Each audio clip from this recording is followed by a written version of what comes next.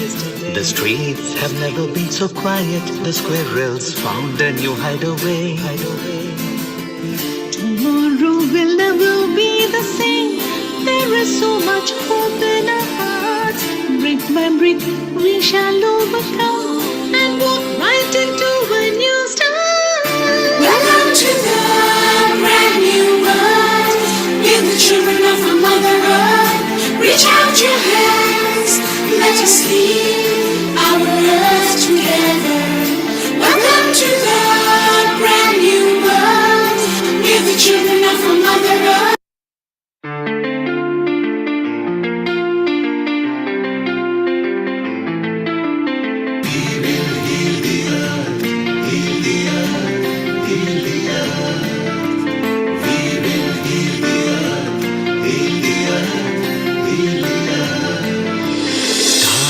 They can tell you stories which are brighter than yesterday. The streets have never been so quiet. The squirrels found a new hideaway. Tomorrow will never be the same. There is so much hope in our hearts. Brick by brick, we shall overcome and walk right into a new start. Welcome to the brand new world. We're the children of a Mother Earth. Reach out your hands, let us lead our earth together. Welcome to the brand new world. We're the children of a Mother Earth.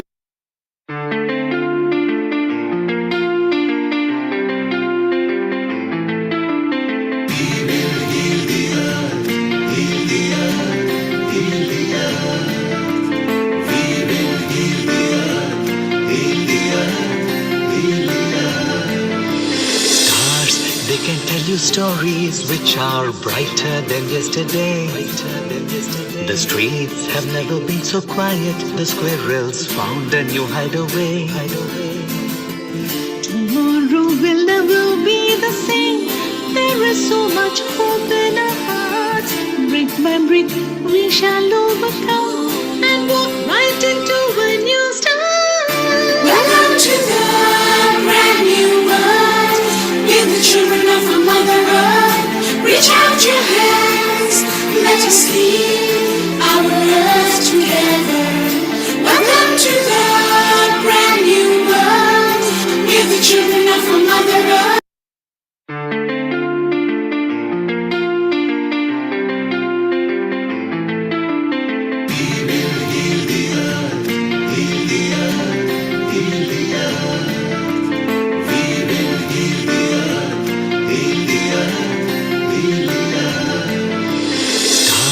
They can tell you stories which are brighter than yesterday. The streets have never been so quiet. The squirrels found a new hideaway. Tomorrow will never be the same. There is so much hope in our hearts. Brick by brick, we shall overcome and walk right into a new start. Welcome to the brand new world. We're the children of a Mother Earth. Reach out your hands, let us lead our earth together. Welcome to the brand new world. We're the children of a Mother Earth.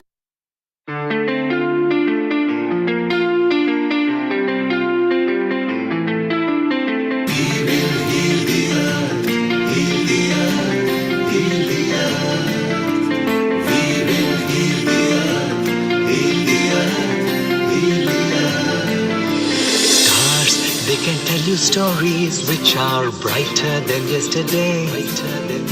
The streets have never been so quiet. The squirrels found a new hideaway. Tomorrow will never be the same. There is so much hope in our hearts.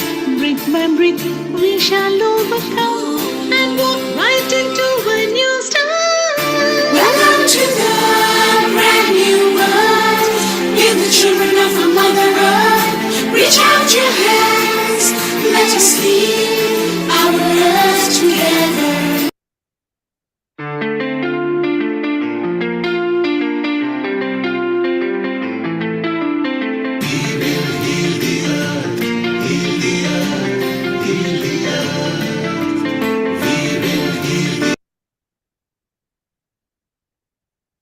10, 9, 8, 7, 6, 5, 4, 3, 2, 1. Global Namaste. Good morning, good afternoon, good evening to all the viewers of Healing Our Earth. I, Amrita Sharma, welcome you all to another episode at Healing Our Earth. Today's episode is also a little bit different, talking about a different facet from a human mind. And therefore, today's episode is based on mental health awareness, healing our earth by healing our mind. Mind, which is a beautiful modality, and its well being is equally so important as is other things. We'll be talking more about it, but it's time first to start with a prayer. So, for that, I'd like to invite my co host, Vaishali Acharya, our contributor and a beauty expert, to share her melodious voice with a melodious prayer. Over to you. Global Namaste. Global Namaste, Amrita. Let's invoke in this beautiful prayer to strengthen our mind and soul. इतनी शक्ति हमें दे न दाता, मन का विश्वास कमजोर होना. इतनी शक्ति हमें दे न दाता, मन का विश्वास कमजोर होना. हम चले नेक रास्ते पे, हमसे भूल कर भी कोई भूल होना. इतनी शक्ति हमें दे न दाता, मन का विश्वास कमजोर होना. दूर अज्ञान के हो अंधेरे, तू हमें ज्ञान की रोशनी दे. हर बुराई से बच के रहे हम, जिंदगी भी दे भली जिंदगी दे. बैर होना किसी का किसी से, भावना मन में बदले की होना. हम चले नेक रास्ते पे, हमसे भूल कर भी कोई भूल होना.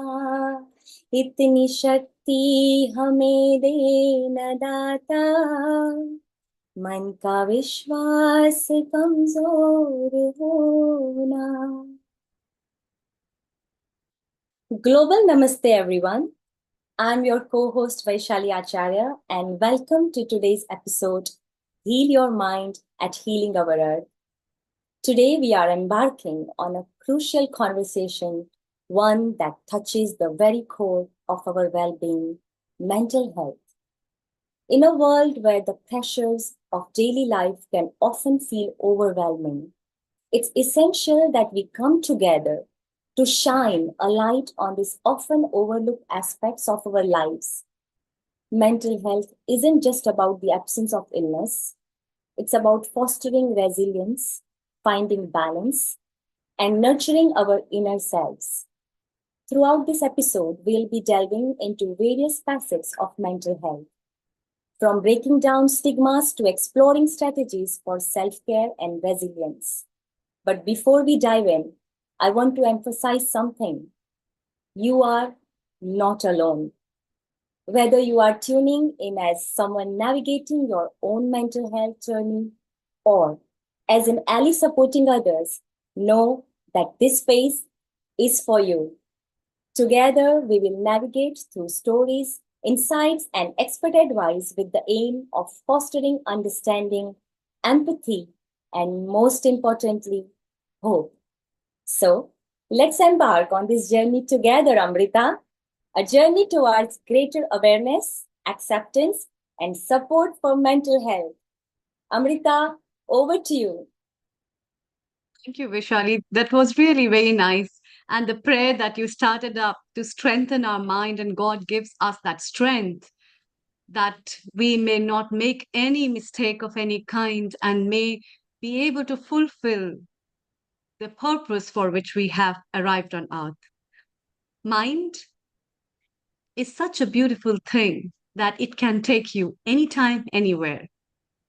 You can be on the flights of fantasy, of the thoughts, and you can be experiencing the most wonderful things that you like. Mind that takes you and drives you to any imagination. It gives you the experiences of the past, the experiences that the future might show something, and also gives you the beauty of realizing the connection that you are connected with the wonderful soul that is residing within you. And that is why, in today's time, where we are celebrating the Mental Health Awareness Week this week in United Kingdom, it is an important time where we all create an awareness to understand the importance, how important our mental well-being is, and to design strategies to know how we can cater and take care of the mental health, because it's utmost important, as important is our physical health. And that's why today's episode we'll be having experts who will throw light on various strategies, affordable solutions, what are the contemporary things in relation, the concepts, as well as the treatments of various diseases and disorders. So let's move further, Vishali, with your beautiful prayer, and we take over a next step to invite the host as well as the episode producer and our regular contributor, Kirit Mistry. Global Namaste, Kirit Mistry. Global Global, Namaste, Kirit Mystery ji. global namaste. Kirit, before you start, let me have few words of honor in front of everyone. Kirit is a founder and lead for the health inequalities, president of Rotary Club of Organ Donation, and director of Health Portfolio for Hindu Council UK. He has worked for over 30 years in health promotion, mainly in drug addiction, mental health, diabetes, organ, blood, living kidney awareness, and stem cell donation, as well as cancer. So we have Kirit Mistry with us, and today's episode is in collaboration with South Asian Health Action and Organ Donation Lead from India. So welcome once again, Kiritji. Thank you for the kind introduction, and very pleased to be here. And we have, just to tell the listeners, we have got an exciting program today, and we've got some really amazing presenters, speakers who are going to share their personal journey. But I think what the key thing that with Healing Our Earth and the family that we've been developing, what we need to do first is mental health is still a taboo and a stigma within most communities. So it's people are suffering in silence. People only start talking about it when it happens to them. We should also understand that any one of us in our life, mental health will impact on our lives, so that's something that we can't predict or prevent, but it's better that we start to have conversations. We're aware of how to get the support. It's only by talking about it, having your conversation within your families, within your communities, that you will get the support and the solutions. And I'm based in the UK. We have a mental health crisis, I would say, because all of the services are inundated, and there's lots of waiting lists. So we've got to start finding alternative ways of helping people to self-care, self-manage. And through the work that we've been doing certainly from the pandemic, we've managed to find organizations in India who have developed some great packages on self-care, on depression, on anxiety. We've had them on Healing Our Earth previously. The Yaya Life is one organization, but also we've reached out globally, and our mental health advisor, Professor Nandini Chakrabarti, who's helped us to develop a World Health Organization program, which is currently run, called the Mental Health Gap. It's a manual. It's developed and delivered in countries where there's no infrastructure or limited infrastructure around mental health. So it's training lay people in the community to be better aware of mental health, the different conditions, the diagnosis, and what they can do locally. And she's trained people in Africa and India, and we've trained people in the UK as well to become mental health ambassadors, who really what their role is they will reach out to people in the community who's sharing with them they're in crisis or they need help. So what these ambassadors are doing is really being that big brother, big sister to help them with that emotional support and then help them navigate to the right support that they need. It's really a great program, and as I said, Professor Nandini Chakraborty, who's actually based in Leicester. We're fortunate to have a professor who actually works in early psychosis here in our own city in Leicester. But again, we've got to start to find other programs that we can then start to learn more and work together. And I think Healing Our Earth is a great platform to create ambassadors of mental health, in every community. And I think that's something that it's our long-term plan that we can start to work on. I chose to take up this career in this area because in my earlier career of being the Asian drug and alcohol worker here in Leicester, I was seeing a lot of my friends who I went to school with actually being affected and being addicted through various drugs, and they weren't getting the right support. But also, it was important to reach out, and the services weren't reflecting the communities that they need to serve. So when they created this Asian drug and alcohol work, it was a part-time post. I chose to go for it because I realized that who better to reach our communities is somebody who's from the community, who looks like them, who can speak the languages, and who can build up that trust. So that was my early career that I worked on drug addiction, particularly drug and alcohol addiction. And full circle, we are still working on these areas with other people who have now showed their lived experience. They've spoken about their journey of alcohol addiction, and we're now supporting and working with them to get the information out, but also to get the awareness out.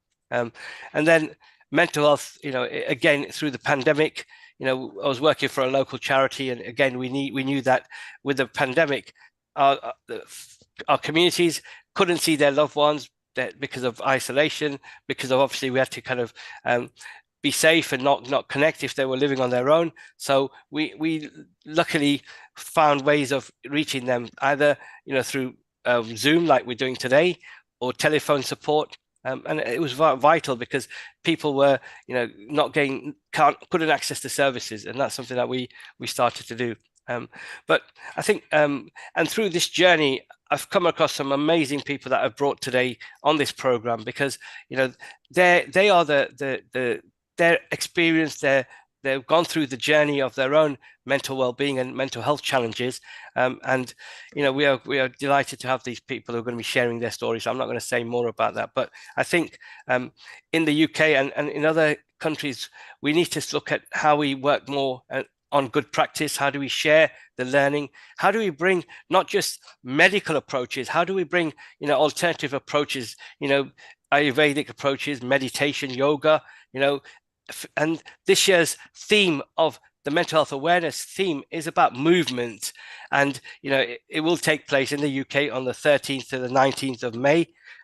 So it's trying to get people to understand that you don't just need to if your mental health requires you to take medication, then that's something that you'll be required. But you can find ways of self-caring and managing movement, walking, doing various. If you're limited in terms of your mobility, you can still move, as little or as much as you can. So I think that's the theme of this year, is about movement. And we're fortunate, in countries where we're coming from, we have a lot of green spaces. We have lots of outdoor spaces that we can, we don't need to pay gym membership to go and get ourselves, we've got utilized parks. We're lucky in various cities in the UK, we have, our local parks have now put gym equipment, so people don't need to take out a gym membership. They can go there and, use the park to walk.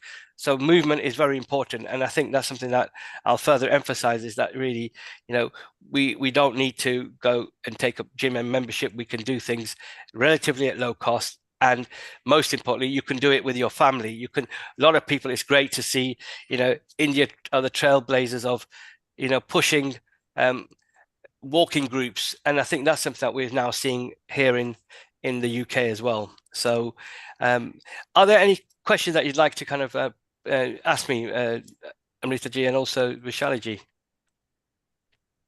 Yeah, Yeah, that's yes, Vishali, please go ahead. So first of all, Kirit, what an amazing work you have been doing, and especially drug addiction and alcohol. These two words actually strike my mind. We all know that depression, and though so many different things we are going to discuss today in a mental health awareness episode. And but one question I would like to ask on, because since you have been working with these people who have been suffering with these kind of conditions, so my question is, what kind of a thought pattern have you observed in drug addicts, or people who are victim of alcohol? Or is there any similar thought patterns, any common thought patterns, or in terms of mental thought patterns have you observed? Could you please like to share with us, Kirit? Yeah, sure. Thank you. It's a great question, and mostly, the individual is in denial. It's the denial is the key thought pattern.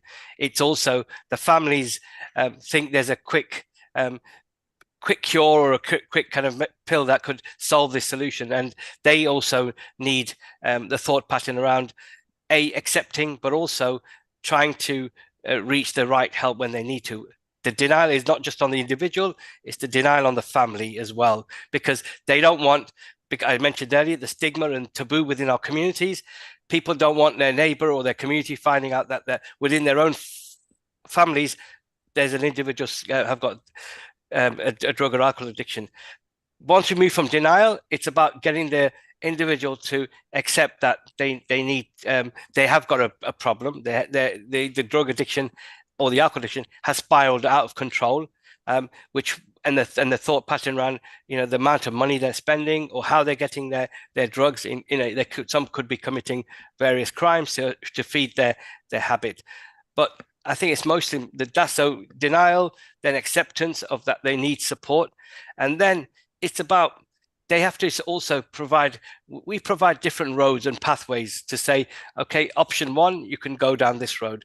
It's in terms of, once you've accepted it, once you've overcome the denial, you're ready to seek that help, right? And at the end of this road, we'll help you to kind of find the right psychological interventions. And later on, Professor Naeem Farouk, who's going to be talking about different therapies and culturally adapted therapies from Canada. So, but here in the UK, there's the options is, as I mentioned, they've got big waiting lists for some of these talking therapies, as they call them. So we have to find alternative ways.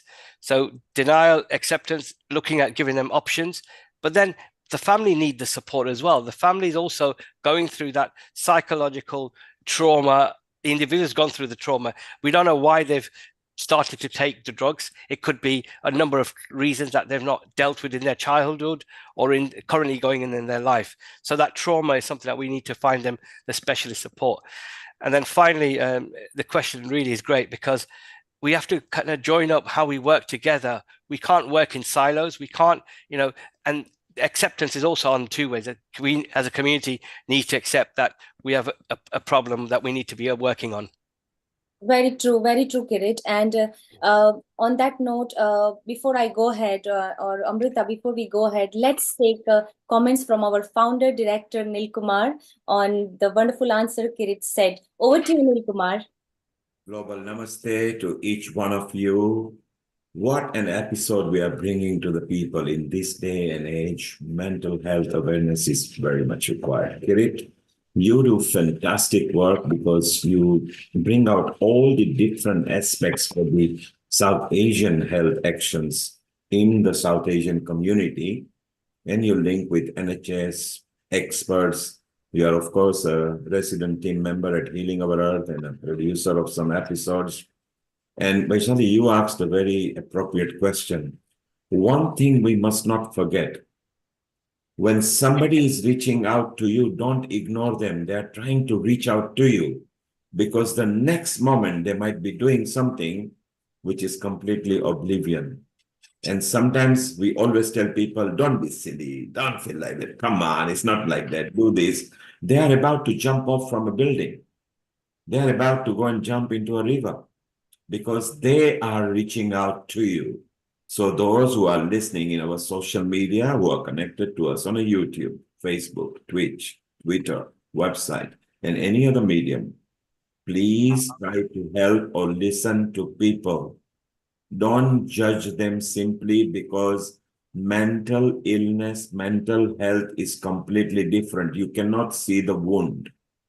It is within and inside. So it's very important that we actually recognize and reach out. So fantastic. I love this panel. I mean, shortly we'll be going to another eminent personality from India, which Amrita will be inviting. Amrita, you had a comment as well. So over to Vaishali and Amrita.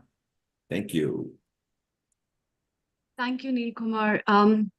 Yeah, that's a very important facet, in fact, in terms when we talk about mental health. And in today's time, when the social media has increased so much and the communication, not from the physical body, but the mental body has increased tremendously, it has really affected people drastically. And it has made people very oversensitive in regards to their emotions, feelings, expression of their ideas, thoughts.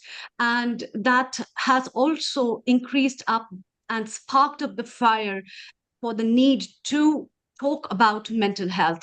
And it is not just about one aspect of mental health, but in different age groups we see there are different kind of clinical issues as well as mental issues that in today's time children of different age groups right from the time of birth are facing.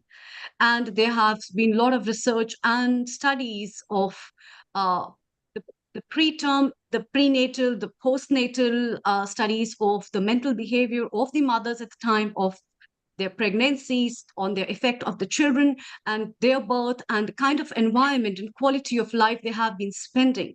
Because mental health is a human right, and we must realize its real importance. And it's very important to use this human right and live with this, because this will harness and affect the quality of life of an individual. It will also affect your decision making. It will affect the environment, your internal and external environment in which you are living and harnessing yourself. So in one way, your word can be as colorful as the rainbow, and the other second it can be like dark thunders, which has got no expectations and no positive thoughts to live in the life in future. So there are so many aspects of the same mind that can be so bland and tasteless, and sometimes can be so spicy and yummy, that it's very important to blend those colors in the life through mental health. And we'll be talking about various tips from the experts who will be bringing up various facets from clinical and non-clinical studies about what can be done and what are the issues. And over and above all those viewers who are listening to us, you all are also open to put up your questions on all our social medias, whether on Facebook, on Instagram, on our YouTube, on our website, www.healingourEarth.com, and we will be ready to answer you anytime. Thank you. I think, Vaishali, yes. Sorry, yes. What I was going to say is that, I've been a fan of and a champion of trying to find people to build the confidence to talk about their journey. And that's the real change that we see, is once somebody's given that support to be able to talk about their journey and not to feel shame and feel guilty.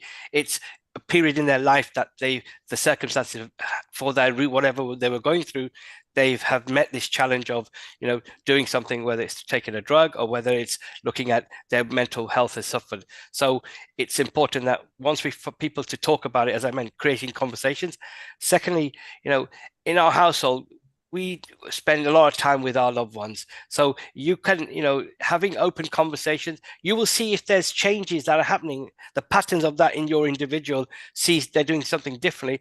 Let's talk to the individual. How many of us, we talk to our loved ones or family members or even friends, pick up the phone. If you've not seen somebody for a while, pick up the phone and connect with them. That's having conversations. And I think I will not stop emphasizing that. And I think, the ambassadors program, we'll hear from Keval, who'll talk about a youth perspective on that, but also, having this Vishal, who's another amazing, high-flying entrepreneur, but also you'll hear his story, and Siani, a young dynamic woman who you're going to learn about what she's done to overcome that. So we need to get people talking, and really importantly, as you said, Amritaji and Vishalji, get people putting questions on the YouTube, on the channel, on the WhatsApp groups that have been created, so we can then help them achieve what they would like to find out today. Yes, Kirit, very true, very true. And Amrita, whatever you said just now, few points that you mentioned, social media, external environment, internal health, prenatal and postnatal. Oh, wow, all these topics, we have to discuss everything because these conditions are genetically passed on to the baby in the womb. So all these thought patterns, neurons, and how it fire together. I'm so excited for this episode. And yeah, over to you, Amrita. What do you want to bring to our about next guest today?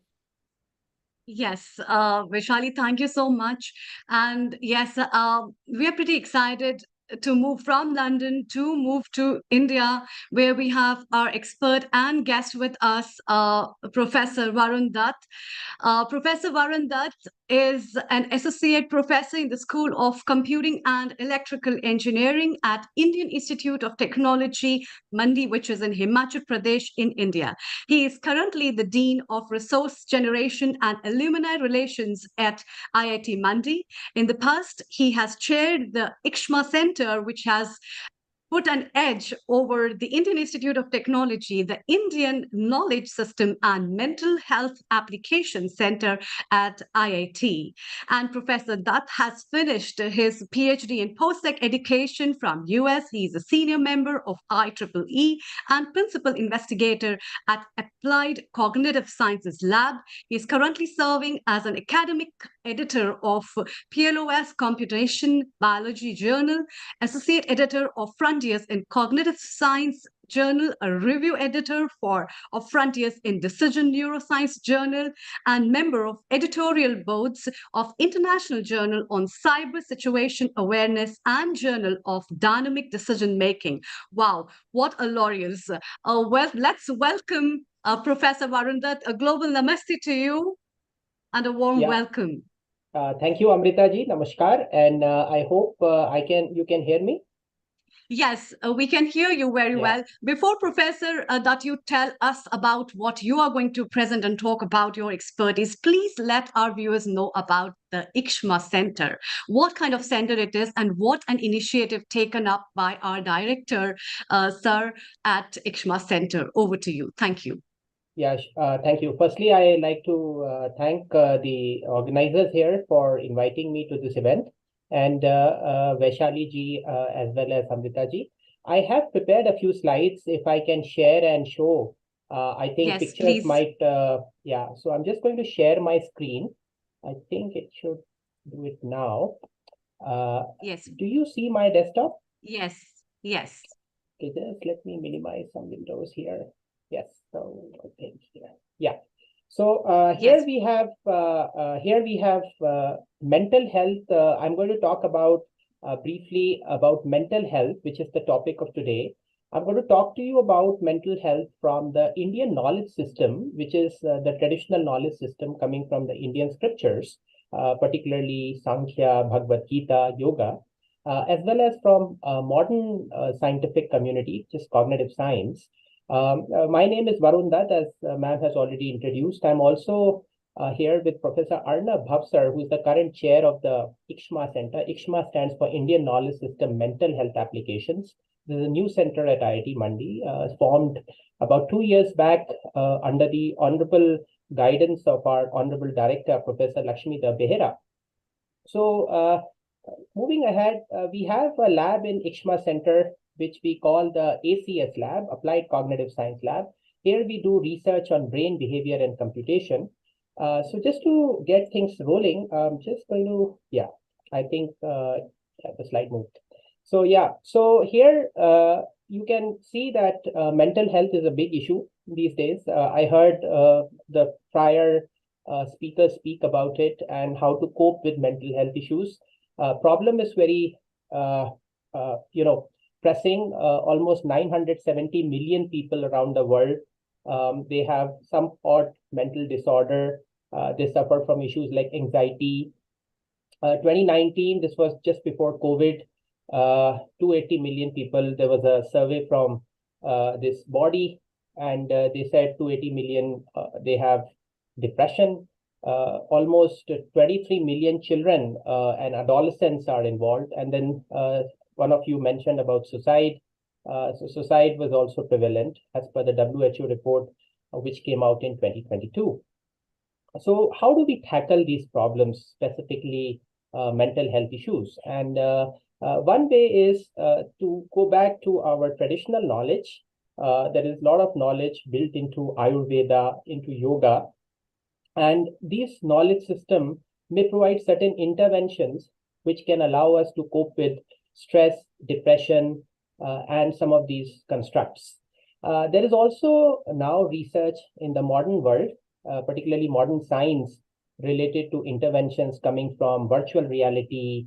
Now we have the world of chat GPT, large language models, also electric stimulation to the scalp, a small amount of electric current. These can also be used for providing, cognitive wellness in general. So I'm going to show you a few glimpses of things which we are doing at IKSHMA Center. Of course, this is tip of the iceberg. There are more things which are buried in these research themes. We have this Indian Knowledge System Center, which is, fortunately supported from the Indian government, Ministry of Ayush, All India Council for Technical Education, and also by the Central Council for Research in Ayurvedic Sciences. So some of the themes include using Indian performing arts, particularly say raga of different types, Rag Bhairavi, Rag Darbari. So here you can actually see two ladies perform a rag, but this is actually being done in a 360-degree immersive video. And this actually, we showed that people who actually passively listen to this rag have improvements in their mental health parameters, including physiological parameters like heart rate variability. So they feel calmer after performing, after listening to such kind of traditional music. Also, we have been fortunate to have experts come to our campus in IIT in the Himalayan mountains and perform Odissi dancing. So here's a professional dancer, and she took a class, and we actually did some pre-post measurements of students who actually participated in this Odissi dance intervention, classroom teaching, including a lot of hands-on dancing. And we found that this also has an effect of, it has an effect of stressing you based on the dance, but overall, subjectively, people feel better. There are also interventions on mantra chanting, and particularly here, people are chanting in a group setting, in a Himalayan mountain setting. You can see the hills around, mantra, which is Maha Mantra chanting. And of course, this can be done for other types of mantras which come from the traditional knowledge system. There is also research on using pranayama, particularly swara, which is the effect of the dominance of left and right nostrils, which have been associated with the Ida and Pingla nadis, which is traditional from the traditional knowledge buried in yoga and pranayama, where we change our nasal dominance, but by actually having a certain dominance, we can actually improve our cognitive performance or physical abilities. There have also been some interventions on developing devices for lifestyle disorders. For example, diabetes. So here is an example.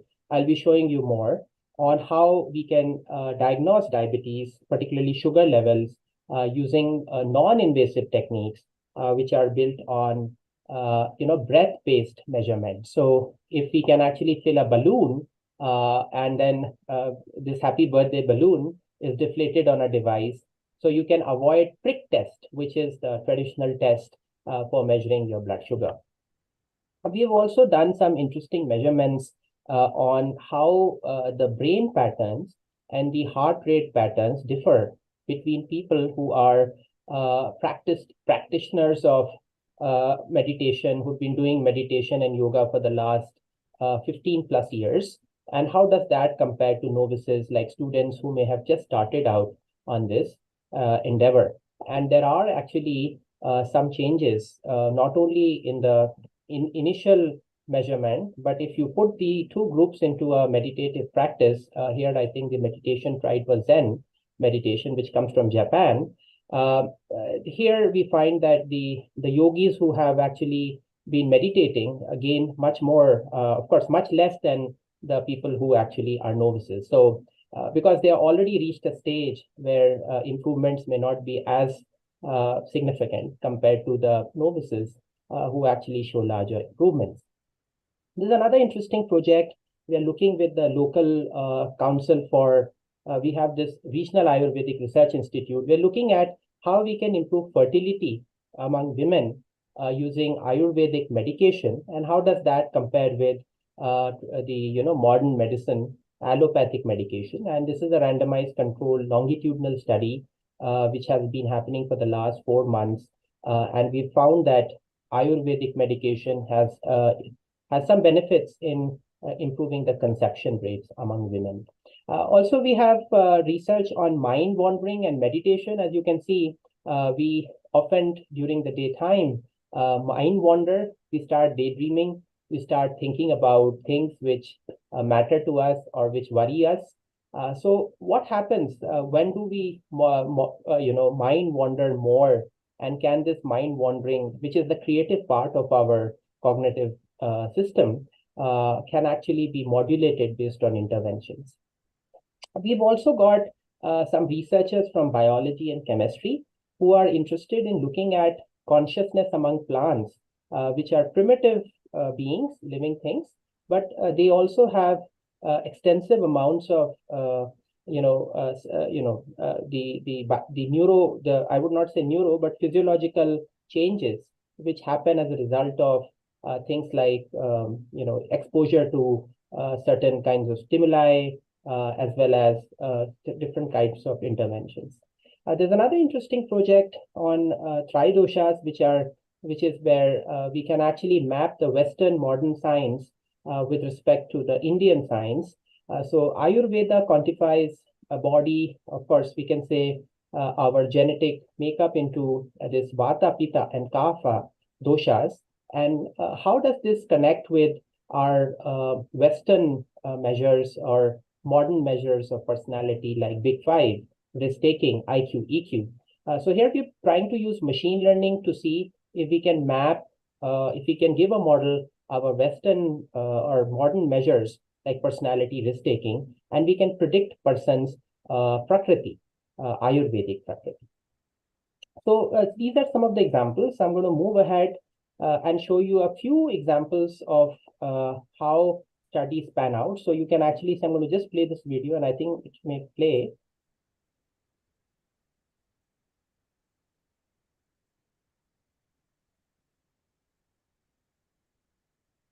So just to tell you, so these three people are actually chanting Maha Mantra, and they're sitting in this garden here in among the hills, and they are deep down into meditation. So we created a 360-degree video out of this chanting. So you can actually not only experience the mantra, but you can also experience the surrounds around, and you can also be part of this as a passive listener. So to one group, we gave this as an intervention over a number of sessions, and to another group, we did not. And you can actually see in the graph on the right, I'm not going to go into more details, but what it's showing is that temporal lobes so I are basically the conditions where the intervention was given, and C is the control group. And you can actually see that the temporal activity, that is where the memory activity, our memories reside in the temporal lobes, and in the frontal area, which basically is the alpha, which is showing calming effect as a result of this meditation. And this does not happen as much in the control group. So definitely the intervention brings cognitive wellness, you can say alert calmness among the people. This is actually the effect of Odissi dancing. And here the student has looked into heart rate variability measures.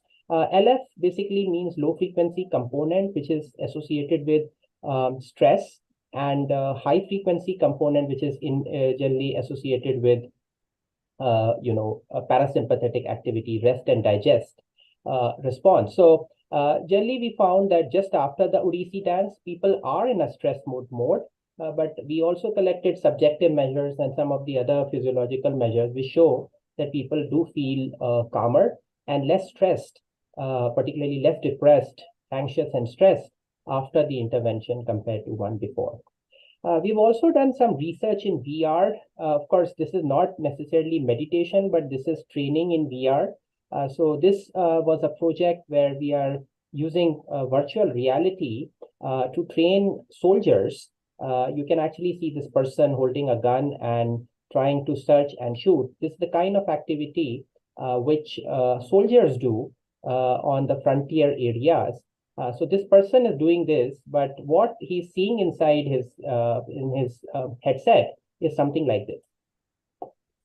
So you can see that the person is actually moving in a built-up environment, and the idea is to search for hostile targets and engage and try to overcome them. And I'm just going to give you a flavor of this so you can see that there was a target. So what do we do with these things? So basically idea is that VR allows you to train people. So there's another intervention which allows us to improve people's decision-making abilities. There's another intervention which is TES. So you can see this lady sitting, and we're giving a very small amount of 1 milliamps of current on her scalp. This is typically in the frontal area. This therapy is called transcranial electrical stimulation. Here it's the DC form, so we call it transcranial direct current stimulation. And this TDCS therapy is effective in the sense that we found that people's ability to multitask, typically, if you're doing multiple things, you're writing an email, you're doing something else, the ability to multitask is improved after a therapy of about 7 sessions, where each session lasts for about 10 minutes of therapy, compared to controls, which either did not get the therapy or got 1 milliamps of therapy. So we've also looked at it neurally, and we find that if we plot these connectivity maps, particularly where the activity in the brain is happening, we find that in the 10th day, there are changes, and the activity actually typically resides in the frontal part of the cortex compared to other areas of the brain. And this is quite pronounced, which tends to explain why we are able to multitask because of the stimulation in the frontal cortex compared to controls. Also, another interesting thing is that here we found that the reaction time also improves, so people make faster decisions. So this is novel in the sense that we have been able to use it for specifically for healthy population, here the defense population, soldiers, to improve their decision making, because they need to make very snap decisions in very short amounts of time. Okay, so there's more different types of interventions. We are talking about a world where we live in Chat GPT world. And the idea is, so there's a UK-based company, Obot, and they make these low-cost robots. One of them is the Obot itself, and one is the Pico. So you will see an interaction here. I'll just play this video.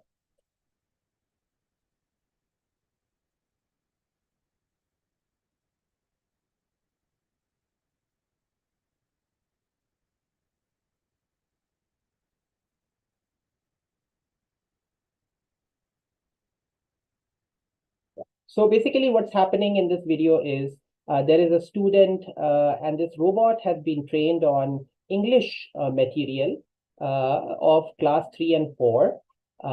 And basically the student is asking questions on a poem about trains. And this is coming from the board, Central Board of Secondary Education. And rather than, do the reading comprehension the traditional way, the students interact with the robot, and then this becomes an interactive experience where the robot also gives you a smile, a frown, turns around, looks a little cute, but at the same time allows students to learn about the poem in different ways. So two aspects here. One is, of course, programming this robot. So here we have a large language model, typically a GPT model, the chat GPT behind.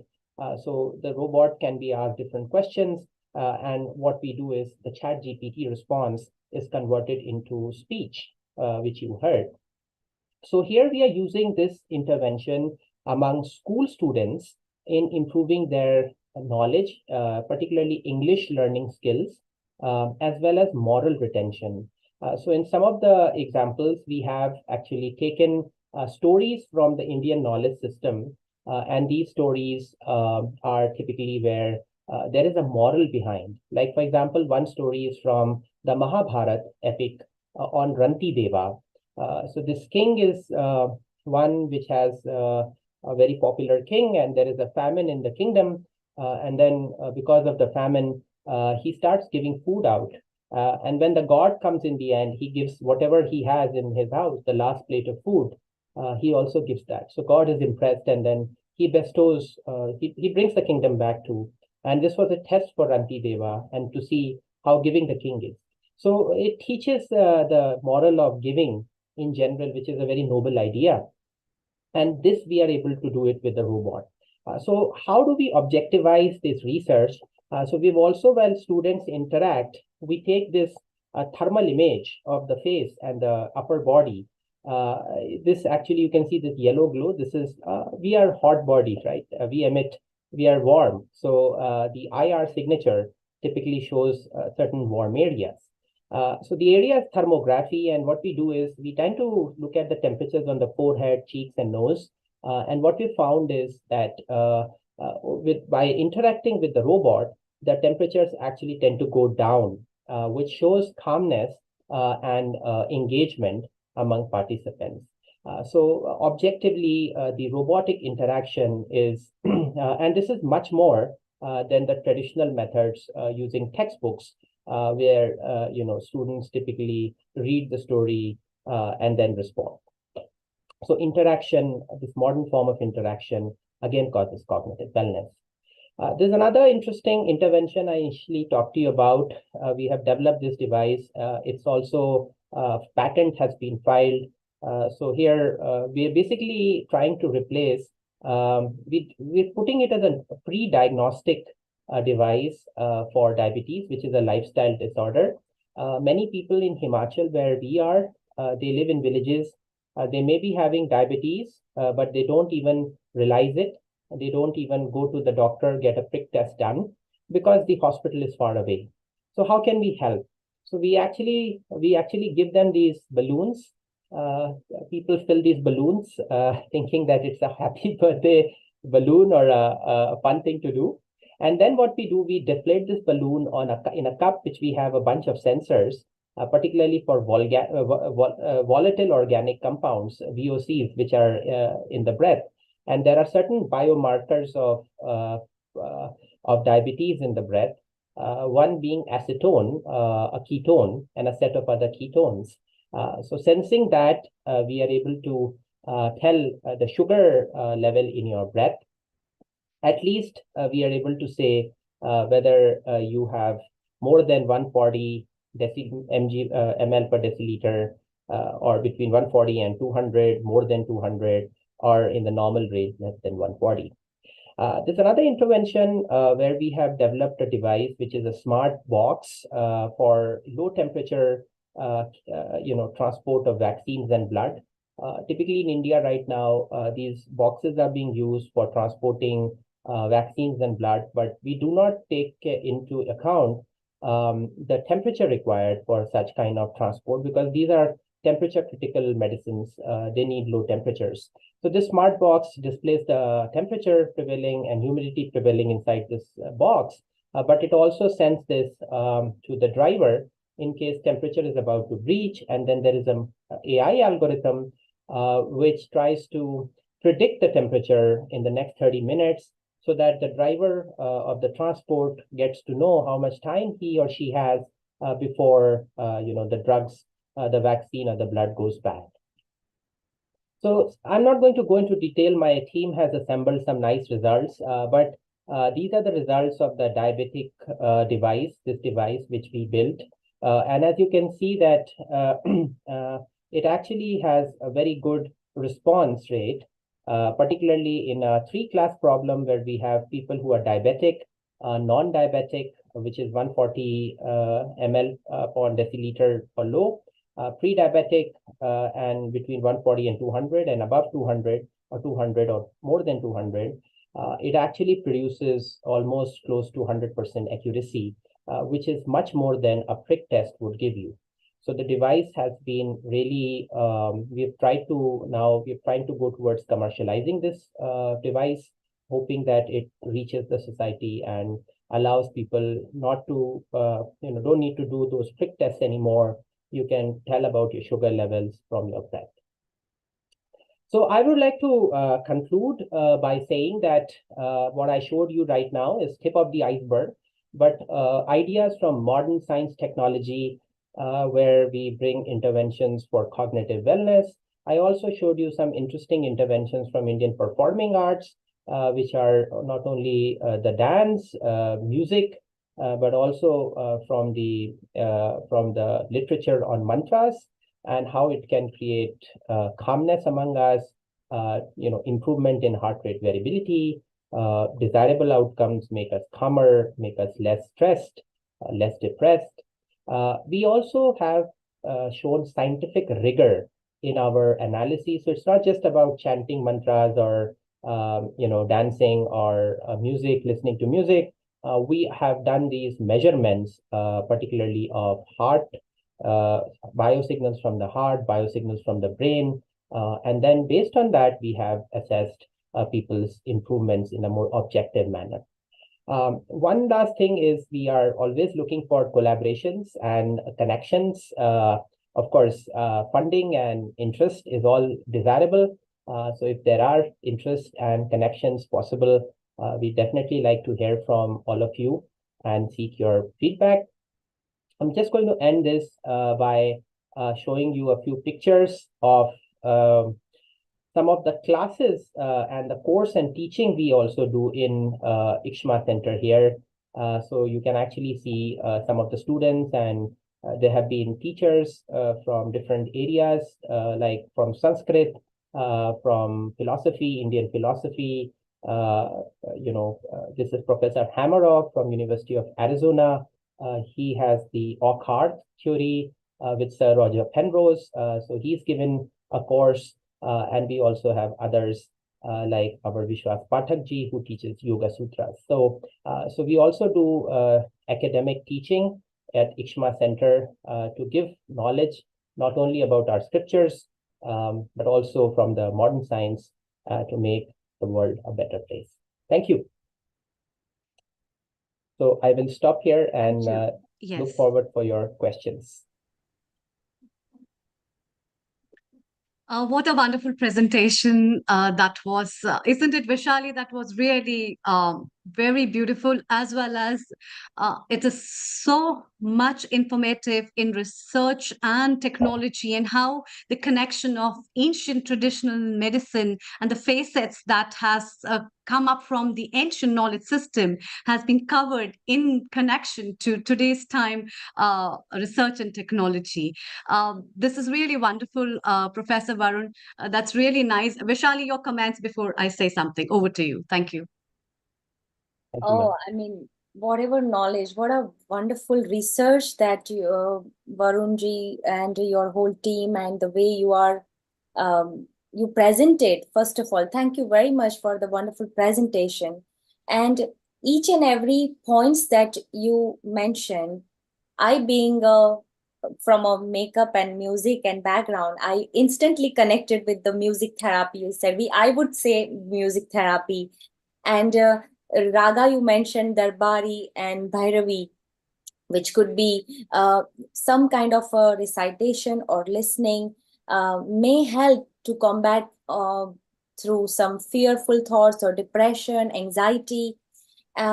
So, first of all, before I go ahead, um, I would like to know that these kind of chanting, also mantra chanting was one of my, it's something that I would like to ask you questions. So, is it something that it does it improve, or do we get more result if we include some kind of a binaural beats in with it, or does this therapy include certain kind of sound waves as well along with the mantras or along with the um, ragas?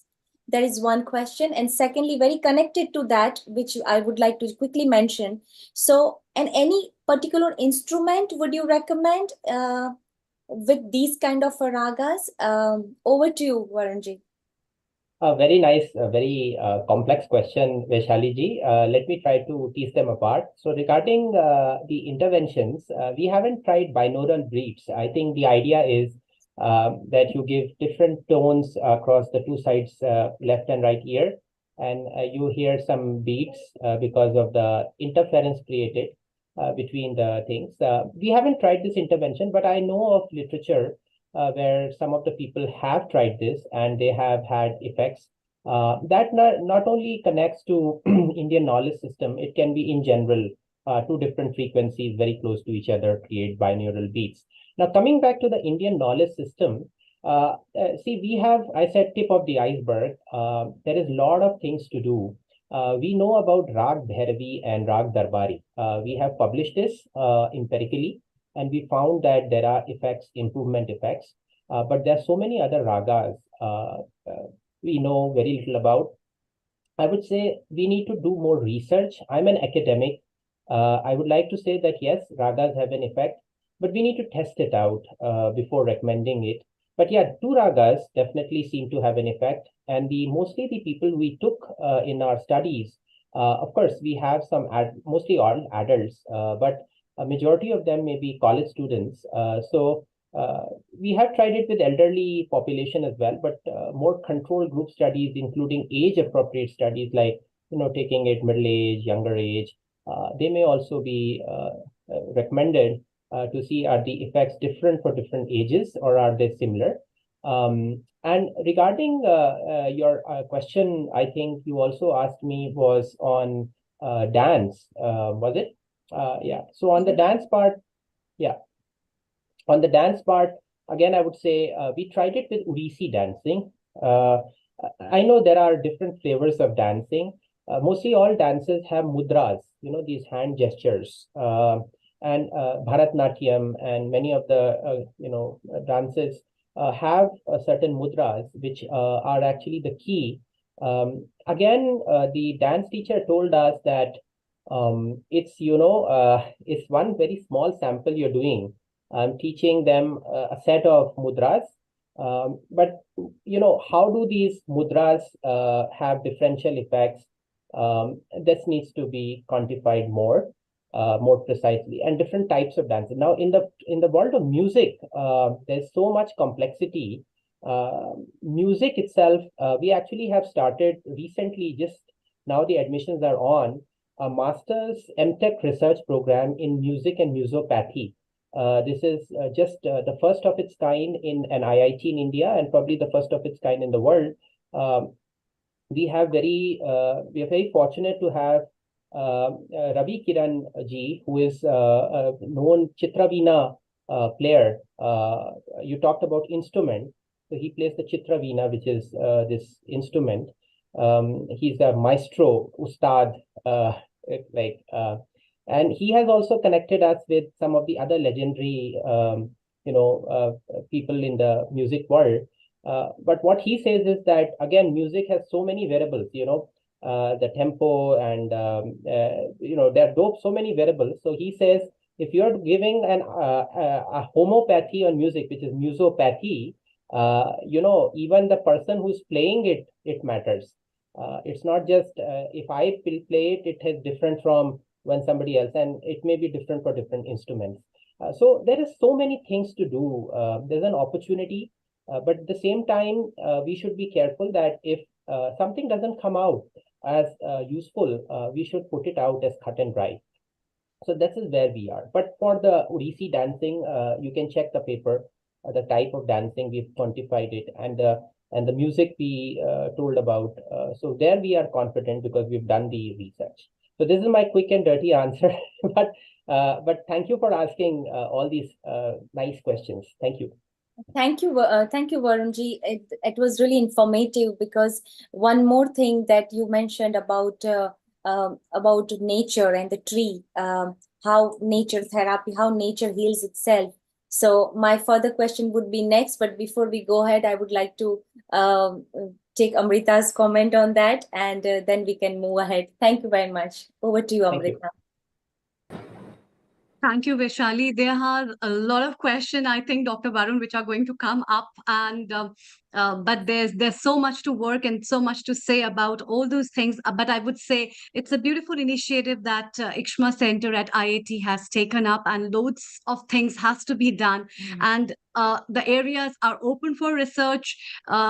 They are open for collaborations, for fundraising projects, and there is sky is the limit for that. And I'd also like to congratulate you from the whole family and team of Healing Our Earth, and especially from our director and Neil Kumar, for you coming over here and sharing with us all your knowledge as well as the research. So keep working on, and our best wishes to you. Please stay around as we move now to our next guest from India, Rotarian Lal Goel. Thank you so much for joining us. Global Namaste to you, Rotarian Lal Goel ji. Global Namaste, Anita ji.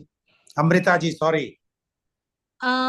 Rotarian Lal Goel is the founder and charter president of Rotary Club Organ Donation International. He is also a chairman of Organ Donation India Foundation and Gyan. And he is our regular contributor and also our resident producer of all the episodes at Healing Our Earth. A very warm welcome to you. And today's topic is on mental health awareness. So over to you from your guests and experts who will be sharing light on this topic with us. Thank you so much. Thank you very much, Amrita. And I must give thanks to producer, director, Neil Kumar ji, who is doing this thing tirelessly and regularly every Sunday. And this program, which has been telecast around the world with more than 26 countries. It's a very big step from his side and the entire team. And today, as Amrita has already mentioned, the topic is for mental health awareness, heal your mind. Healing your mind is a journey of self-care and self-discovery. It involves recognizing and addressing your emotional wounds, practicing mindfulness to quit the noise within, and embracing positivity to nurture a healthy mental state. Through therapy, meditation, and surrounding yourself with supportive relationships, you can cultivate resilience and inner peace. Remember, healing takes time and patience, but every step you take towards understanding and caring for your mind is a step towards a brighter, more fulfilling life. So today's topic, as mentioned, heal your mind. We have very prominent, eminent, and those who are authority. My first guest, and I would like to introduce to him, he is Dr. Naveen Gupta. Dr. Naveen Gupta is the director of Hindustan Institute of Management and Computer Studies, Sharda Group of Institutions, Mathura. Dr. Naveen Gupta is a leading behavioral scientist, trainer, management consultant, and therapist. He studied at the IIT Roorkee and has 35 years of academic experience in teaching and research. He has visited several countries like the USA, China, Hong Kong, Dubai, Oman, Sharjah, Nepal, Macau, Sri Lanka, etc. for training and academic assignments. He has worked as a top academic and administrative leader, including as director of several business schools and as a director general with Advent Institute of Management, Udaipur, Rajasthan. He is also a founder of Soldiers of Society SOS in Agra and Mathura for making a difference in the life and livelihood of the auto workers and other poor sections and enhancing the experiences and memories of the national and international tourists to the city of Taj. Welcome, Dr. Naveen Gupta, on our show. Thank you very Dr. much. Dr. Naveen Gupta, as you are giving the programs with me earlier many times, and I know the way you are working with so much big responsibility of your institute, but you are also doing so much social work because you believe that the behavior of a small person, a behavior of a auto driver or taxi driver or a guide, if we will change them, then the tourism the experience of a tourist who is coming to the city of Taj or to Mathura, the city of Lord Krishna, can be enhanced. The experience can be enhanced, which is still lacking, as you know very well. Now, we would like to know your views on today's topic, Heal Your Mind. Dr. Naveen Gupta, please. Thank you very much, Mr. Goel, and all panelists and all the viewers also for giving me this opportunity. And the topic is so relevant. I'm glad when you called me that we want to have this program on mental health awareness. Because as a psychologist, I personally feel mental health issues is just like a pandemic. I wish all these spiritual healers, maybe from different areas, all the motivational speakers, psychologists, and psychiatrists even, they all need to join hands together because this is a pandemic, very silent pandemic. I see in my professional experience, I personally feel, though I don't want to label to anyone, but every third person, I feel personally that he is having some neurotic tendencies. Now, the question arises, if we don't create the awareness, because what happened, WHO also say that health is not only a state of physical, is not only the absence of disease, but it is a state of physical, mental, and social well-being. But over a period of time, we have given more emphasis, more focus on the physical health. And we have totally ignored mental health. And it has become a stigma. We don't talk about the mental health at all, especially if I'm talking about the countries like India. Still stigma. In America or in other developed countries, they speak very openly. Yes, we have this problem. So there are professionals available, they approach.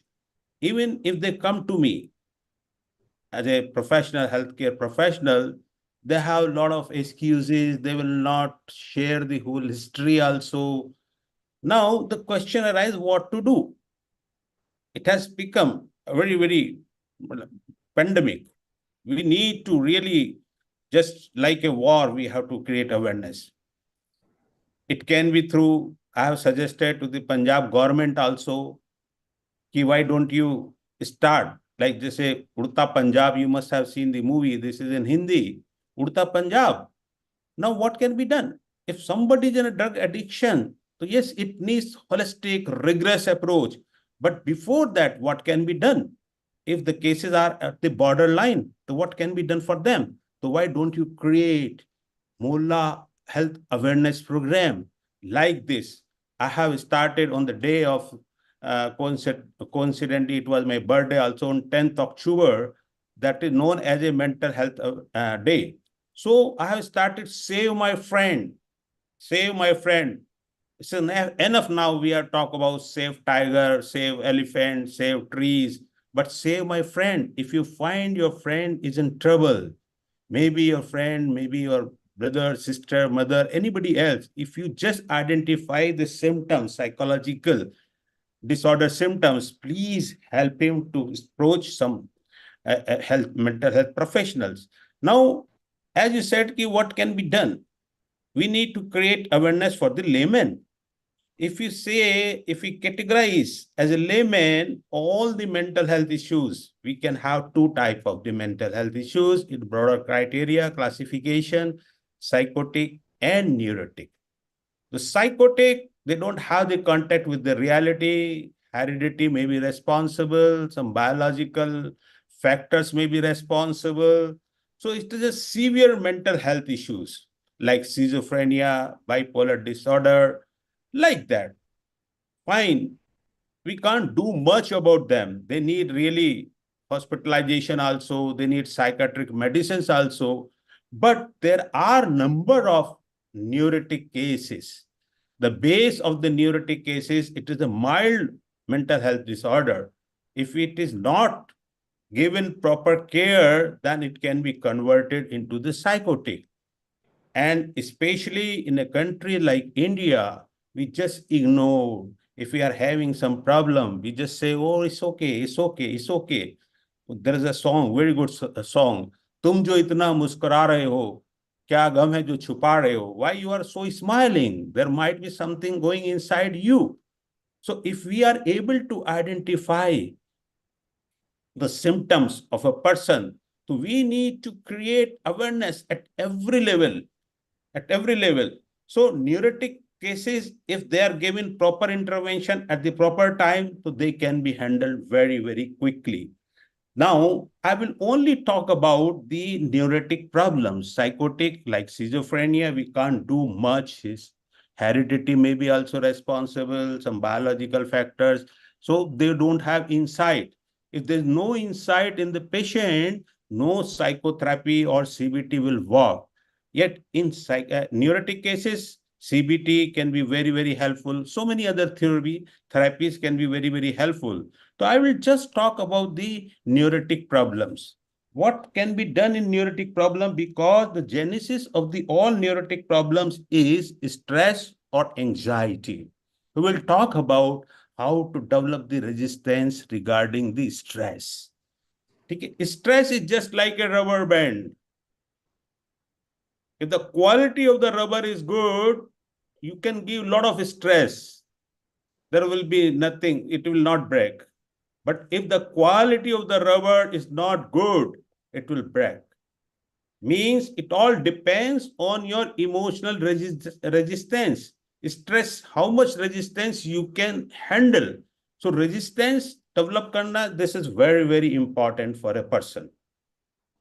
I will go through quickly because Lal Sahab has not given much time to me. So I will just simply say what to do to keep your mental health better and better. One thing very, very fundamental, which I feel so many times, we need our all-round development change at the 360-degree level in our lifestyle. But this is not in our hand now because we have missed the bus. But still what can be done? So I keep on saying, just increase the dose of your dose hormones. Check the dose of your dose hormones. So there are dose means D stand for dopamine, which is very, very important for the mental health. Now, dopamine is known as the hormones of activeness and alertness. And there are, yes, of course, artificial way are also available. It is just like if you have the lack of the vitamin D, either you go for the tablet or go for the sun bath. It is up to you. This is free available, naturally available. But we are in a society, we are in an economy of marketing of economic marketing. So we believe more on drugs or medicines. If you want to enhance the dopamine, there are very simple tips. Just keep a positive attitude. But how to keep a positive attitude? It is again an art, not a science. We need to learn how to learn even the positive literature. What we see surrounding nearby us, we keep on listening all the time. If we are too much associated with the media, there is a good role of the media also, but a lot of negative news all the time. and that affects my neuro-linguistic psychology. So please have a company of the good people, positive people, positive literature. Scientifically, it has been proved by these psychologists. 68% it really helps. The more you read the kind of the positive thing, then laugh loudly. Now, even the yoga teachers, they also teach laugh loudly, but that is a very artificial way. Still, it works. It works psychologically, but if we can, because we have forgotten to laugh. Listen to music you like. I was just listening the program on music before this program, so I just joined that program also. To listen the music you like, do something creative. Most of the time we are only in the blind race. We are just following. We are doing nothing creative, and that is the one very important reason why the society is going down and down. Our 90% of decisions are taken by the society. The kind of clothes I must wear, the kind of wedding ceremony I must celebrate, the kind of car, kind of mobile. We are not the original one. If we are the not original one, it will of course affect my mental health. We need to be creative. We need to think differently what the others are. So then eat proteins like almonds. Banana is a wonderful, wonderful antidepressant. Then green vegetables, milk and curd. These are the very simple. And we all know nothing new, but we don't practice. We don't practice all these things. So if we practice all these things, I think you can enhance the level of your dopamine. Then next is oxytocin. The oxytocin is known as the hormone of the love. How we can enhance? Just keep a company of the people you love. We don't want a lot of networking because we teach very wrongly. We need networking. We need only few people. The COVID has also taught us. I will also use here in Hindi. I used to say during the COVID, just char admi talaso or taraso. Just identify 4 people and invest time on them. We don't want large gathering in the marriage ceremony and everything else. Only you need good people with you. Then laugh together. Again, hug your friends. Now, because during the COVID, it was really very alarming. But if you believe in the hug therapy, hug your friends, parents, partner, children, and pets. Pets, you must have heard, all of us. Germany, cow cuddling is a very, very popular technique that can improve your blood pressure problem, heart problem, and it will help you to maintain your better mental health. So cow cuddling, they spend a lot of money in Germany, in European countries. Massage yourself, very simple, very simple. Do something adventure which can help to develop your can-do attitude. Appreciate your spouse, near and dear one, because as William James, a psychologist, used to say that the deepest desire of a person is to be appreciated, irrespective of any age or sex or gender. If you appreciate, but genuinely appreciation, not psychophancy, that it will really help someone and it will help you also. So oxytocin, simple technique which we can use, very simple. If we don't do that, all these things, of course, medicines are available to maintain your mental health. Serotonin. The serotonin is known as the hormones of happiness. How we can enhance? Spend some time in sunlight. Now we can see a very artificial environment surrounding us. Even the architect, they suggest a building, closed room.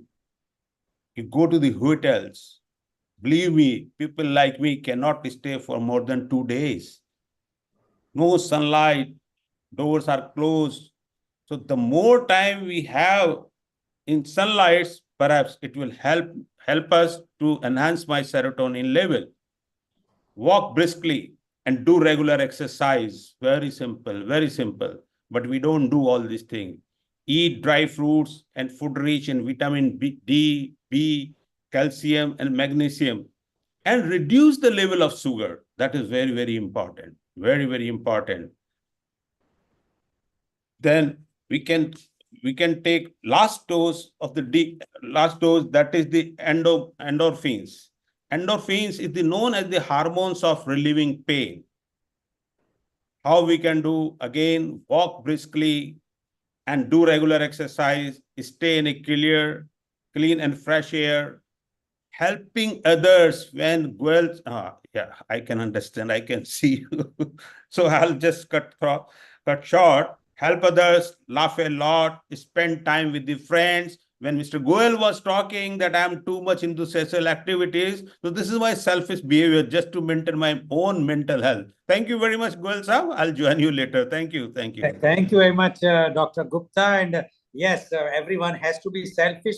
But I feel that the way people say I, me, and myself, this is a very important phrase. Everyone should understand. If you think about yourself, definitely your mental health will also be perfect. And if you are doing some social work, you can engage in social work. You will get the pursuit of happiness which you are going to get. It will definitely enhance the happiness and your mental health. Thank you very much, Dr. Gupta. We will come back to you. But I would like to now go, and sorry, I have to cut short because the time has been allotted very less to me, but because of my prior commitments. Anyway, thank you very much. Now, I would like to introduce you to my next guest, and she is Dr. Shweta Sharma. She is a licensed clinical psychologist with the Rehabilitation Council of India and has 13 years of experience in the mental health field as a clinician, trainer, and criminal psychologist. She has provided psychological support to patients from a variety of hospitals, government and non-government organizations, and corporate clients. Her expertise in projective psychology, psychoanalysis, cognitive behavior therapy, material therapy, neuropsychological problems and assessment, personality assessment, obsessive compulsive disorder, depression, anxiety, personality disorders such as borderline personality, antisocial personality, childhood behavioral disorder, criminal behavior decoding, etc. She is a fellow member and General Secretary of the Indian Association of Clinical Psychologists, as well as a member of the Central Zone of the Indian Psychiatric Society for 4 years from 2018 to 2022. She served as the Somatic Inkblot Society's General Secretary and Assistant Editor. Her research on sexual abuse in childhood earned her the 2018 Best Paper Award of the Annual Conference of the Clinical Psychologists. In 2021, she was dubbed Best Clinical Psychologist in Delhi NCR by the Women's Conclave in India's 100 Inspiring Women of 2023. Fox Story India has also highlighted her. She is a resource specialist for the Central Detective Training Institute in Ghaziabad, Uttar Pradesh. She was recently honored with an invitation to lead a workshop titled Mind Over Stress, Building Psychological Resilience for Indian Army Personnel by the esteemed Punch Brigade of the Indian Army. She launched an initiative called Mansa for mental health awareness. And sorry, I have to cut short of her profile because it's too long, the entire program will go. But she is really a person who is doing so much work on grassroots level, and that's why she is on this program. Welcome, Dr. Shweta Sharma. You have already heard Dr. Naveen Gupta. Now, definitely, we would like to know from you your views on Heal Your Mind in this program of mental health awareness. Dr. Shweta Sharma, please. Thank you so much, sir, for giving me this opportunity. A very good evening to all the participants. A special regard to Dr. Naveen Gupta, sir. So, sir has already covered major aspects about the mental health. So, the basic understanding what kind of disorders we are having. Now, coming to the topic, heal your mind. As sir already suggested techniques which you can use in daily life, I would like to highlight about the mindfulness. You need to understand all the techniques and you need to be mindful, because mindfulness is one thing which can help you to heal your mind on day-to-day basis without being majorly incited about that thing. A one task which you are doing, maybe you are not aware about it, but if you learn about how I can be mindful in this present situation. So, being mindful, a very simple example, as we simply say, mind your step, mind your action, mind your words. These are, simple phrases which we usually use, but we don't understand what is the use when it comes to the mind.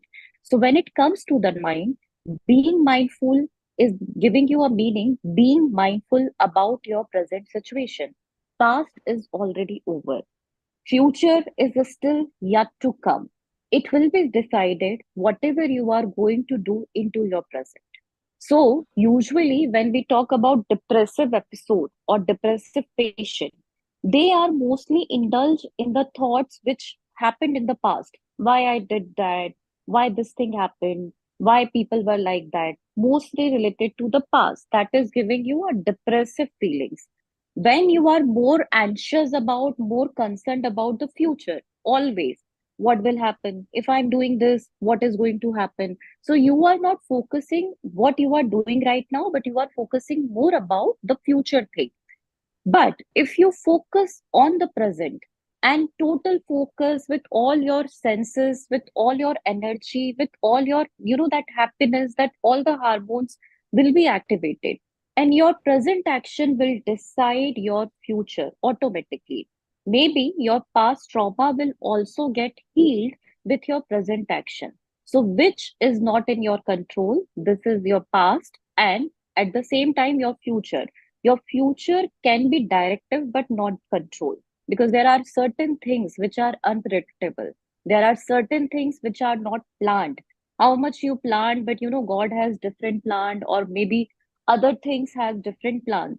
So you need to be aware. You need to be aware about your present action, present strategy, and present coping strategies. As sir was talking about that thing, how much resilience you can have, only then you can decide how much pressure or how much stress you can handle.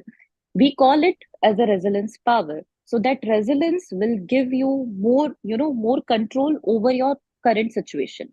So for very simply, if you want to ask me how I can apply this mindfulness in my daily life, so you may start from the very first activity in the morning, like brushing your teeth. So usually what we are doing right now, we do the brushing, and with that, we are checking phone, we are checking all the messages, many times we are checking news, many times we are reading newspaper, or we are doing any other work with that thing, because brushing is a routine task, not very important. But if you focus on that brushing part, as we do with our children, how to do it, focus on that pressure, focus on that feel, that is mindfulness.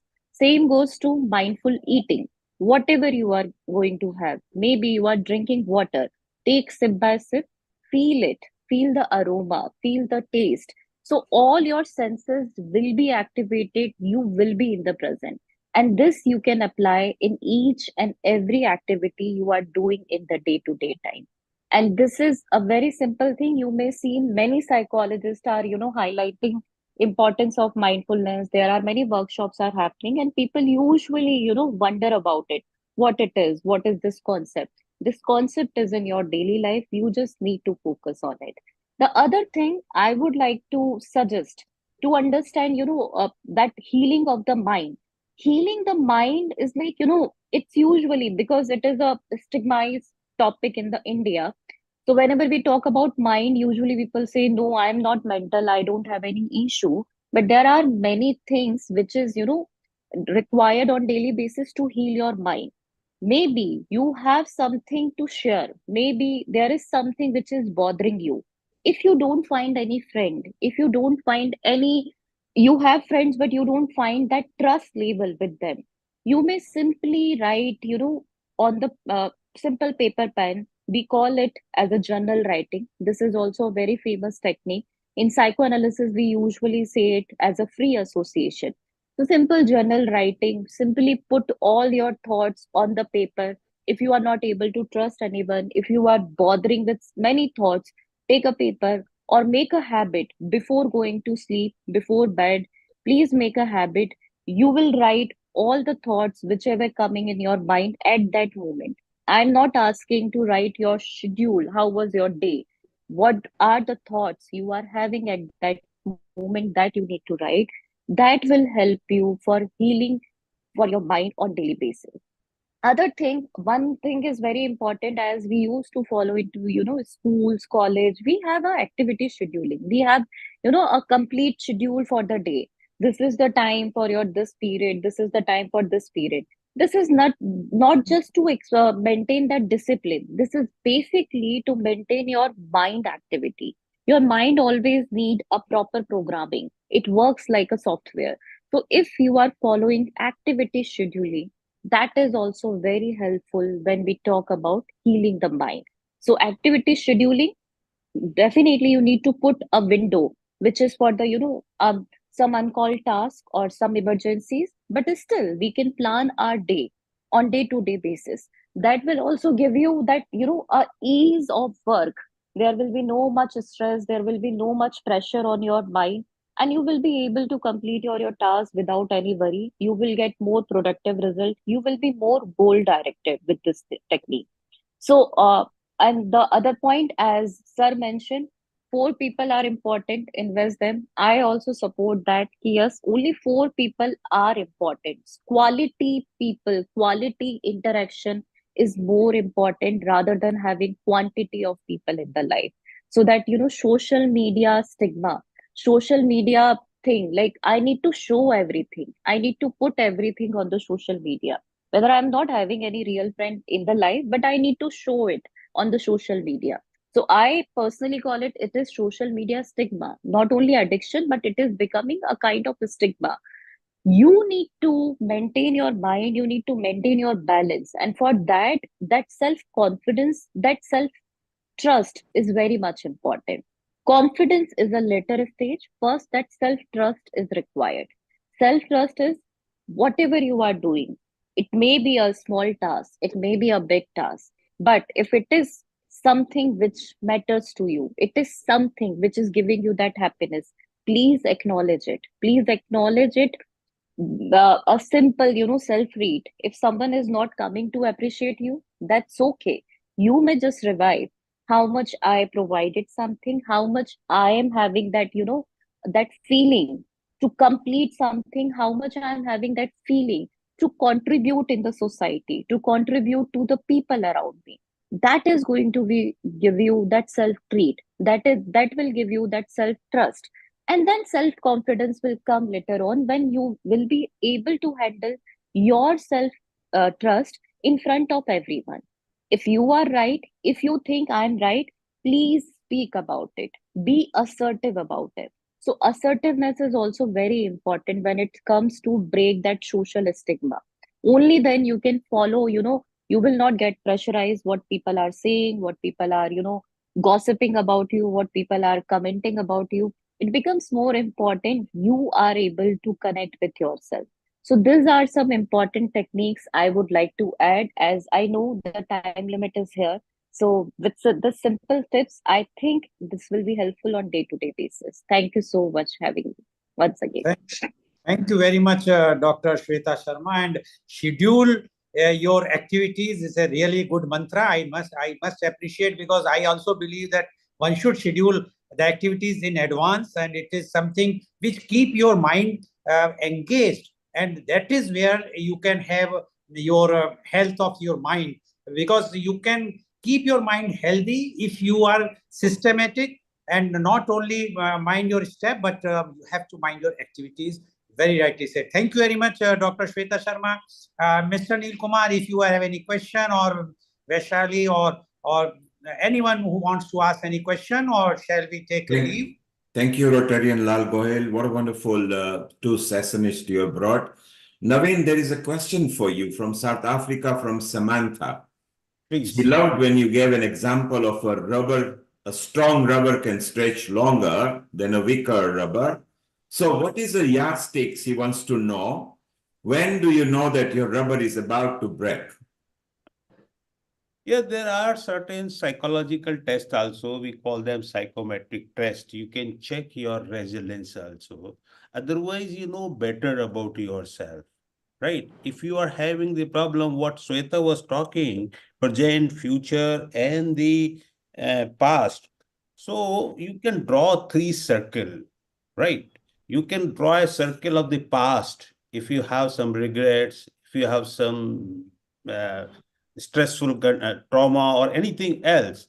And then you can draw a circle of the future also, which talks about the anxiety. If you have the anxiety of the future, and then think right now, mindfulness at the present, is your present is disturbed because of the there might be certain psychosomatic disorder. If you are having pain regularly or any part of your body, headache, stomach disorder, sleeping disorder, just try, you can have your own self diagnosis.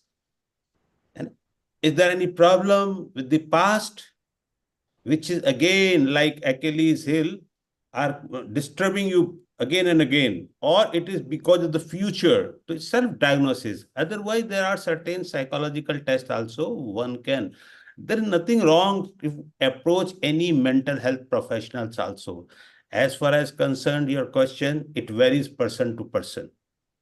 You must have seen number of people that have seen a lot of stresses like Kalam Sahab, poor childhood, poor background, education, everything, like Lal Bahadur Shastri, Indian leaders, they have very, very tough time, lot of stress. Even if we see we are under stress, perhaps our elders, ancestors, they have faced a lot of stresses, but still they have better resilience. So it depends. And up to a certain level, you require stress. What Mr. Goel said, though I don't believe what you were talking about, so we can take some more sessions, scheduling, structuring, and all that. Too much. Thank you. That Thank can you, also Naveen. Thank you, Naveen. Samantha, I hope it helps you. What Naveen is saying, don't be scared to approach a mental health psychologist or a expert. Don't be worried about it. And to those who are listening to us on social media, if ever anybody reaches out to you, please listen to them because they might be at that breaking point. They are trying to reach out to you, so do not ignore them. Sweta, before we sign you off as well, what are some tips you use in your life so your mental happiness and stability is reasonably constant? Bearing in mind you are a woman who have also got other problems like hormonal imbalances and depending what stage of the life you are. Give us 5 tips that you think should be good for mental health, happiness, and sukoon. Okay, so for my sukoon, I already shared three of them. So activity scheduling is one thing which is also required to maintain that work-life balance in the life with the personal life, professional life. The other thing, definitely, I also use that ventilation process because that is much more important being a therapist. We are having so much on daily basis. We are having our personal things also. So that ventilation is always required, and I usually do it on the weekly basis, maybe with some close friend, maybe through writing, or maybe with sometimes, that sometimes that retrospection is very important. So sometimes just that self-talk, whatever happened and what could be done in the right manner. So that analysis, self-analysis is very helpful, which I usually provide to myself. The other thing coming on the like as sun rays are important, other things are important. So we as a therapist, there is again a taboo. Therapists can't do, social gathering. Therapists can't have any other hobbies rather than work. But we do have hobbies. So I usually expend my required time for my hobbies, which is like traveling, exploring new places, music, whatsoever, which I like. So I definitely make sure I'll take some time out for fulfill my hobbies to keep my mind in proper healing power. The other thing, I'm also a pet lover. So I do have two Persian cats. I do have pet dogs also. So I'm a great pet lover, and I feel me as a therapist, they are my therapist. So I do appreciate, and there are many people who usually follow it, but I will not advise this to all of you because I know many people having phobia also. But people who are comfortable with pet, please go ahead, and if you don't have any pet, but at least try to spend some time with any animal. This will give you that meaning of unconditional love. So meaning of you. that unconditional love in your life, it is important. Thank you, Sweta. Having pet also helps, she says. Dr. Lal Goyal, you are, of course, not just an organ donation lead, but you are almost a psychologist. You actually mentor so many people. And before I ask you a few tips, Vaishali, keep your questions ready. And shortly we'll be moving on to Vishal and our Midlands team, where we'll go another exciting level of youth in mental health awareness. Rotary Lal Goyal, what do you practice so that your mental state is calmer? Do you walk away? Do you get angry? How do you control your mental state in wisdom that you have accumulated by going in different countries and meeting so many people? Very good question, Mr. Neil Kumar, you have asked.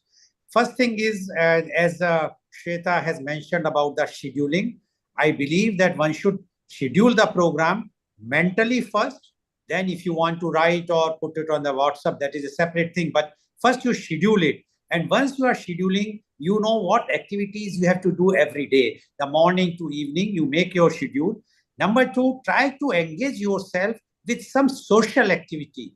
Because what happens, you are doing business, you are doing service or whatsoever other things. But once you will be doing some social activity, which is a selfless act, that gives your mental happiness far more than you are doing your business or your service. So I believe two things. First thing is your scheduling, which is very, very important. And secondly, the social aspect. And thirdly, which you rightly says, traveling. Traveling is one can learn many things to keep yourself cool, because you are meeting different people. And I can see on the screen Rotarian Kirat Mistry here. I know that when I met him, I learned so much from him. And so these are the things which keep your mind cool. Only thing is, you have to be very positive. If you are positive in your life, you can do wonders. At this age of mine, I understand that if I will not keep myself mentally busy, I will be physically ill soon. So it is always, I always advise to everybody, do whatsoever you want to do. Keep your mind busy, so much busy that from morning to evening, good work, do positive work, think positive, and that is my mantra, to be keeping myself cool and to travel and meet you. And I'm sure I am going to meet soon to all of you in London in this coming week or the week next week. Thank you very much, Dr. Nilal Goyal. Vaishali, a comment or Amrita before we move on to the next sector? Yeah, I would first of all like to say thank you to Rotary Lal Bhai, Lal Goyal ji and Shweta Sharma ji, the way you explained about these things. But my first question and comment for Shweta ji, as a therapist, you said that you come across different types of people. They are in need. They want to be heard. They want to be listened, right? And as a therapist, you pointed out certain aspects like creativity. You said indulge yourself in some kind of creativity is the best stress buster. I'm also a makeup artist, so I know when I create something, I just forget my world. I feel like I'm totally in the present moment. My question to you is, how do you deal with these kind of various vibrations? Because when person comes in front of you, their vibrations are quite low, because we vibrate on certain frequency and our thoughts determine our vibrations. When our thoughts are negative, our vibrations are negative, and the energy field that creates that, the vibrations, it can not only affect them, but it can affect the people who are beside them, who are sitting next to them. So again, my question to you is, how do you cleanse your aura? How do you cleanse your mind on a daily basis? You gave us a lot of tips, and which would be amazing, which was absolutely amazing.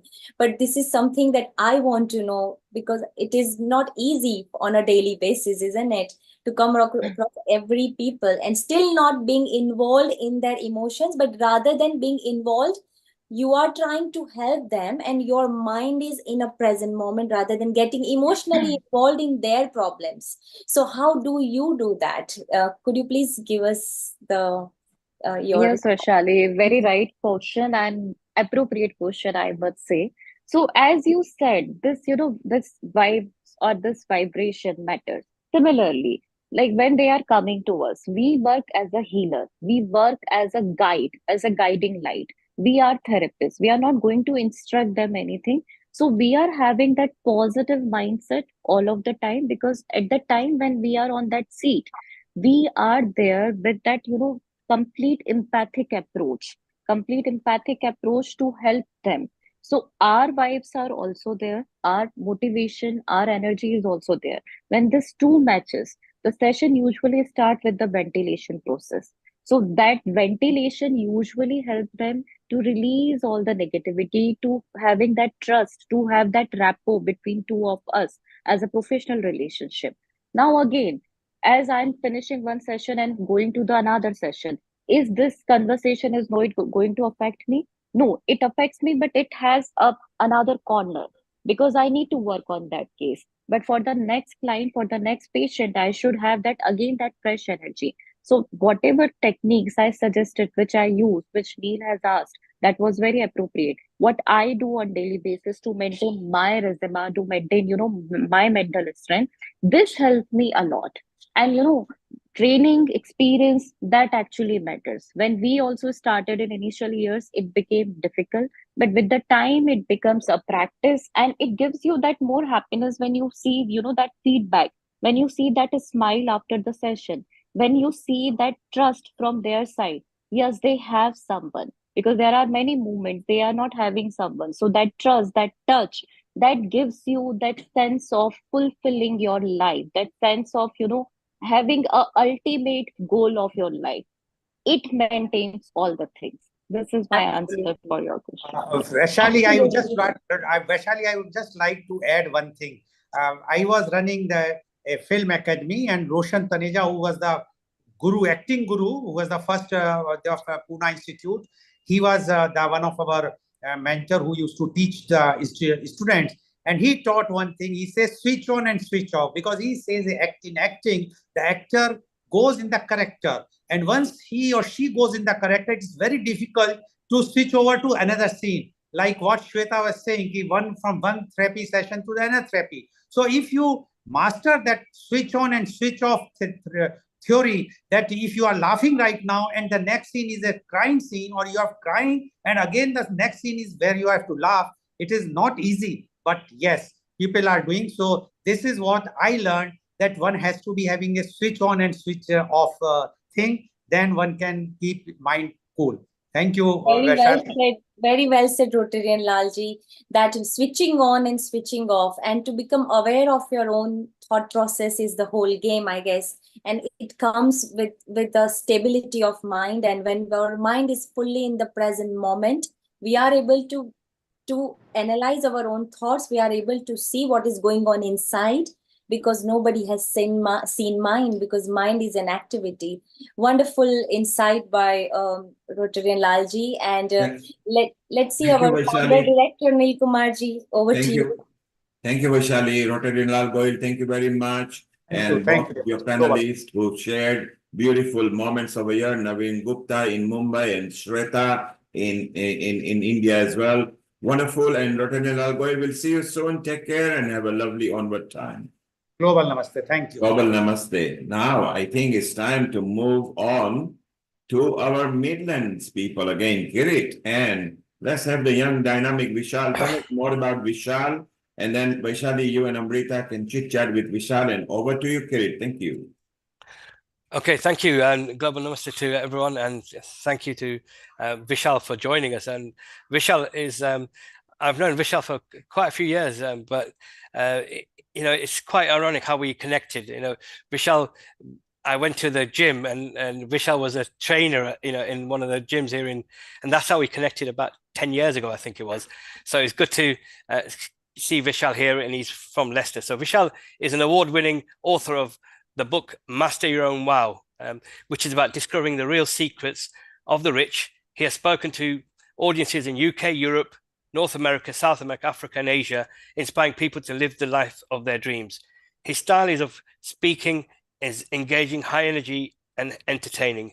As he speaks, you'll start to hear, you'll get the wow. And that's something that, and he also got some secret nuggets, which he will share. But, Vishal, not only as a speaker, but also entrepreneur, he's also will talk to us today about his journey of his own mental health challenge and how he's been resilient to overcome that, or how he's using various techniques to help him manage his well-being, mental well-being better. So Vishal, thank you very much for joining us, and to Healing Our Earth, they're excited to hear you. We were going to have Siani set. Unfortunately, she's not well, but she's another remarkable young person who I'll talk more about later, because she's not only gone through her own challenges, but she's written, directed, and performed a play, a theatre production on her story. So, and I'm sure we'll get Siani in a future episode. So, thank you again. Over to you, Vishal, and just tell us really a bit. Tell our Healing Our Earth family a bit more about you, and obviously your current work you do around the world. Hello, I'm Vishal, award-winning author, international speaker, publisher, and entrepreneur. I'm very happy to be on here because mental health is a global topic that's becoming more and more spoken about. And they talk about the pandemic being COVID. I think the new pandemic that we're on is mental health. And I'm going to talk from a lived experience perspective because mental health is very close to my heart. I'm a 6-time severe mental health conqueror. In fact, it's almost 3 months since I was released from my most recent hospital admission. I was in 2 different hospitals here in Leicester. I was 7 years ago admitted into 2 hospitals in Canada and 2 hospitals in Leicester. And I've come to realize that mental health is more common than we realize. It's becoming more and more a prominent illness, and it's quite sad because people don't look at mental health in the same way they'd look at someone with a heart condition or diabetes or cholesterol problems or some other kind of issue or illness that they've got. People often say, oh yeah, you got a heart condition, and I understand you might not be able to get involved in the same way or eat the same foods as we do. But we need to start normalizing and making it okay to speak about mental health. I'm not talking about being a victim. No, that's not what I'm talking about. I'm talking about being empowered and courageous enough to say, hey, look, I'm going through a really difficult time at the moment, and I'm doing the best that I can currently do in order to deal with the situation. And very often when I was struggling with my mental health, the first thing that happened for me was I run these businesses and I travel around the world, and I've become quite successful coming from a very poor background. And what I do for my professional work is I teach people how to write their own book in as little as 3 days. That's my main work, as well as some other businesses. And as soon as my mental health starts to go down, my first thought is, oh my God, I'm letting my clients down. I'm letting my staff down. There's so many people counting on me, so many people relying on me. But if I had a heart attack and I was in hospital, I won't be thinking like that. So we need to start changing the narratives and the thought processes around mental health. And by coming to events like this, running events like this, and inviting people who know people or may have experienced mental health themselves, will allow us to get to a point of, okay, yeah, mental health is equally as important as any other illness, and not being a victim, but being practical, doing things each and every single day to help ourselves take care of our mental health, our physical health. As I'm speaking here, I just want to make sure that you or someone you know has actually been through a mental health challenge. If you or someone you know have been through a mental health challenge, find a chat section and type in me. I'd just like to know who here has been through a mental health challenge themselves or knows someone who's been through a mental health challenge. So find a chat section and just type in me if you or someone you know have ever been through a mental health challenge. Canada, Asmina, yes, Kirit, of course. Who else? Who else here has been through a mental health challenge themselves or knows someone who's been through a mental health challenge? Bharat, Amrita Sharma, very good. So there are a handful of people on here who have either been through a mental health challenge themselves or know someone who's been through one. when I was unwell in hospital, I was having all kinds of different experiences. London Lata healing. Okay, very good. And I initially was in hospital because I had severe anxiety and depression, insomnia, and I just wasn't functioning. I was doing my best to help myself at home because I knew what I needed to do. I needed to take medication, I needed to go for walks, I needed to exercise, I needed to reduce my stress, reduce my work activities, do other holistic things to help myself. And for many months, I'd help myself and help myself and help myself. And I realized that at times, even helping yourself isn't enough. Sometimes there's extra help that's needed. So I started going to some of the crisis cafes here in England.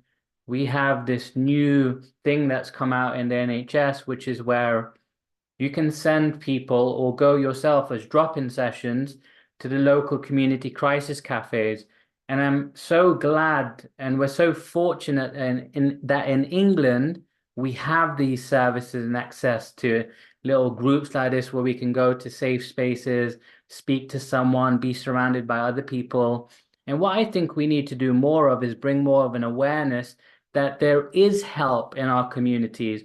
It's not just something that is in the big cities, but rather we need to make this more available. We need to create small communities where people can go and they can talk openly about their mental health to either mental health professionals, other people with mental health challenges, people with lived experiences, volunteers, mentors, coaches, people that can really guide. I'm sure you'd agree, and you can again type in me if you knew someone that was going through a mental health challenge and you knew that they could go somewhere to get some help in an easy, simple, and efficient way. Type in me if you know that would be helpful. Because most people aren't even aware that there are groups or people or environments or places that they can go to get such support. In fact, I remember when I was in hospital recently, one of the guys there, he said to me that we're so fortunate. I know people in India who've told me stories where in India they don't have communities like that. And some people just go and commit suicide because they don't have anywhere to go and talk about their problems. In England, we're so fortunate that even though suicide is such a big killer, we have these kinds of platforms, we have these kinds of environments. And some of the things that have helped me in my journey is being open to asking for help. Not in a victim way, but more in a courageous way to say that, hey, look, I've been doing my best to help myself and I need some help.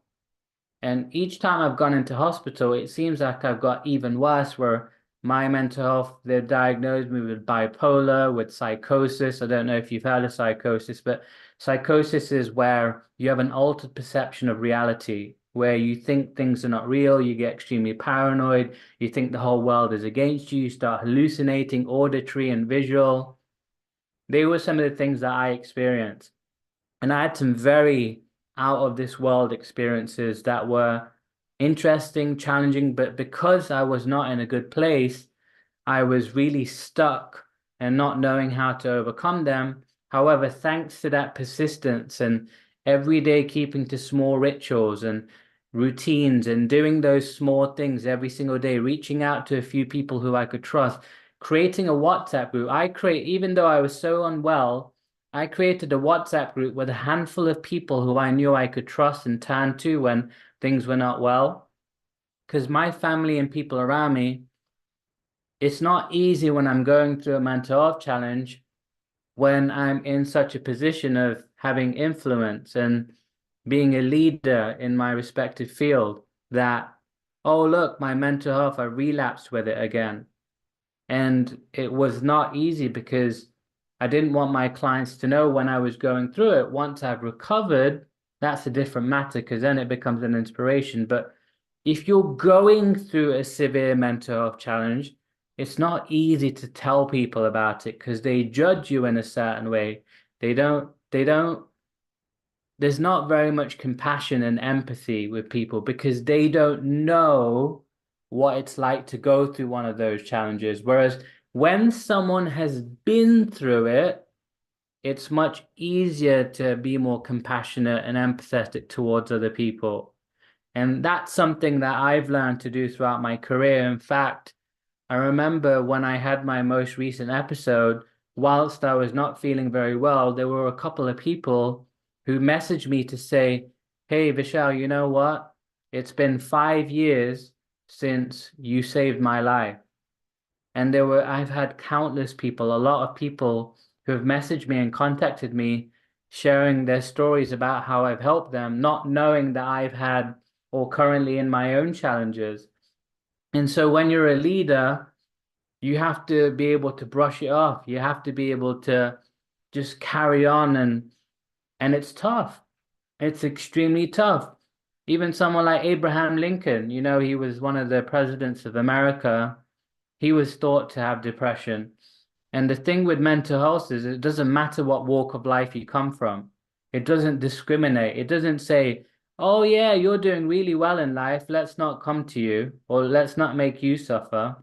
Rather, it's any single person, any human being can go through a mental health challenge. And what I'm about, I've even created my own charity recently, just opened up about a week ago. I've been doing charitable work, but we've now made it official, is that I want to start normalizing and removing the stigma from mental health so that people can be more open about it and ask for help and be proactive in their recovery. That's the big thing. I think anyone who's going through a mental health challenge, you have to do your best to be proactive in your recovery.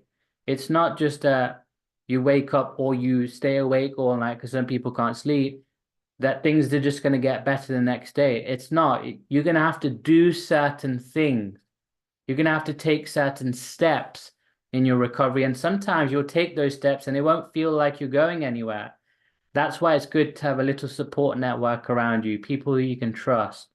And if you don't have anyone, there are so many phone lines. You can, especially here in the UK, we're starting to get more and more phone lines where people can just call up and ask for help. So I want to encourage you.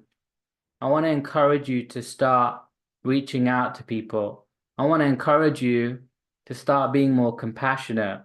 I want to encourage you to start being more empathetic and put on a listening ear for someone in your local community or someone around you, because it's not very often you find people who are willing to give you their time and that listening ear.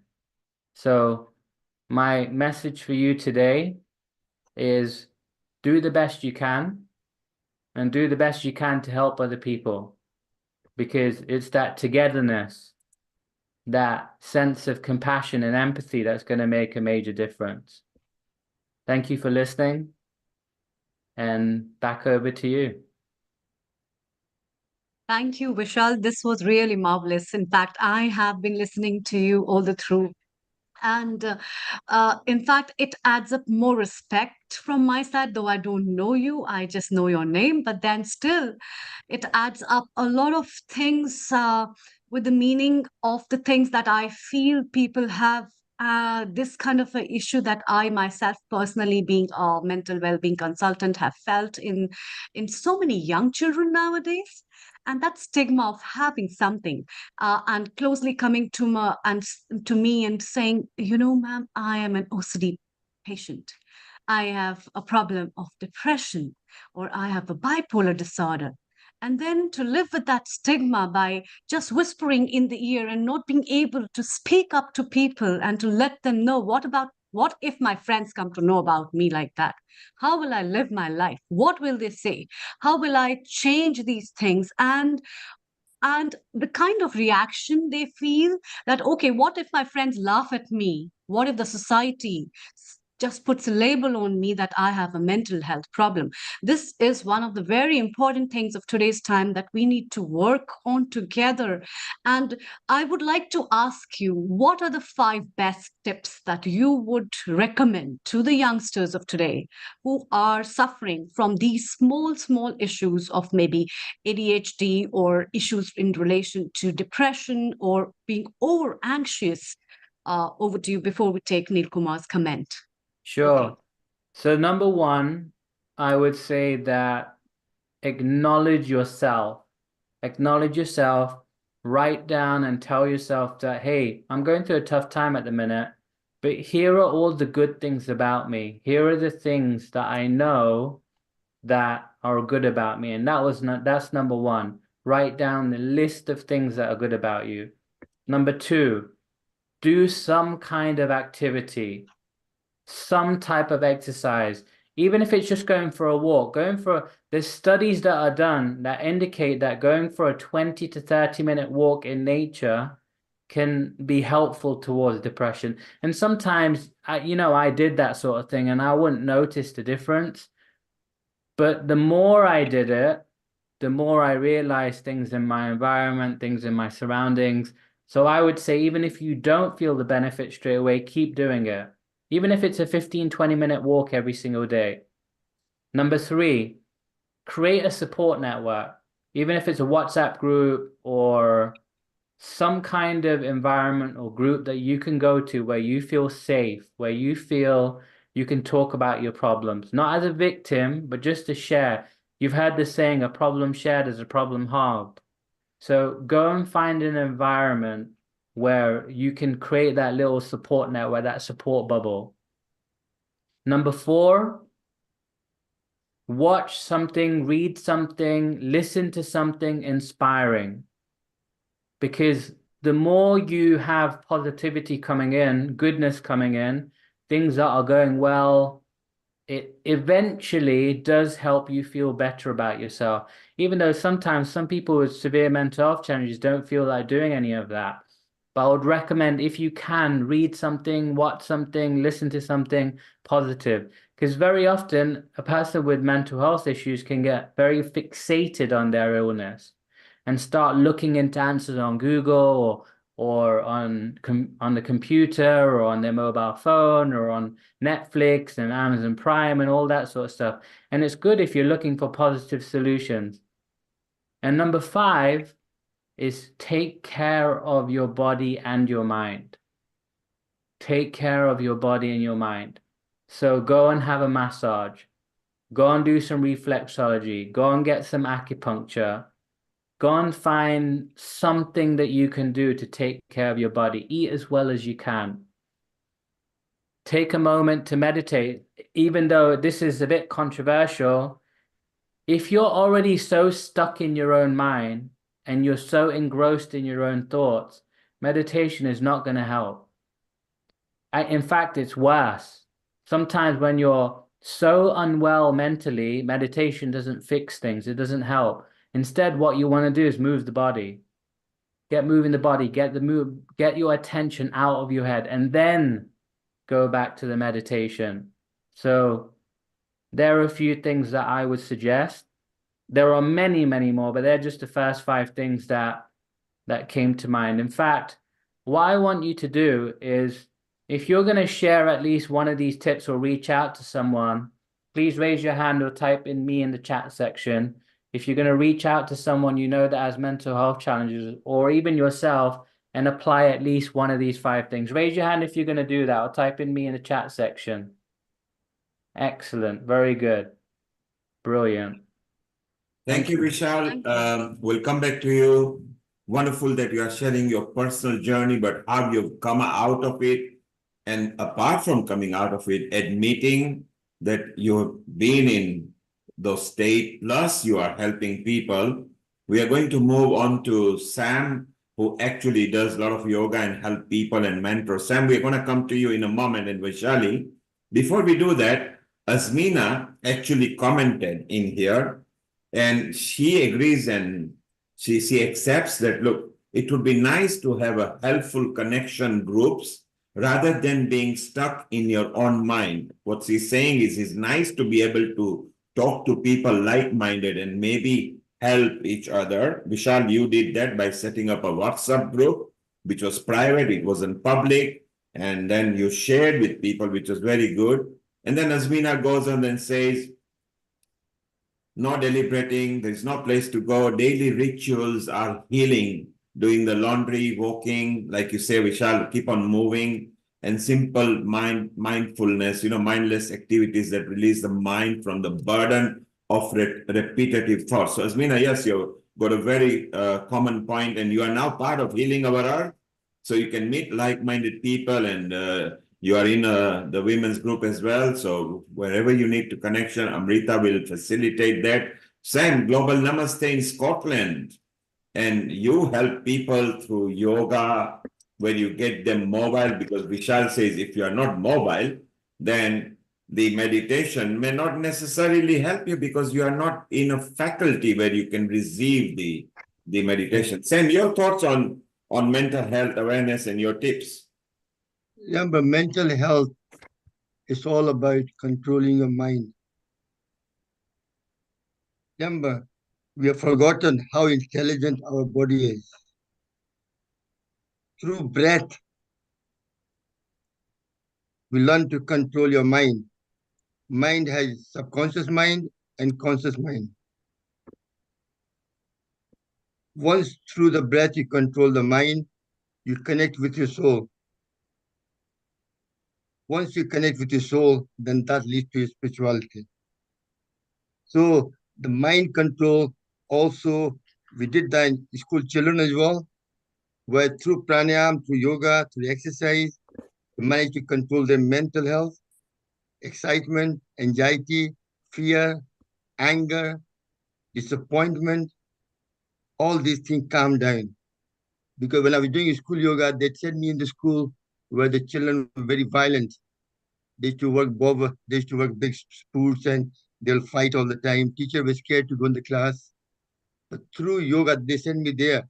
Within 3 months of yoga, through breath, mostly pranayama, to control their mind, they managed to calm down. And then BBC World came and took a video and did the promotion on the whole thing as well. So all I'm saying is,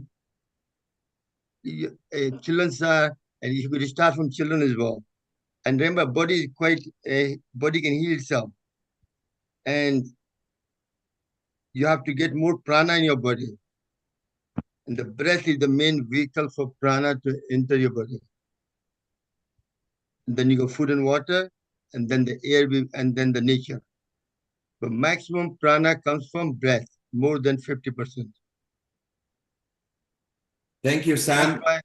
And Sam, very rightly so. If you are not breathing, you are not living. So take in that oxygen, you need it, and feed your mind with fresh oxygen. For those of you who want to know more about Sam, you can just Google him up. He's in Scotland. He's our resident yoga expert, and he's a yoga guru as well. Sam, stay around. We go to Vaishali's for comment. Lata has got a question to ask. Girit and Amrita has got a chit chat to do. Then we're going to meet to another youth in Midlands, Keval Such there, and then we're going to go to Canada in the other side of North Atlantic with Professor Farooq, and we are going to chit chat, and we'll keep on exchanging tips and ideas. Vaishali, your comment so far?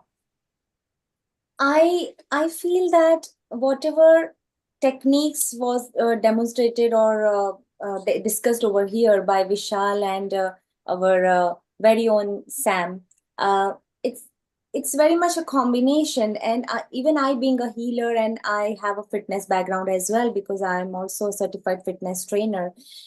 When people come to me, and I also first analyze the thought pattern, and meditation and exercise, they both are a mechanism, but it's very important to understand what works for you in the initial stages. And Vishal also said that if someone has a very disturbed mind, if we ask them to just sit and do meditation, it is not going to work. But again, there are different techniques that we can also help them.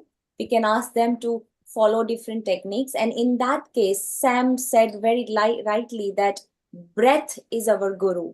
I always see that whenever we are angry or frustrated, or something is not going on our way, just observe your breath. Our breath becomes so fast. It is not natural. So breath is our best guru. Breath is our best guide. And by different types of breathing techniques, certainly we can combat our stress, and which is called, even in pranayama, what we are doing is in Bhastrika, Brahmari, Anulom Vilom, and these kind of a pranayama does help to calm down your your breath, and when you have a natural thought pattern, and then we can ask our brain or our mind to go further. So yes, definitely these patterns do help. And exercise, gym is sometimes, I also say that gym is my therapy. In some days, there were few years back, I used to just hit the gym. We always say that even if you don't do anything, just start your day, just make a routine. Because what happens if you decide to go to gym at particular time, let's say 8 a.m. in the morning, what happens? You have to wake up at least 1.5 hours before that. So let's say you have to start your system. It's about starting your system. It increases your metabolism. So it all starts your metabolism. Metabolism is everything. When you want to lose your weight, gain your weight, or be fit, get into shape, whatever is your goal. So again, I would say that the whole circle, it is something that all interconnected, your exercise, gym, and your mind. So mind and body connection is amazing. And thank you, Sam. And thank you very much, Anil Kumarji. Over to you. Thank you, Vaishali. And Lata, you've got a question before we move to Kirit and Amrita and Keval. Hi, everyone. Hi, Global Namaste, Neil, and everyone else.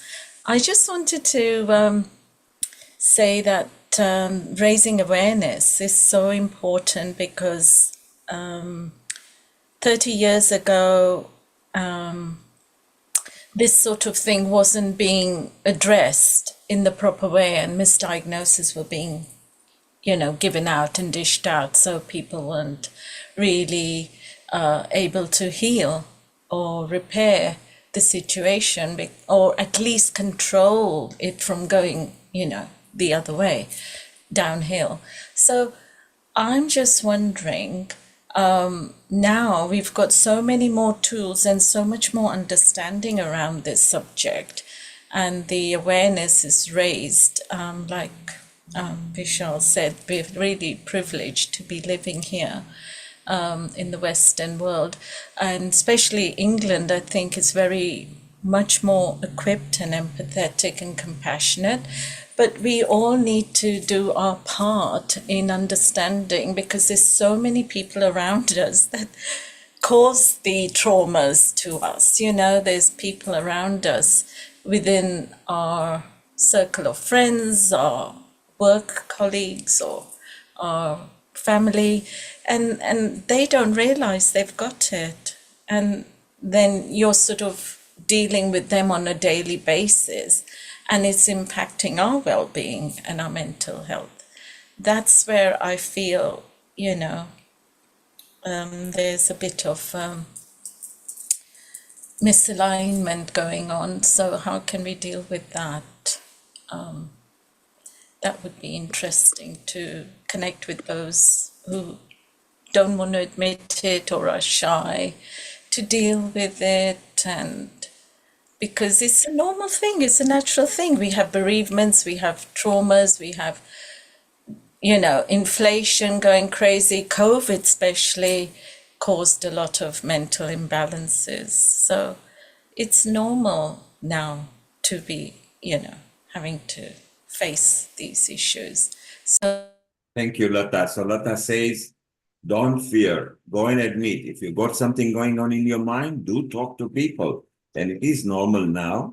We don't have to find it as a taboo subject to say and ask for help. Amrita, your comment on that, or maybe a couple of tips to Lata, and then we move over into Midlands once again and then go to Canada. So over to you, Amrita. Thank you. Thank you, Neil Kumar. Yeah, what Lata ji has been saying is pretty right. And from the very beginning, I also heard a lot of panelists who have been talking about getting traumatized. And it reminded me of the time of COVID when people were not allowed to come out for the Christmas celebration. And that became a very big trauma in the minds of so many people. And when we talk about trauma, it can be any feeling, any experience, which can be gross or subtle, that can touch your mind and your heart, which you might not also be aware. And that becomes a kind of a beetle that eats something which is creaking up sometimes and knocking your mind, but you aren't aware about it. Now, these kind of things can be hormonal as well. Endocrinologists talk a lot about it. These things can be related with your metabolic problems. These things can be related with a lot of your symptoms in relation to your age, your work stresses, your work environment, your home environment, and also how you perceive yourself in the self reflection of your life. And therefore, in today's time, when people are having a lot of mental health issues, it has become an important talk of the day to make people aware about what are we starting our day with, what is our purpose for the day, what are we looking forward to. And there has been very small aspects which everyone has touched into our daily lives in relation to our habits, in relation to just a simple shower. Have you realized how mentally soothing it is to dance in rain? I hope everyone has danced once a while in their life, or been loved to dance with their friends, or you've been a kid. But can you imagine this is a mental health therapy that you don't realize? Or have you ever realized smudging yourself in mud and putting your hands in mud and playing with mud and making toys, or the sand near the seashore? All these things are those healing therapies that are mental health therapies, which we don't know and we don't realize. And therefore, I think it is very important to connect ourselves from where we have rooted ourselves to nature, to Mother Nature. And as we have been talking a lot about Mother Nature, we have been talking about motherhood, that healing properties which exist in and around us can make a tremendous change. But we need to realize all those things. And I think these things can be those non pharmacological approaches, which no doctor will write on a prescription slip, but still would be one of the best remedies that are true, permanent, free, without any cost, and assured healing modalities. And I think we can talk a lot about it in many ways in the coming work on that. And I would like to take up this talk further in one of the topics again. So let's move to Kirit. Kirit, let's invite your comments first, and then let's invite Cable from Midlands. Over to you. Thank you. Thank you again, and it's thanks to Vishal that he's really kindly shared some good tips, but also his personal journey. And I think, and as I said earlier in my introduction, until we start having these conversations, until we find people willing to share their personal journey, they will then be the role models to help others think about coming out and sharing how they feel. So thanks again, and I think the wisdom that we have within Healing Our Earth, we've got Sam, from Scotland. We've got a great team of experts who are doing, and that could help change people who are feeling lower at different stages, and just different support techniques. So without further ado, I'm going to bring a colleague and a friend, and obviously I've got to know Keval Sachdev. Keval Sachdev is a very inspiring young person who's been really motivated to change the lives of young people. He set up a youth charity called Ekiam UK, and really has been doing some fantastic work in schools around educating young people. So I'm going to let Keval share a little bit about his personal journey of when mental health has impacted on him through his personal journey, and then talk a bit about the work that you're doing in schools and an initiative that you're really passionate about in terms of. Keval's also one of our mental health ambassadors. So again, he wants to look at how we can develop youth ambassadors. So Keval, thanks for joining Healing Our Earth Global. Namaste, and over to you. Yeah, thank you for the invite. Namaste to everyone. I hope you can hear me okay. Yeah. Yes. My name is Keval. Thank you to Kirit for such a lovely introduction there. So as Kirit's explained, I run a youth charity, but everyone has a personal journey. We've had quite a few today. We've had people's stories, and I want to thank everyone for being able to share it. I think it's really important that people do talk. And from my point of view, I went through a bit of a personal journey, like most people. You enter the unexpected, the unknown, and ended up facing a few health issues through probably at the back end of something that most people would describe not such a healthy relationship. It led to apparently, from what the doctors say, the stress caused my LCV, which is the left cardiovascular artery, to tear, which caused a blood clot. That was literally half an inch from my heart. If that had have moved, it could have killed me. Through that as well, that caused what they suspected to be my body mimicking a heart attack. So during my recovery from that, which was hard enough already, the doctors had said, there's an 80% chance you won't leave the hospital. So call your family, speak to your family, friends. And, one of the people I actually rang, spoke to, as well as my family, Kirit, and explained that, look, I'm going through all of this. He was, at all times in that, he was available. He was telling me, look, stay positive. It's keep your mindset positive and it will help. And, through positive conversations like that, through a bit of encouragement as well, I believe keeping that positive mind, it's one of the things that's keeping me here or kept me to be able to speak today.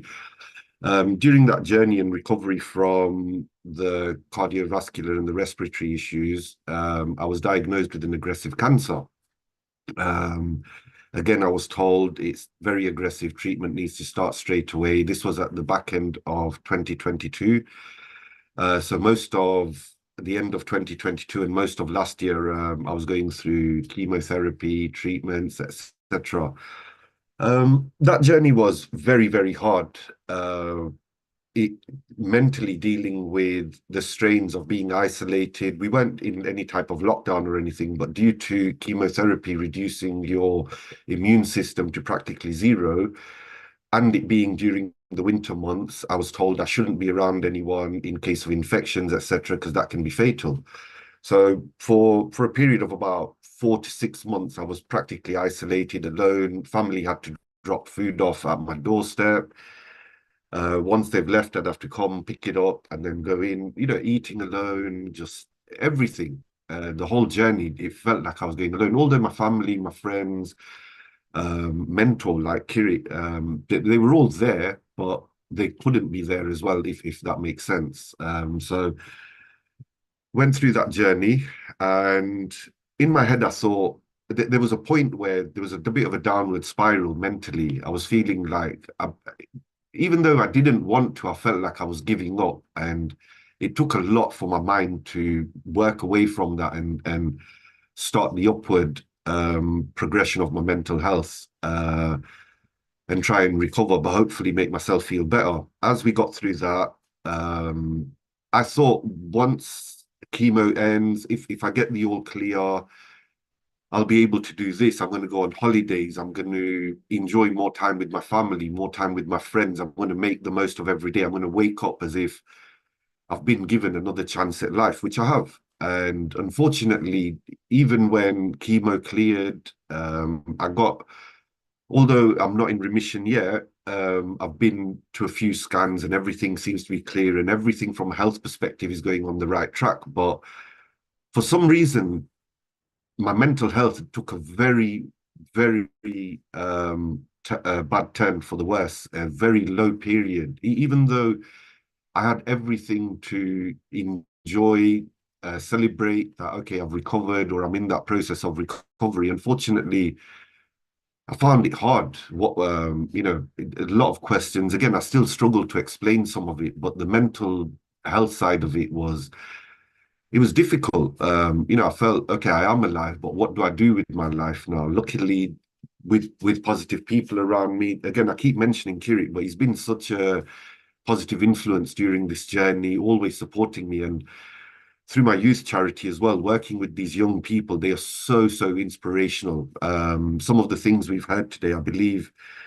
we were just speaking about connecting with nature. We were speaking about, when Vishal mentioned going out for walks, and making sure that you've got the right people around you to speak to, etc. All of these little things, they're so important. And for us as, I would say, not elders, but an older generation, to the youth and young people that we speak about, we need to realize how much of what we do and what we say and how we behave around them impacts their lives.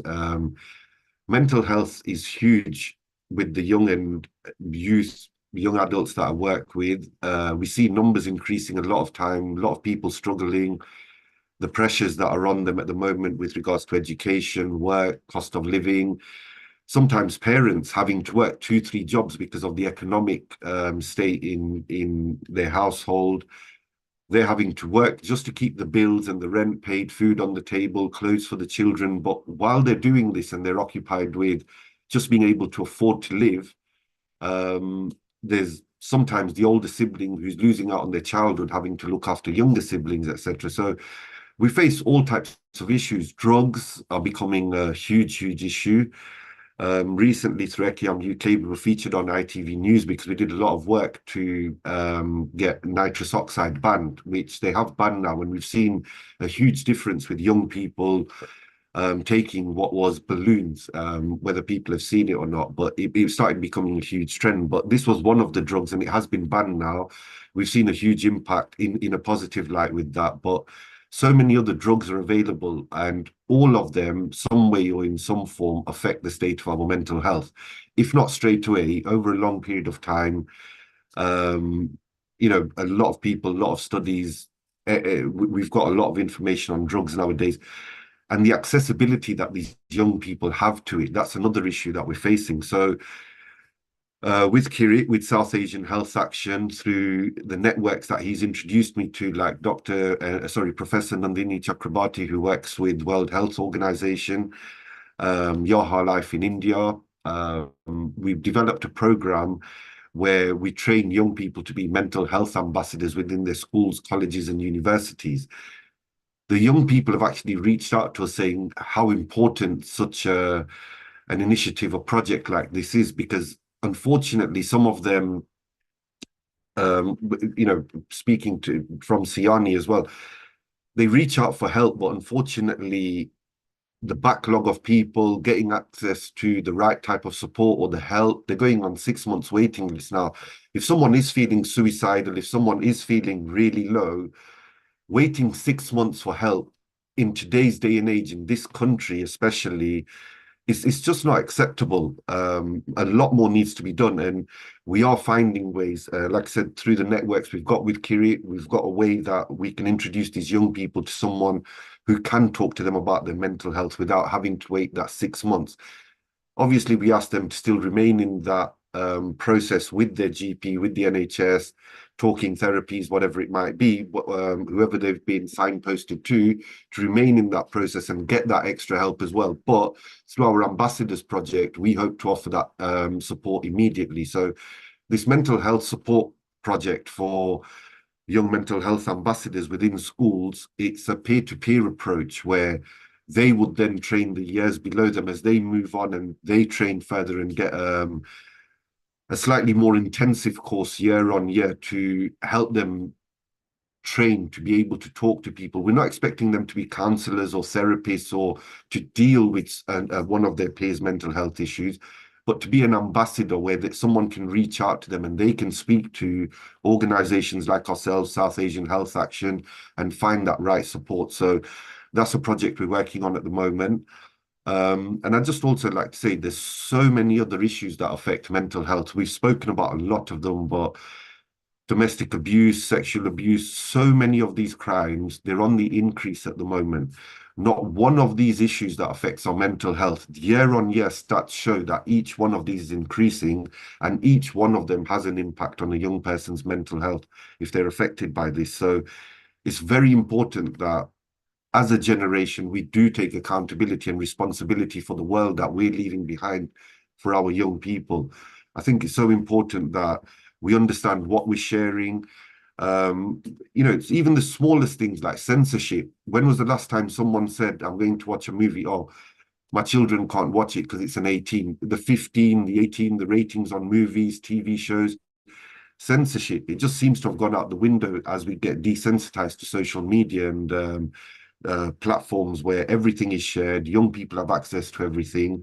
And, their brains are not developed in a way to process what they're watching or the information that they have as an intake. So I think it's really important. I could talk for literally hours on all the different elements and issues, but I think one of the important things is I have to agree with Vaishali spoke earlier, and also, sorry, I forgot her name, but she was speaking just before me, but that connecting with nature is one of the most important things, and working with young people, I need to say that from their feedback, this is not me saying it, this is the voice of the young people that say connecting with nature, being able to be around animals, just being able to take their shoes and socks off and walking on grass, being around trees, having that, just being next to a canal and listening to the water run by.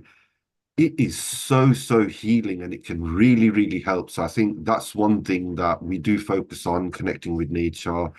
Again, like I said, there's a lot more that I can say, but the connecting with nature from the young people themselves, that's what they find to be most effective. So yeah, thank you.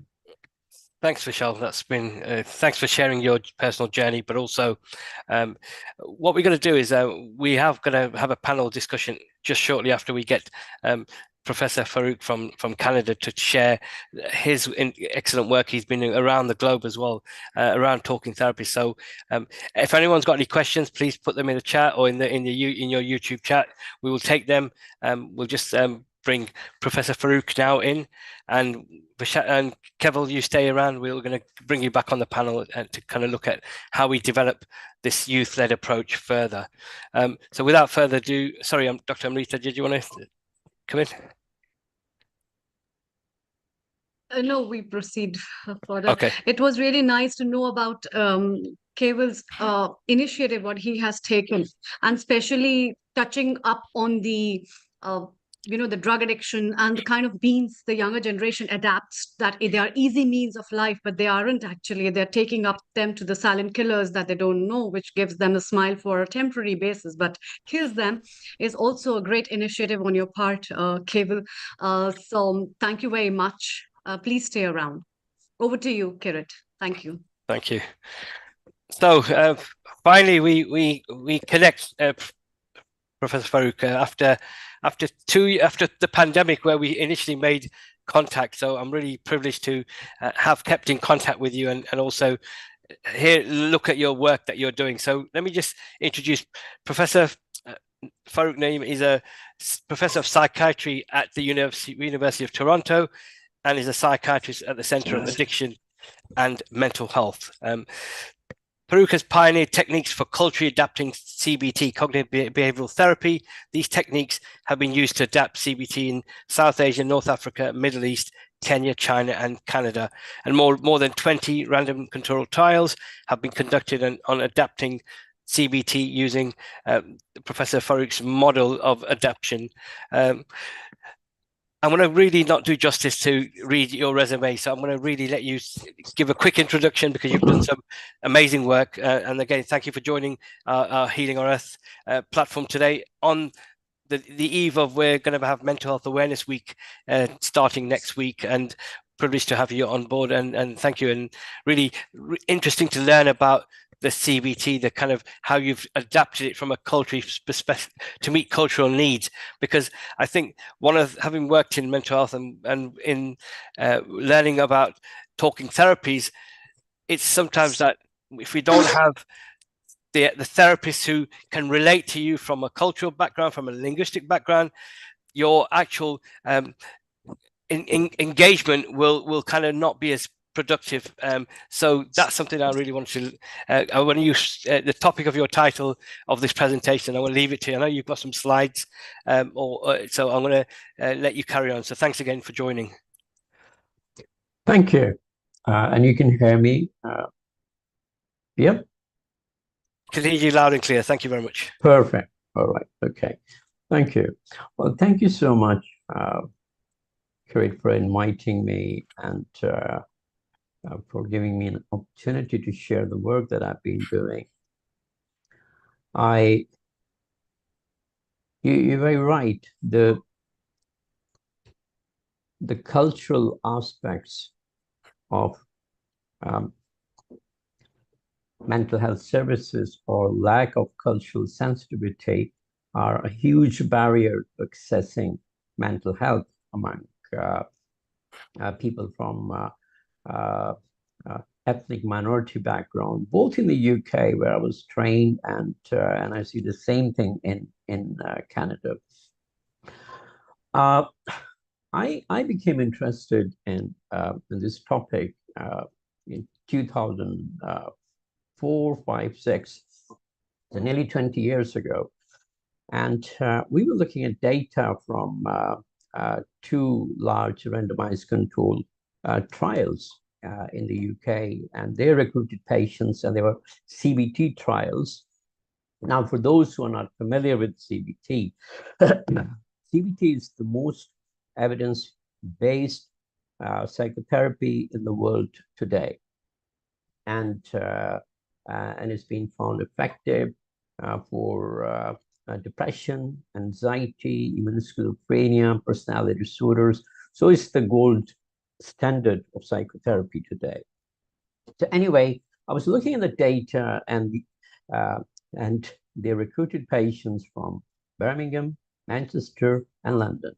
Now, you guys know, because I have to give a lot of background to people in Canada and other countries, but you know these are very these are cities with a lot of, or majority of non-white people from all kind of background. But to my surprise, there was a very small number of people who were recruited into these trials, and even those who were recruited, they dropped out.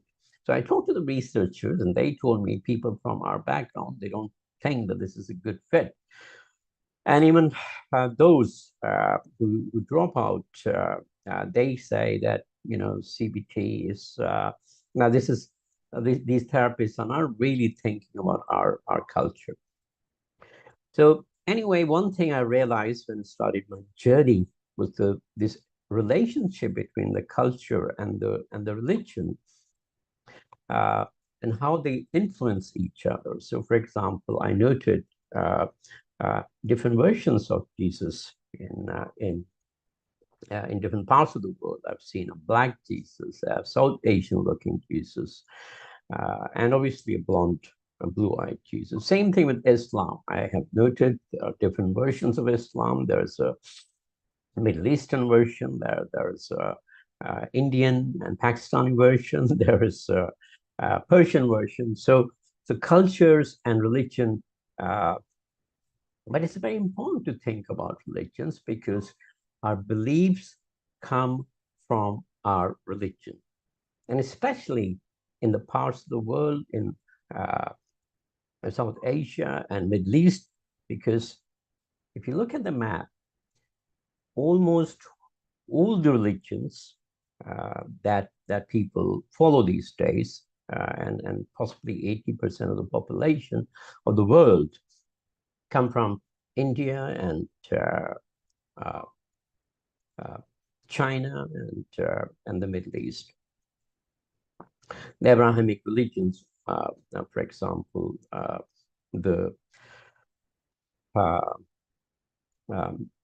Christianity and Judaism and Islam, they all come from the Middle East. Now, the religions create a certain mindset. For example, they talk about determinism, i.e., your life is fixed. You have possibly no control or very little control over your life. But they also talk about brotherhood, community, and that leads to communal values against the Western values, for example, of individualism. Now, the CBT that's developed in the West tries to help you live an individual life. It promotes individualism. It's fine. The problem is people from South Asian background, they live in communities. They live they don't have the same concept of individualism most of the time. So rather than helping a person to become an individual, when you're giving psychotherapy to someone from South Asian background, you need to think about helping them to adjust in their community, to live with their family, etc., etc. So you can see even the focus of therapy is very different when you're giving psychotherapy to people from Eastern and the South American backgrounds. And this has a huge impact on cause and effect relationship. And cause and effect relationship is something as therapists we address all the time. What do you think caused this problem for you? And that is what we address as therapists and as physicians. Many cultures of East and South, they have not just the biological or the psychological or the social causes, but they also believe in spiritual causes. So, for example, if you're walking and you fall off a banana peel, the chances are that your response will differ depending on your cultural background. So, for example, if you are from North America, you might take the person to the court. In Western Europe, including the UK, you might contact the health and safety. And from a South Asian background person, you might think this is because of magic or evil eye. Okay. So that totally changes the way we deal with mental health problems in the West, and the problems are dealt with in the East.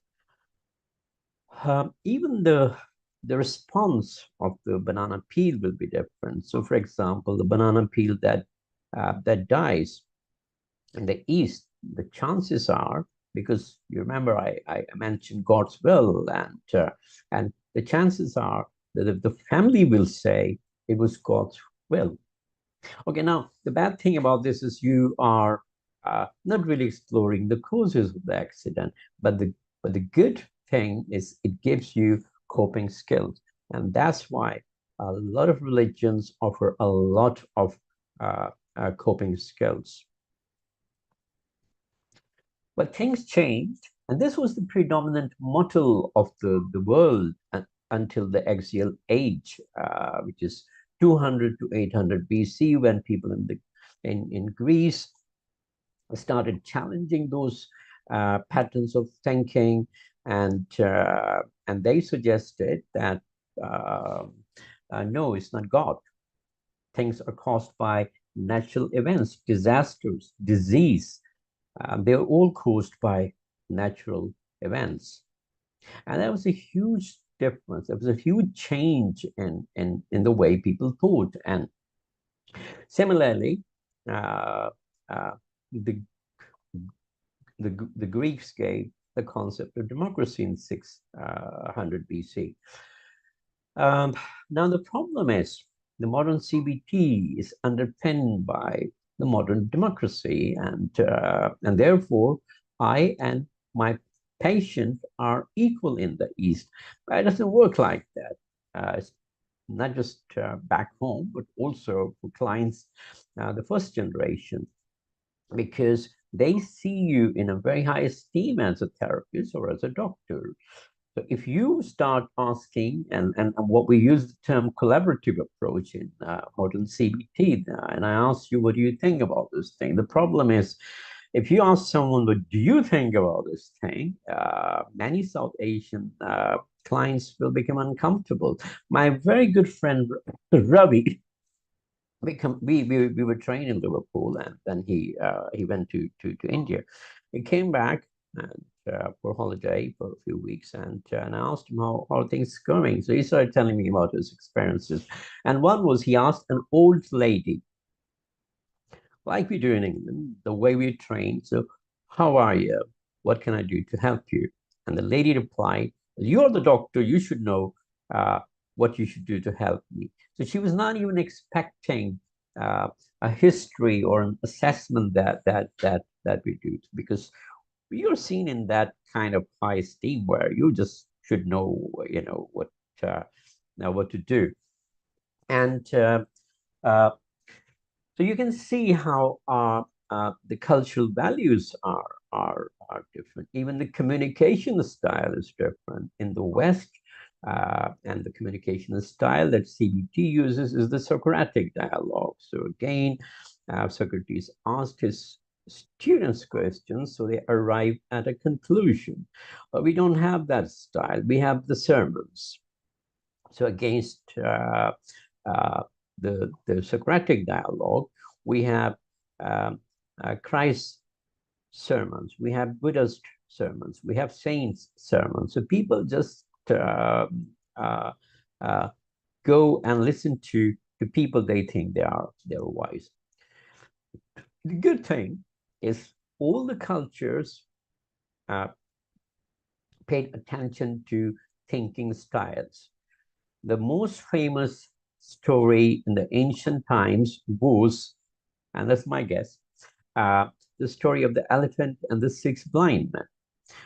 There was a Greek version, there was a Buddhist version, there was a Jain, a Hindu version, a Sufi version, and actually the first written version is you will find in the Holy Scriptures of Hinduism. So there is another thing that is common and has been common among people. They travel, they go for resources, whether it was Europeans traveling to the East during the 15th, 16th century. And now there's a kind of reverse pattern of movement. People go look for peace, people look for shelter, people look for resources and a future for their kids. I see so many people who are from South Asia and they're doing good jobs in India and Pakistan. And when they come here, they don't find in Toronto, they don't find the jobs they were doing.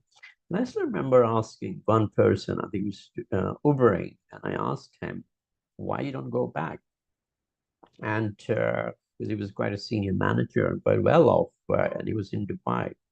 And he said to me, I'm here because of my children. So people do these things. The problem is,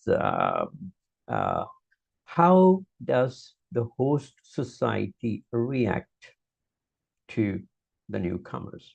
There are obviously tensions over resources because there's plenty of evidence to suggest that racism is very common in people from lower socioeconomic kind of background, and then there's obviously from therapist point of view there are myths. So, for example, one of the big myths I had to address when I started working in this area was people said there is no word for depression in non-English speaking countries, and I believed in that. And then I realized that it's such a big nonsense, because even in English languages before the 18th century, there was no concept of depression as an illness. But every language has a word for depression, for sadness, for happiness, to express all kind of emotions. Yes, people don't use the word depression or depressive disorder in many of the non-Western countries, but then that was also the case in the West before the 18th century. Another thing is people say that, or people used to say, especially the experts, and I think I do struggle because when I started working, a lot of people were either non South Asians or non-African Afro-Caribbean who were working in this area and had very little kind of knowledge of these cultures. So one thing was somatic symptoms.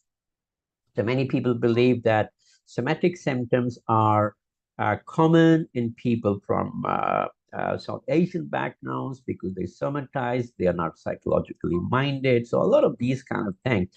And actually, I realized that over the years, first of all, people have people from all cultures have possibly equal number of psychological mindedness or not.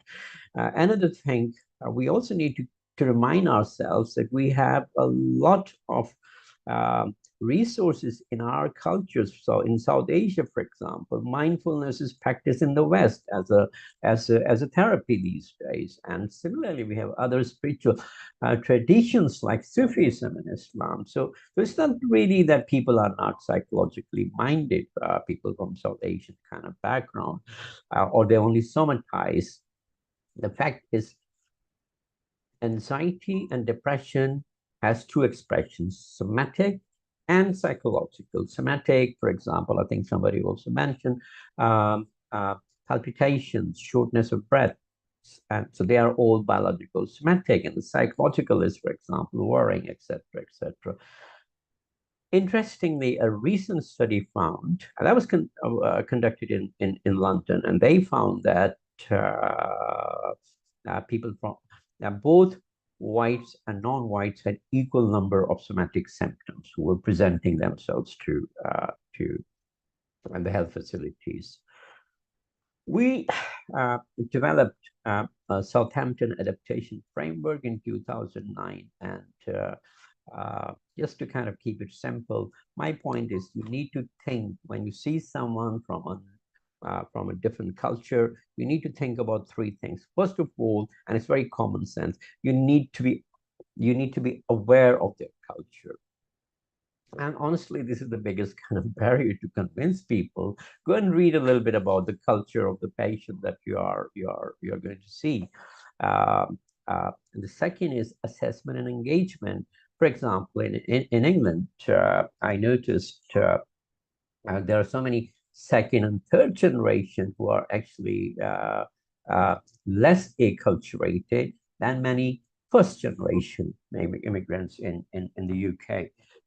And that's because people preserve their culture. People stick to their cultural norms and values. That's why people live in these small neighborhoods. You know, in Toronto, we have a little Portugal, we have a little Italy, we have a little China, and all kinds of places. So assessment, so that you know how acculturated this person is, and finally some adjustments in therapy. But how much time do I have? Right, I think 5 minutes. Yeah, 5 minutes. That's great. Thank you. Perfect. Yeah. Just going to kind of quickly share some of the barriers. The first one and the biggest one is the family. Family can be a source of conflict and distress, but family can also be very useful in helping people become engaged with therapy, with bringing them for appointments and to help them with the homework, etc., etc. Language and communication patterns, something that people need to think about. I already mentioned our communication style is very different from the Western Socratic dialogue. Shame and guilt. People experience trauma, and I think it's quite sort of interesting because most of the research on racial trauma is on African and Caribbean people, and I remember many people both in the UK and here from South Asian background who have suffered or experienced racial trauma, and that has a huge impact on your mental health. We don't really talk about these things, which is very unfortunate.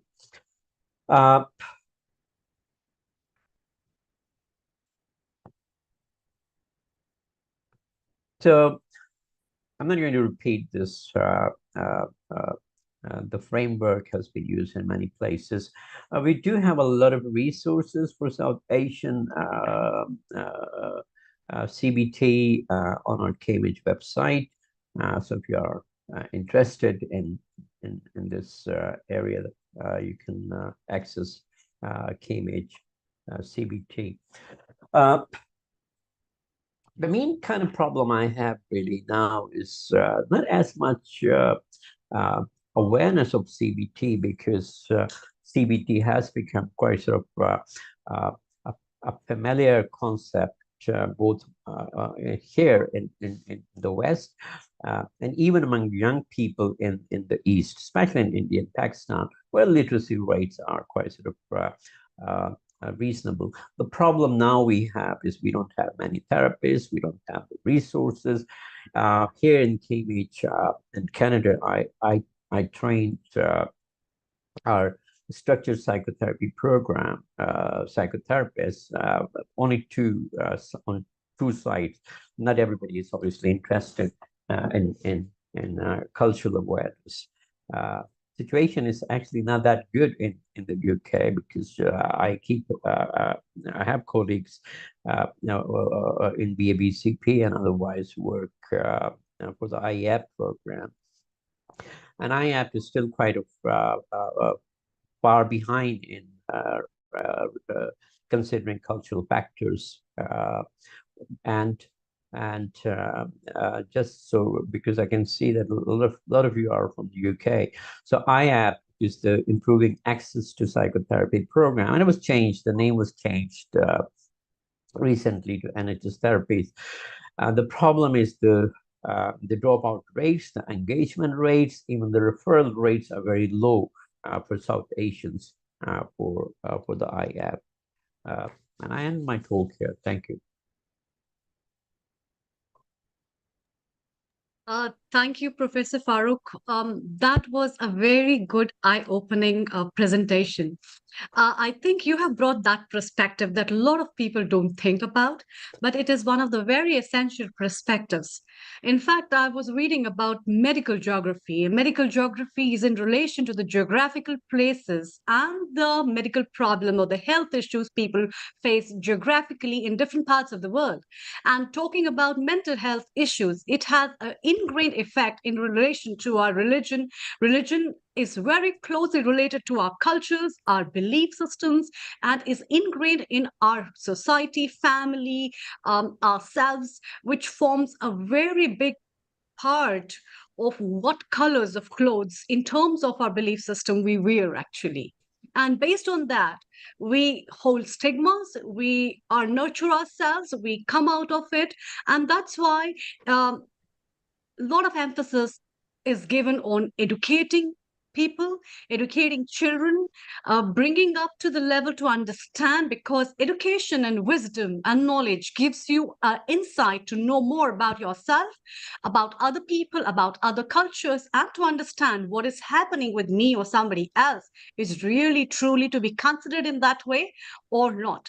And another beautiful thing which I liked about it is when you were sharing the presentation, because I belong to alternative system of medicine and Indian traditional medicine system, Ayurveda, it talks about Bhuta Vidya. Bhuta Vidya basically is a psychotherapy, but because at that time there was no appropriate term and there was no infrastructure on medical instrumentation to know about what are the causative conditions of those problems, they named it as an extra magical thing that is happening to an individual called as Bhuta and supernatural power. But actually, it might not be a supernatural power. It can be an ingrained thought of your mind that creep your body and raised a psychosomatic issue inside you. And this makes so much of sense. And I think this kind of things can be shown and should be shown to various schools and education systems so that it opens the eyes of so many children and people for them to open up a perspective to know and look into another vision to see how can they change the thinking and the thought processes, which might not be true, but can be an ingrained thing in their family, but it might be creating an ill hazard? What's your take, Kirit, on that? And then we have our thoughts from Sam as well. Over to you. Thank you. I think the presentation from Professor Farouk was excellent in terms of the cultural adaptations that's needed, and we've got to start early on, not when they get to, okay, when they're training to be psychiatrists at university, but I think it's got to be earlier on. They need to have that exposure while they're training into the community as well. So when they're, doing their university degrees, they need to have that exposure and coming to work in charities like ours so they get the kind of engagement. And I think it's glad you raised the poor engagement around randomized controlled trials from our communities. This is exactly what we are now having to engage with medical charities, institutions to say, let's help you recruit people from our communities so that those trials can be more appropriate and hopefully help the future generation. So this is something that I'm glad that our charity has been engaged more around recruitment in clinical trials and research. But thank you for that presentation. It's amazing. I think this is going to be a great session to end in terms of any conversations, but I'll pass it back to Sam as well if he wants to give his thoughts. Over to you, Sam. Yeah. Okay. Thank you. I was given opportunity for people in the jail to do the mental health because they came to one of the brain injury hospital for 3 months. Then they have to go back in the community or go back to jail. They had the choice.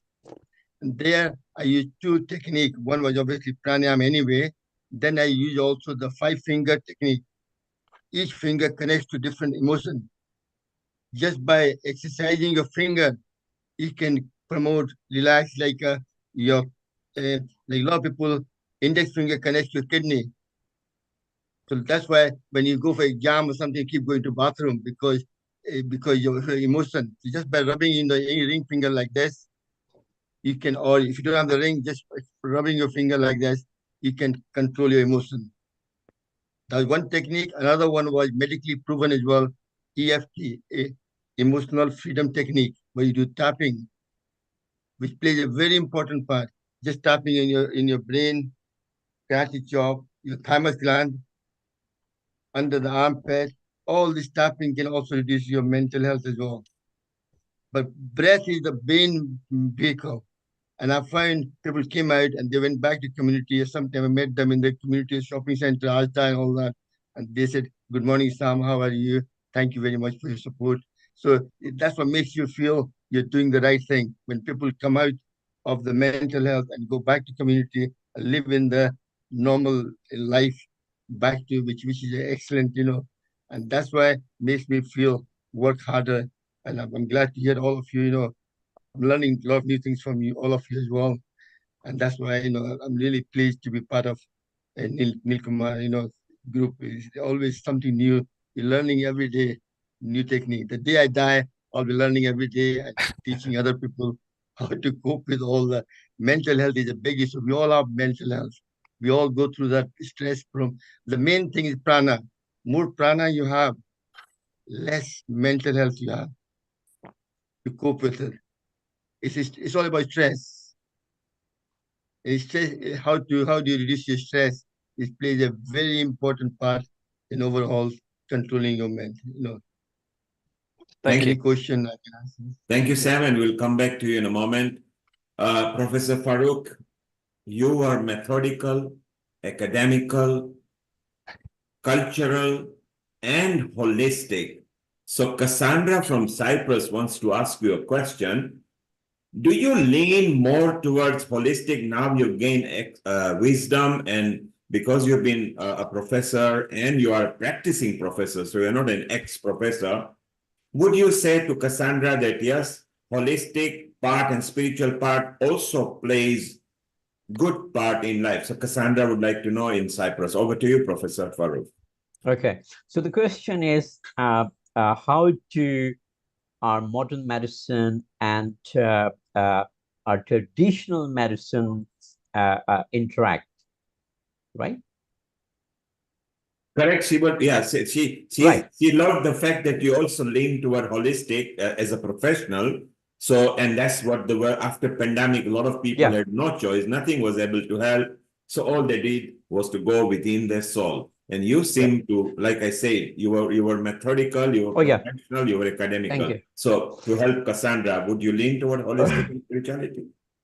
So you see, my thoughts have changed over the year. When I was young, typical kind of a doctor who believed in nothing else but the medicine in which I was trained. And that's the attitude we have, unfortunately, as physicians. And I remember when I started this work, a lot of people used to criticize me for example, bringing ideas from religion and culture into cognitive behavioral therapy, and because they said to me, the white therapist said to me, so you think we are stupid? We don't know. I said, no, it's not about that you're stupid. You just need to know the cultural background of a person, because human beings do not exist in these silos. So there's always a culture that everyone comes with that. And that culture very often is actually includes the religious beliefs. And for example, you might have heard in one of the Spider-Man movies, it was a very famous dialogue when the guy says, Uncle Ben says to the young Spider-Man, with great power comes great responsibility, right? It is very famous quote. I mean, even this line is actually from Bible, from Matthew. So my point is, it's so difficult to take the religion and spirituality out of human beings and their lives. You mentioned prana. Now, most spiritual and religious traditions actually paid great emphasis on breathing, and that's exactly what we do in our CBT. We teach people breathing exercises. The difference is, I will give a different explanation of fight and flight to help them, but you have a different explanation. A Sufi has a different explanation of how God breathed into the life of the first human, and that's why you need to control your breathing, so on and on. Explanation is different, but there's so much that's similar in the kind of way we practice, even old wisdom. So for example, you might have heard the story of the lion that I was raised by some other animals, and he was he lost his way one day in the jungle, and then he reaches a pond which is very clean. He's very thirsty, and just before he's going to drink water, there's another lion in the water who actually roars at him. So he's scared, and this goes on for a few minutes. But the lion is so thirsty that he actually jumps over the other lion. The other lion disappears, and he drinks water. Now, this is what we call exposure in modern CBT language. So if you want to help someone to overcome fear, you gradually expose them to that situation that makes them afraid of whatever, right? So my point is, we just kind of, we are quite narrow-minded as health professionals, although I have to say I have seen things changing. It was a sin to talk about religion and spirituality when I was training, which as I said, I completed my training in 2005. And it was we never talked about religion or spirituality in our case conferences, in our case discussions, but people are a little bit more open to that. So going back to the original question, I really think these traditions should work together. And I'll just leave with the one example, and the example is of mindfulness-based CBT.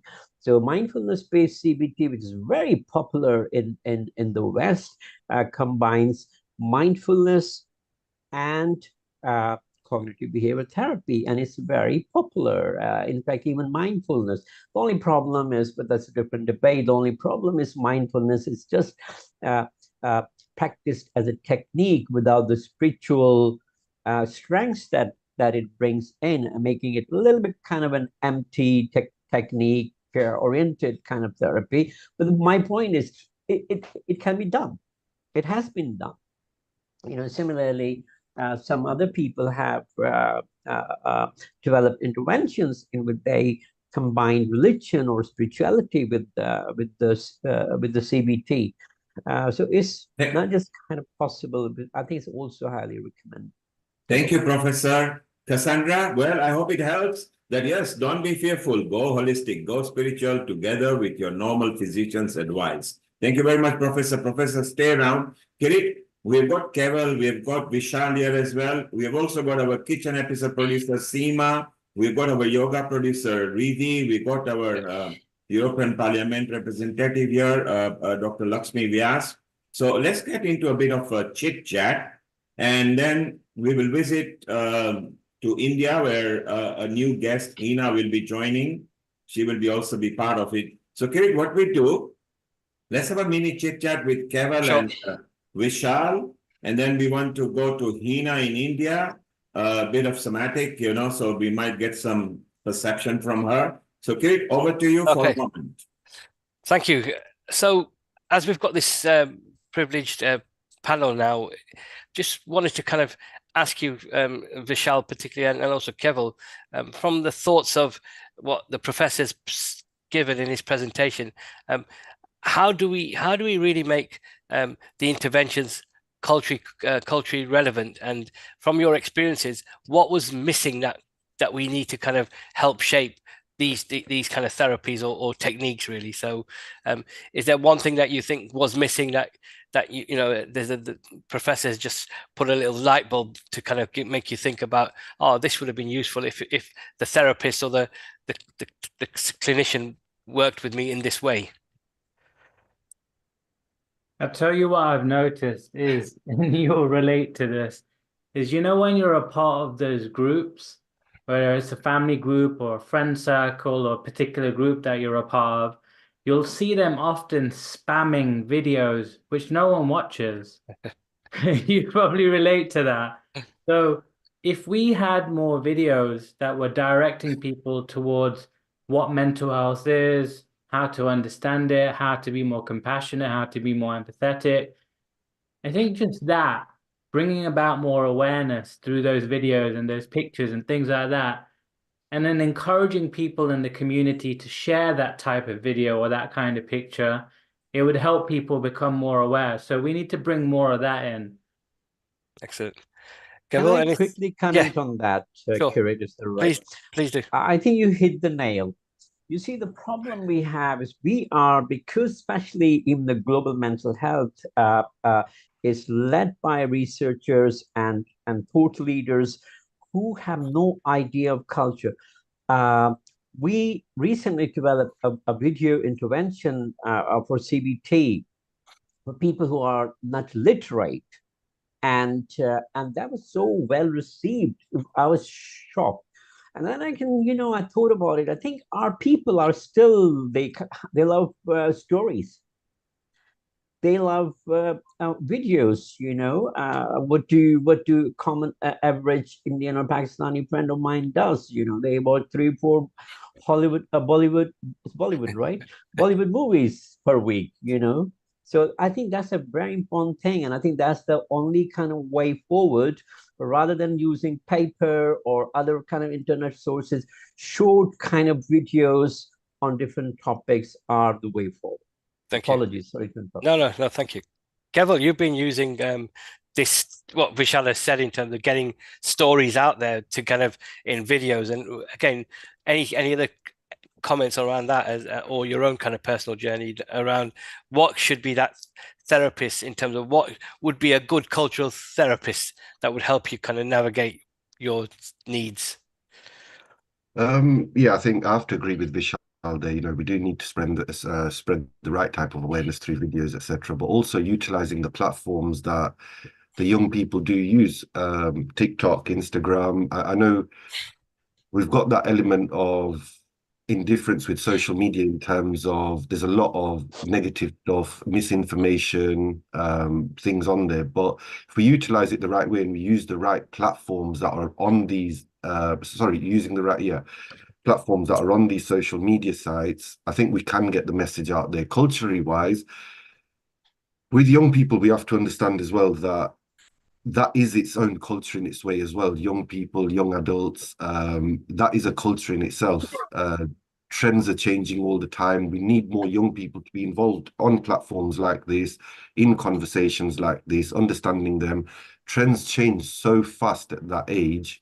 And we always seem to be playing catch up. We seem to be playing cure rather than prevention, where if we're working with the young people from the start, we're there during that process of transition as trends change, and we're actually ahead of it rather than trying to catch up with it. And I think, you know, again, repeating those messages, although the messages are out there around drugs, around mental health, how it affects people, etc., etc., it's aimed at one generation, but as that generation grows up, we need to continue that message on to spread to younger generations. And it's a continuous message. It's repetitive, but we do need to engage with them. I think we need more young people on platforms like this to share their opinion as well. Thank you, Vishal. Sorry, Kevin and Vishal, for your input on those, and Dr. Professor Farooq as well. And Kirit, we still don't want them to go. We want them to stay because we're going to carry on. Sure. Shortly, we'll be calling Hina. Meanwhile, Riddhi, you can tell the people about what's happening in the future episode. Then we bring Seema and Hina. Then we want Keval and Farooq and Vishal. We want to go into big chit-chat discussion as well. So, Riddhi, you can tell us what's happening in our future episodes, and here we go. Fantastic. So future episodes coming up now, we've got yoga and meditation. Yoga and meditation with a slight swing where we're actually focusing on the mental health element. We're looking specifically here at anxiety and depression and how to get around these things. What are some of the techniques? What are some of the strategies? What are some of the long-term things that we can start to commit to on a daily basis, the small steps which lead to the big action? Then on Sunday, 19th of May, we have Global Women, Glow Women. This is a very new platform that is being created at the moment, and it's all about today's women uniting for a better tomorrow and into the 22nd century, making that global impact, starting small, starting to grow, because everyone's got their own unique perspectives, and those perspectives create their reality.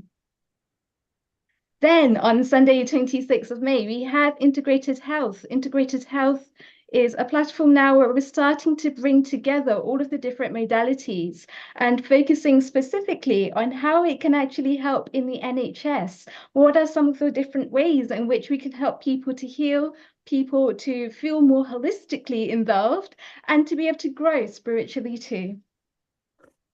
Right. On Sunday, the 2nd of June, we have World Environmental Day.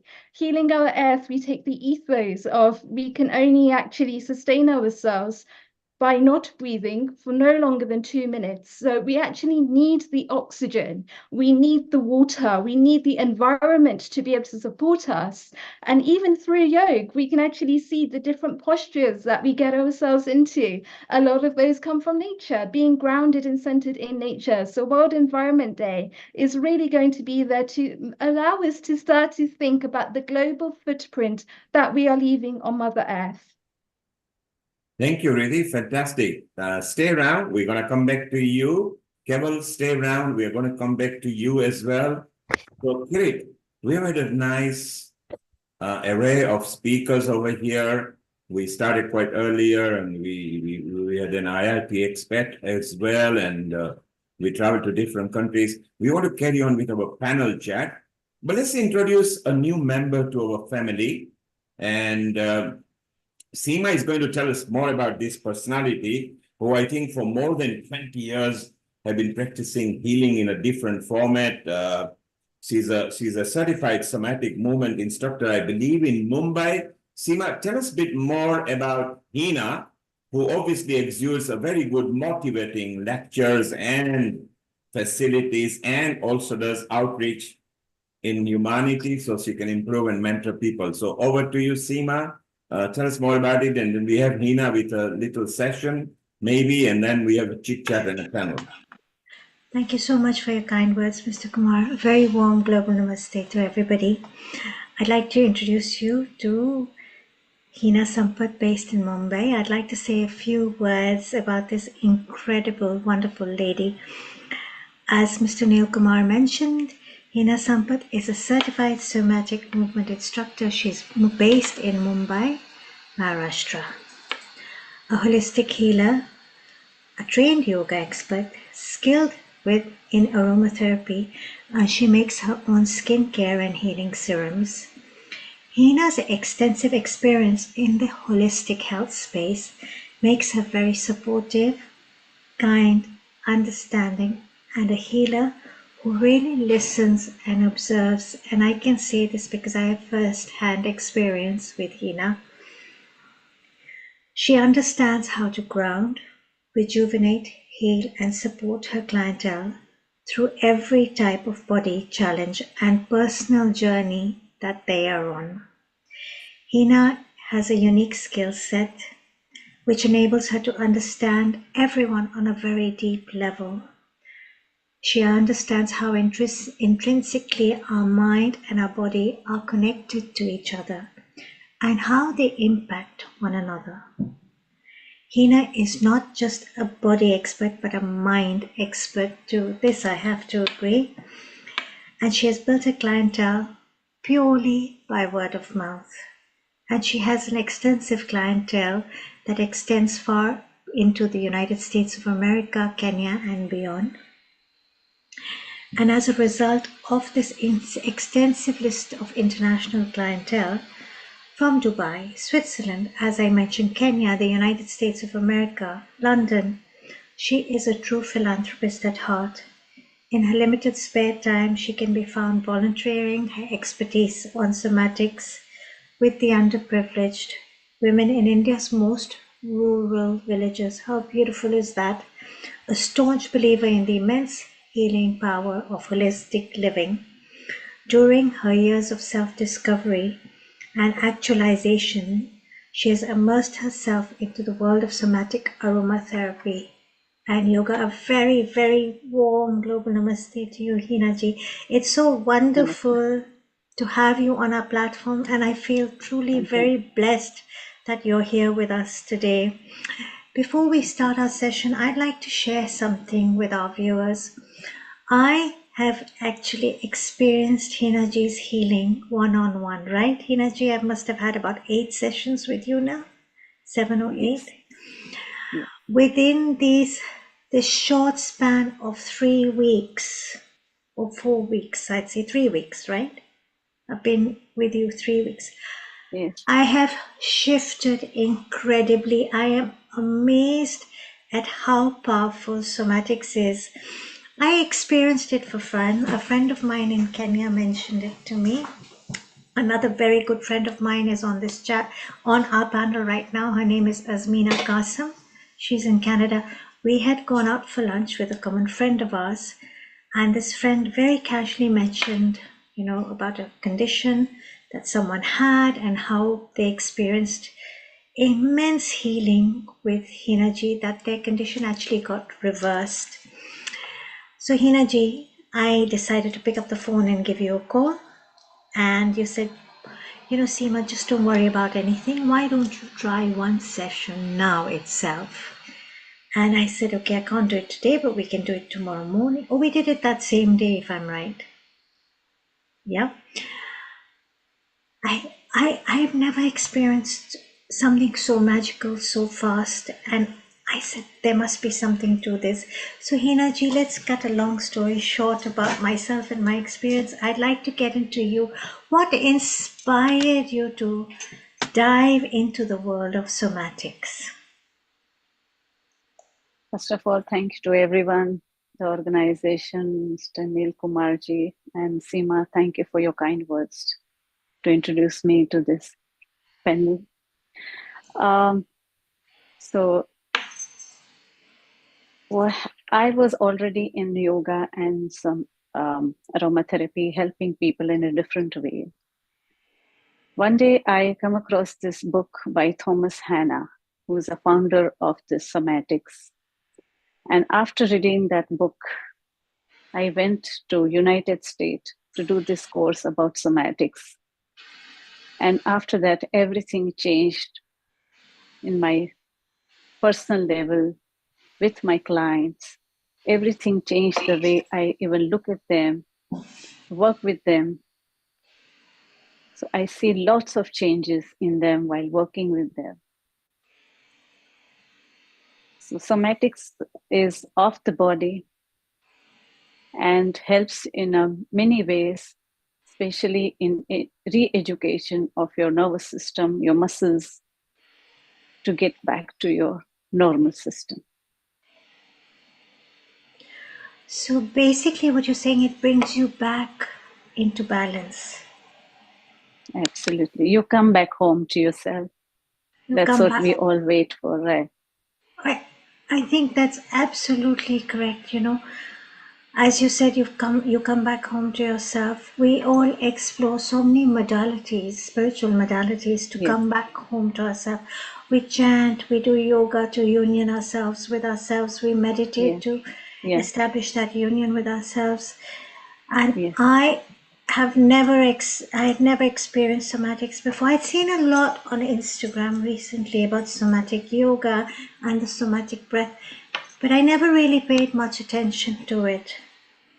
And funny enough, about 2 months ago, another girl, not known to the lady who introduced me to you, again from Kenya, we were just talking, and she said, "You know what? You should experience somatics." I've experienced it. So I really believe that when you're energetically ready to receive something, the universe will bring it to you because you're aligned. This is my true belief. And then we had this lunch, and my friend Asmina is on this panel today as well, and she was at the lunch as well. And this very sweet common friend of ours said, "Seema, you have to explore somatics." And I thought to myself, you know, why is this coming to me? Everyone is speaking to me about somatics. Now I have to admit, my lower back pain has gone after I've had my sessions with you. Just 6-7 sessions, and I already felt better. I think it's very important for the client and I would say the doctor or the somatics healer to have this very strong bond and relationship of trust, because when you have that, you're able to receive it better, right? Yes. You integrate with yourself in a better way. So my question is when you put us down for our somatic healing, and every time you see me, you say, "Oh, you're better today. I can see it from your face." Do you see the aura of the client? Do you see the body? Do you scan the body? What is it? Or are you just in tune with the person's energy? Yes. So I'm in tune with you. I work with your nervous system. So I work with your nervous system. So I'm integrated with you. And so that's there what are changes. That's what the training teaches you, right? And yes. Each session, it's almost like a computer, right? Each session deletes whatever stored memory we have. This is what I'm experiencing right now. Yes.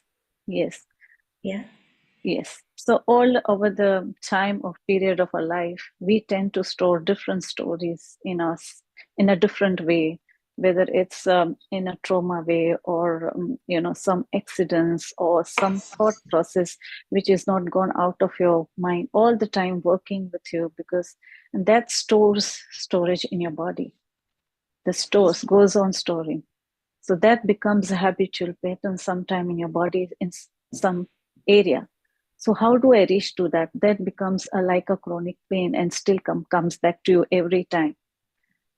Right. And yes. Right. So when you experience illness as well because of all these stored emotions and trauma, right? Yeah, the trauma, emotions which are inside us. So they become like a house inside us, right? Indeed, they become a home inside us, and and the somatics energetically works into it and pulls it out from the root, right? Yes, it does. Now you have an extensive client base all over the world. Would you like to share one or two experiences any of your clients have of immense healing or emotional shifts or anything that they've experienced? There we are. We have the video coming up. We would love to see this video. We have no volume. Oh, okay. I think here Mr. Kumar will bring it back. But would you be able to share? Oh, he's bringing it back. And the minute Hina walks in, for me personally, she has this transformative energy. She's already in the space of you are already better. She's already in a transformative mode. She's already understanding what we need just by looking at the way we might be sitting or our facial expression. But earlier you were telling me that like explaining it to people who don't understand somatics, like when we're trying to, we know someone, a loved one is in pain and we're trying to have them understand. Well, it may be pain that you don't know, right? Like in my own case, right? Like I was born with a congenital deformity. I had a plaster for 3 years after surgery as a child, and my muscles weren't developed to walk or run. I just didn't do some of the natural movements that children do when they start to walk and balance. And suddenly I found that I could. Within I think 6 months of my sessions with Hina, I was able to place my foot completely along the floor and feel the ground for the first time. I've gone to many physiotherapists who told me, if you'd have come to me when you were younger, this could have been resolved. And I also now, when I'm walking, I can feel that my whole foot is on the ground. I mean, it's hard for me to explain because, most people do not have a congenital deformity, so they won't know when their legs are straightened like this from this angle. No, absolutely. And most people are not really don't really have their feet on the ground. Yeah. In the real term. Right. And wow, that's amazing. So basically, I didn't get the full gist of it. He had a condition, right, where his muscles were not strong enough. So that came from his childhood when he was born like that, with his feet together. They were joined together. And they were separated after the surgery. But after that also, he had no feelings. So after 45 years, after he joined me for the somatic healing, he felt himself feeling the floor, feeling it, which he never felt. And though he used to play, he used to do everything, but feeling within your foot, under your foot, you felt it for the first time after 45 years. I think Mr. Neil Kumar would like to say something. He's here, and we have Asmina, my childhood friend, Jumbo Asmina. Hello, you have to unmute yourself. How's Canada? How are you enjoying the Canadian weather? Thank you, Sima. She'll be unmuting in a moment. Hina, welcome. Relax, chillax. You are a part of Healing Our Earth. So what we will do, Hina, maybe you can do a mini session, whichever you like, and then we'll bring in more panels to talk so that people can experience what Seema experienced. Asmina, global namaste to you, and Seema was mentioning you, so now do unmute yourself and your comments to both of them. Over to you, Asmina.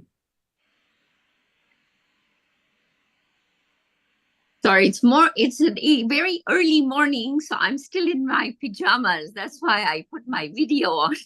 So amazing panel of discussions from the mental health. I'm getting such a perspective, various perspectives, and I think it's breaking the silence and being able to talk about it, which is really tremendous healing just in that.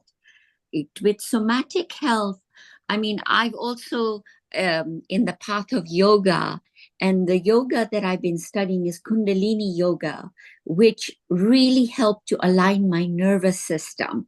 So with Hina ji, I relate to the aspect of the nervous system, but it feels like you're going even more from the physical healing of Kundalini yoga, which strengthens you, helps you hold positions for longer periods.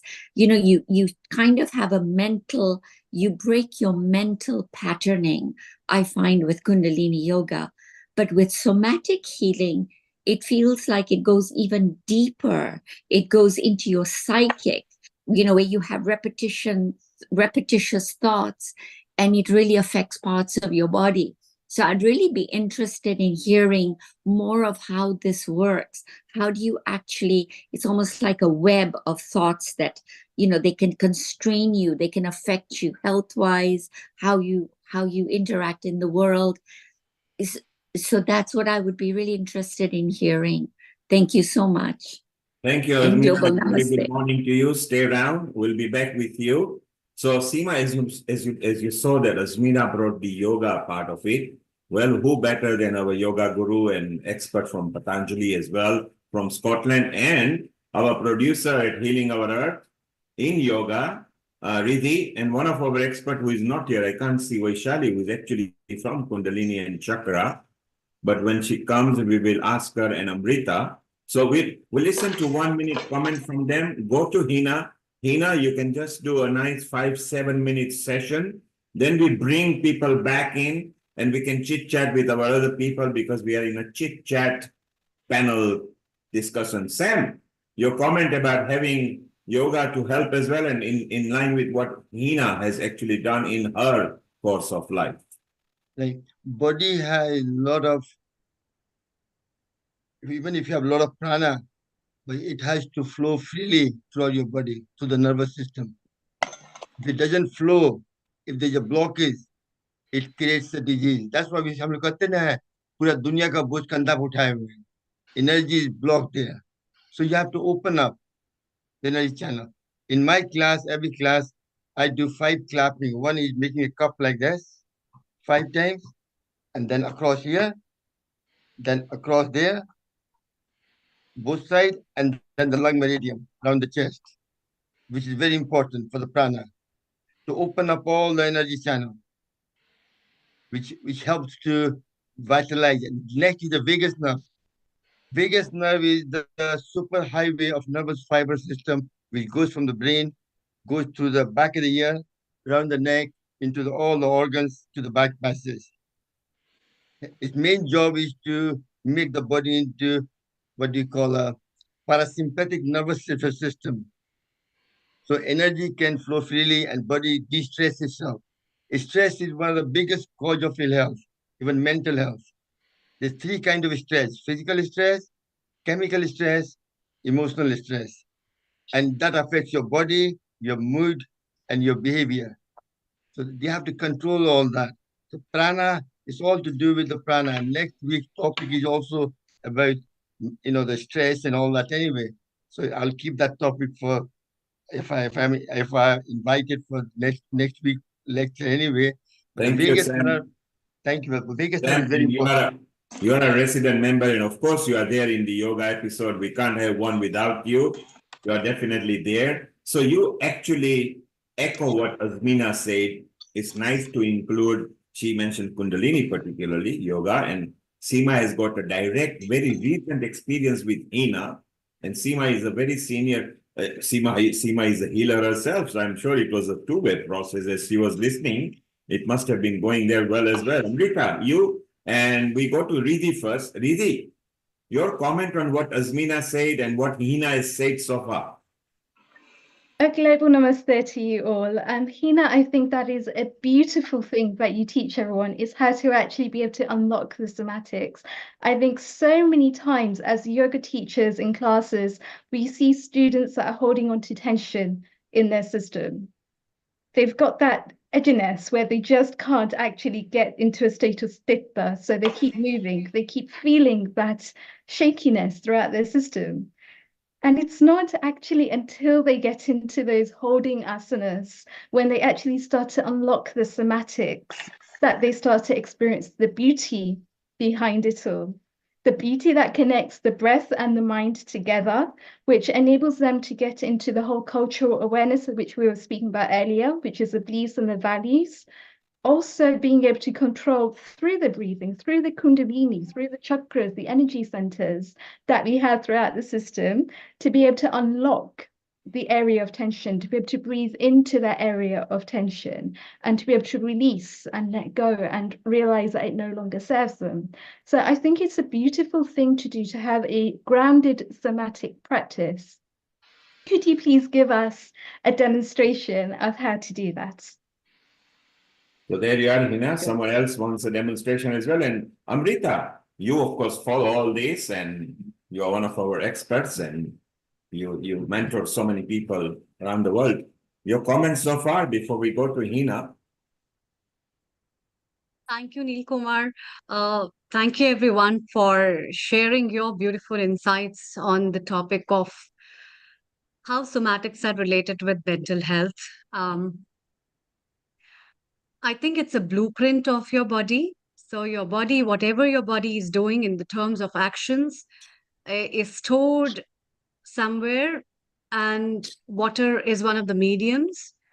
And to be very honest, on the physiological basis, if you find, it makes a very big sense when I teach children and students globally about the concept of understanding your chakras in terms of your neurological grounds, in terms of your plexus of the body that connects through your fascia, and your connective tissue that makes your information travel everywhere. So when you're listening to me right now, you're also feeling some part of me. You're also getting the feelings of extra things around you where you are there. And all these things are inside your memory. And that's how the somatics of the brain, and especially the psychosomatic, work. And whenever these kind of teaching modalities in terms of holistic health are related in relation to whether we say mindful exercises, or in terms of yoga, or in terms of meditation, pranayama, chakra healing, energy healings, or any things in relation to that, or even the cognitive behavior therapies. These things basically are ingraining those vital elements of your body that have been lost, or you weren't aware about them. And that's how they bring into the insight of, oh, you were the part of it. And when you make them revive, you automatically gain that energy, because your brain is pretty smart enough for your mind to hold up the things, and your heart is very cunning and it knows everything. And every single cell of your body holds beautiful memories. So it's very important, and it's really beautiful that each one of you from different modalities are working on with this. And it is, I think, a very important time to think about all these things to carry them forward. Thank you. Thank you, Amrita. Yes, Seema. And Amrita, just before we go to Seema, Hina, there is a question for you from Elizabeth in Senegal. Yes. Yes. And she says there are various examples of somatic, and she wants to ask you two questions. Number one, do you think dance is a good example of somatic? And the next question is, one of her friends has asked her that she needs to do somatic inquiry. She wants to know what it means. Over to you. Sure. Yes, dance can help you. Dance is a very good form of healing too. So dance is good. And the second question is, yes, I think Seema has she can help that I'm person actually as going well. to say this out loud right now for all our viewers. So if you'd like to contact Ms. Hina Sampath, her email address is somaticsyoga, that's SOMATICS yoga, that's one word, @gmail.com. I will be putting her email address and her phone number into the chat here as well. She can be contacted in India, Mumbai, area code 91, telephone number 98209-57577. I will repeat that again. Maharashtra, India, area code 91, telephone number 98209 57577. I want to say whatever Amrita ji said was very, very deep and beautiful, and even Riddhi, what you shared was amazing, about postures and holding the asanas and breathing into them and becoming, as you said, culturally aware. There's a saying, I have discovered that I've been doing yoga, I've been going to the gym, Hina ji, I've been sitting down to meditate. And you told me, Seema, now that you've come here, this time is yours, and you need to do nothing. Said, just give yourself to me, surrender yourself to me, and let the somatics take care of you. This is the easiest modality I have ever followed and the most effective in the 57 years of my life. From the age of 20, or 19, I've been exploring yoga, I've been exploring meditation. Every school is beautiful. Every school brings a gift, but the easiest, fastest, and most effective modality has been with you. And I can't express enough gratitude to you because you have been amazing for me. Truly amazing. Asmina, I know you're watching, and to our friend in Nairobi, childhood friend, you guys are amazing. Thank you, Asmina, and thank you. You know who I'm talking about, the girl in Nairobi who referred me to you. And I'd just like to say, if you haven't tried somatics, book one session with Hinaji, and you will not regret it. It's been amazing, really. Now, Thank you for your kind words. we did ask you, Neil Kumar ji did ask you if you can do a mini session with all of us here. Do you need one person to work with, or can you just send the energy out to a whole group of people? Yes, I can work with the whole group. That's not a problem. Do you have enough space in all of you? You have to sit down and write? Okay, that's fine. We can sit and do it. Okay. So all of you have to just close your eyes. So when you close your eyes, it helps you to integrate with yourself in a better way. So close your eyes and just be there. And feel how you feel in this place where you're sitting. Are you grounded? What I feel? What does my body feel? What does my soma feel? Now let's invite the breath. We're going to work with your breath. Let's invite the breath. So when we're going to invite the breath through your nostril, and you feel your belly expanding a bit. So invite the breath through your nostril, feel the belly is expanding, and let's release together the breath as slow as you can. 2, 3, 4. And let it release, don't hold. Let it rest.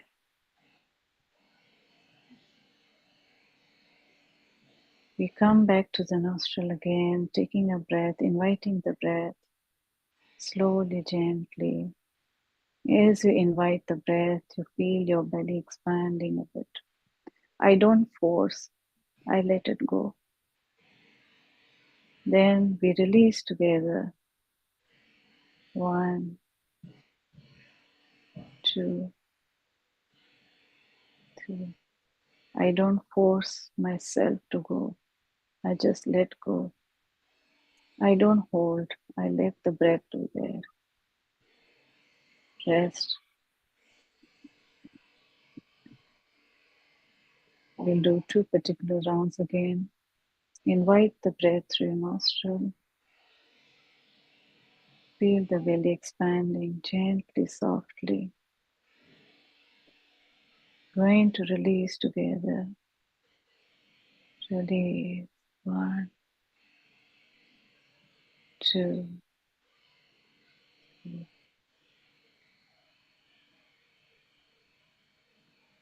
Rest. Rest. Going to do one more round of this. Invite the gentle breath. Feel the belly expanding. Release 1, 2, 3. Let it go. Let it go. Rest. Rest. Rest. Don't hold. Rest.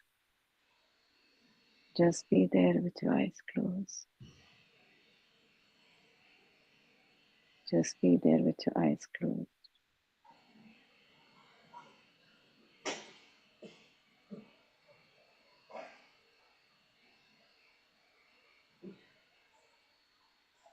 And thank you for your practice. You can open your eyes very gently. Take your time. Take your time. Thank you for your practice.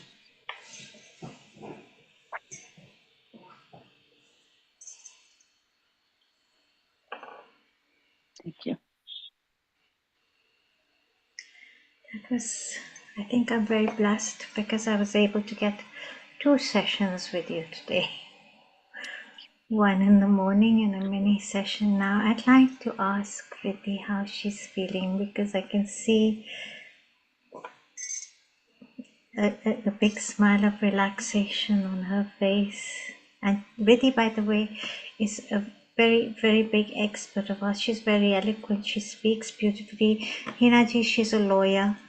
And she's also very well versed in yoga and the Vedas. She's such an amazing girl and she's so open to receive everything. So I'm starting with you, Riddhi. What did you feel?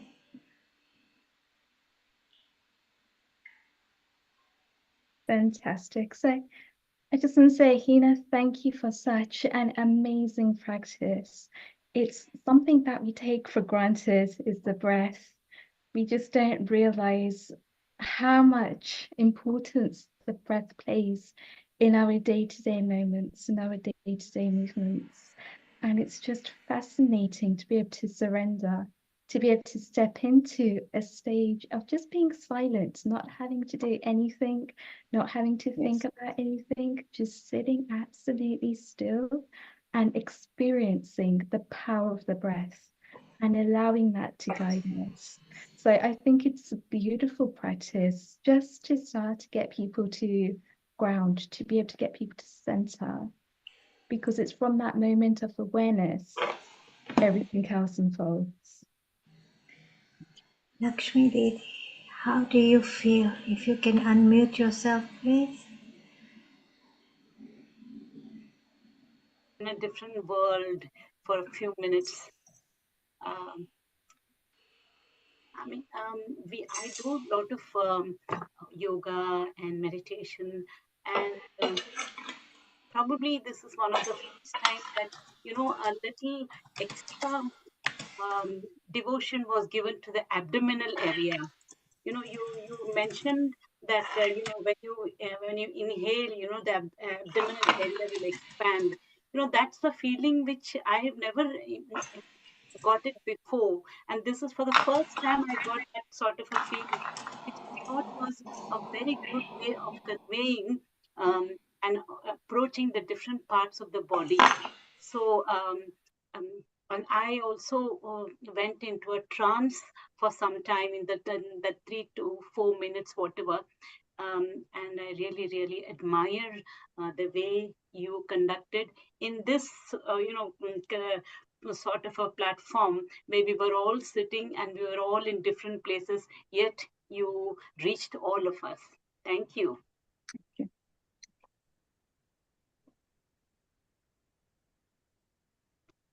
Seema, you need to unmute yourself, Ola. It's truly quite magical how this process works. I want to share with everyone. I think it's the more we are open to receiving it, the quicker we will shift. Um, After each session, Hinaji asks us to take rest, and as you expressed, Lakshmi Didi, that you experienced, you kind of you blanked out a little bit. Many times after the sessions, when I close my eyes, I feel you want to be with yourself at that time. Your life starts to become more centered. You become more accepting of people and situations around you slowly. There's no magic one, but it starts happening from day one. The chatter of your mind slows down. Your awareness when you eat is more enhanced. Sometimes we just stand and we eat and we don't realize that we don't take that minute for ourselves, that sacred moment for ourselves. Your communication skills are enhanced. You aren't rushing through your conversation. You're more present with yourself and others. And it all starts with you. When we're present with ourselves, am I right, Hinaji? We Yes. can be present with others. When we're compassionate and we take this time out for ourselves. Look, everybody has something they need to heal from. It could be childhood trauma. It could be a physical condition. It could be an emotional issue. It could be battling with one's ego. It could be so many different factors that we're not even aware of. But when we take that time to do this for ourselves, and literally we speak about nourishing our bowl and filling our cup, but we really have to go out and take that time to do it for ourselves. I'm telling you all, in the 27 years I've been searching, I found my answer. I really have. And I would love you all to experience it. Please give it a shot, one shot.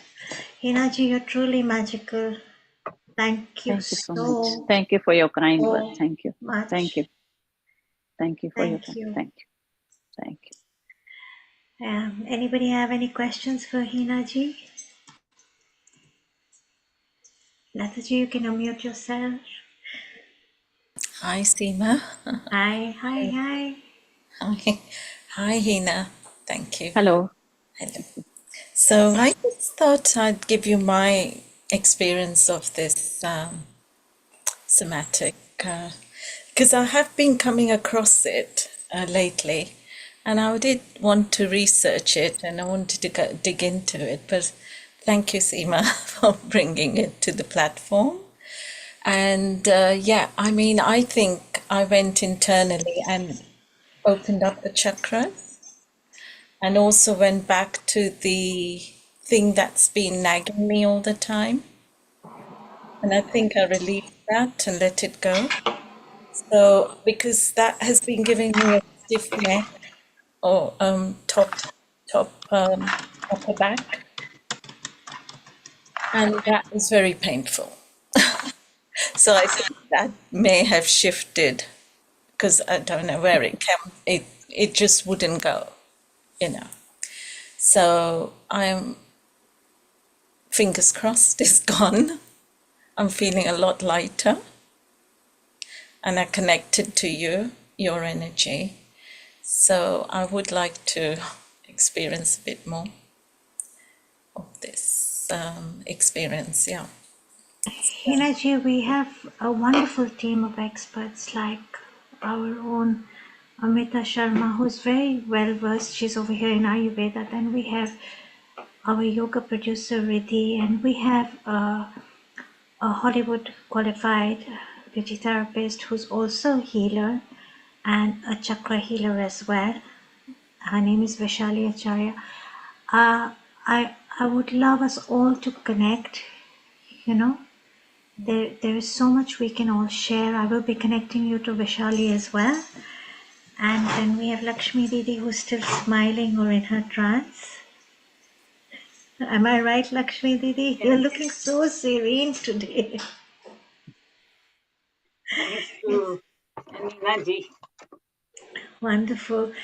We had a question, Amrita ji. Some people are asking some questions of how many sessions would a person need to virtual sessions work. Hina ji, please share with us. Yes. So how many sessions each person needs, it depends on the person, the history, what the person is has some problem, what kind of problem. So I do share the intake form with the people who wants to join. So I come to know that how, but it's difficult to say at that how many sessions you will need. It depends how fast the body is been able to receive and how old the, whether the problem is the trauma is of the person and the age also is concerned, how old is the person. The younger you are, you get better faster. As you get older, so you can say the young people. So suppose you have a headache, they come to me. Within you can say 1.5 hours, they are fine. Young children, teenagers or this. But as you go further with age, so, and your problem depends how deep in your problem is within you. And of course, later in the age, like you can say, they have patients who are 75, 80. So they are a little slower, but yes, they are able to move by themselves and feel themselves, So that's what you want. So that's why I can't say how long you will take. Thank you, Hina. Stay around. And Amrita, it's time to maybe wind down now. We've had a wonderful session. We started very early. We have a lot of experts today. Let's go around the panel. And for each one of you, I want you to give me 1 or 2 best tips how you keep your mind at peace and how you keep your mental stability at peace. Just keep it to a minute session each. We will start with Riddhi, your best tip to keep your mind fresh and at sukoon mode. The best tip to be able to keep the mind at sukoon is, as Hinaji has just mentioned, it's all about vasanas. Vasanas are the mental impressions that we carry around with us until we consciously choose to let them go. So tip number 1 is awareness. When we're actually aware of what that problem is, that's 3/4 of the solution. Becoming aware of exactly what's causing it, exactly what's happening, when it happens, all of these are questions that we can start to ask ourselves. All of these are beautiful things that if we start to put them together and layer them, we'll be able to go a little bit deeper. Now, when we go deeper, it's things like Amrita was talking about earlier in terms of creativity, really being able to tap into what is it that allows you to be creative. Start to get the mind to think in a different way, because when the mind is actually in a state of sattva, it's not in a state of tamas. Tamas is this sleepy, sluggish, lethargic state, but we've transferred that to a state of creativity. Now we can start to really get resourceful and get positively solving the problem, being able to take ourselves out of that problem, looking at it from a 360 bird's eye view and analyzing what's happening.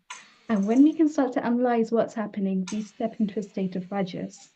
Step into a state of rajas, we can actively do something about it.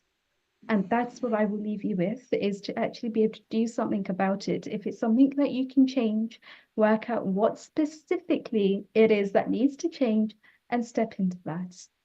Thank you, Riddhi. Stay around. Amrita, let's go to you. 1 specific tip that keeps you mentally stable and your mind at peace all the time. Thank you, Neil Kumar. I think I would like to share 2 tips. 1 tip is always looking at the things that makes you happy and finding those things in life that makes you happy. May it be your children, your parents, things around you, or yourself looking into a mirror, whatever. And adding up the smile to the day basically will be adding up to that medicine that will help you keeping up with those negative thoughts that you catch up in the day. Or the second thing is also spending time with yourself. Maybe relishing a cup of tea or a coffee in your garden, looking at the sunset or sunrise. And the more time you will spend with nature, the more time you will spend with yourself, that will give you a moment of relaxation to think that yes, life has taken up a little pause. And I think these will definitely help everyone. So you can have morning walk, you can have a jogging, you can have an easy chair, you can have a light music and watch the sunset, or a rose or a garden visit will definitely energize you. Over to Thank you. you, Thank you, Nilkumar. Amrita. Thank you, Amrita in India. Kirit in Midlands. Kirit, your main tip that keeps you stable and peaceful in your mind. So for me, I think it's surrounding with positive people. Those people who are positive will help you stay focused and be positive.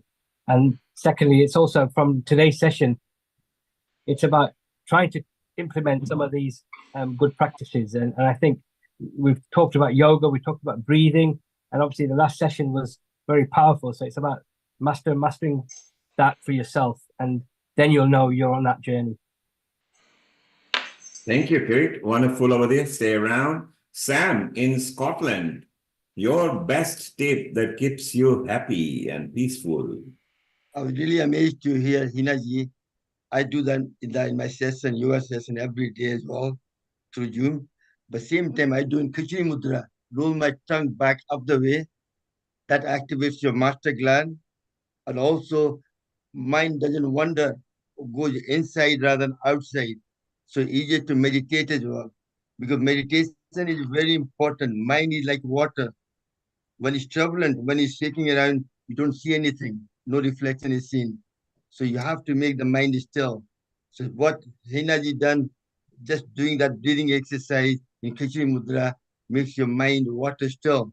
When the water is still, you can see all the problem you have. Once you know the problem, you can resolve it. Until you know the problem, you can't resolve it. Thank you very much. Thank you, Sam, all the way in Scotland. And we go to Dr. Lakshmi Vyas with her wisdom and your specialist tip that keeps you happy. Global namaste to all of you. Yes, I would prefer to keep myself very calm, quiet, and avoid any trouble or any kind of harshness that comes around. I would also like to concentrate on my work, which gives me immense happiness, and try to keep myself happy by walking or just talking to little children. And I also like to play with the birds that come into my garden. These are some of the things which I enjoy in my life, and I like them. I'm absolutely a fan of all the birds. Thank you. Thank you, Dr. Lakshmi Vyas. And we go to our kitchen episode producer, Seema Bhatia. Seema, what is one tip that you like to share with people apart from what Hina has shared with you? I many a time in life we focus on our own problems, and we have this self-talk about my life is so difficult, I'm struggling with this, I'm battling with my family, there's so much traffic, or I'm really very stressed and I've got so much anxiety and I don't know how to cope with it. I try everything I can. My spiritual master, His Holiness Sri Sri Ravi Shankar Ji, shared, if you feel your problems are big, look at the outside world.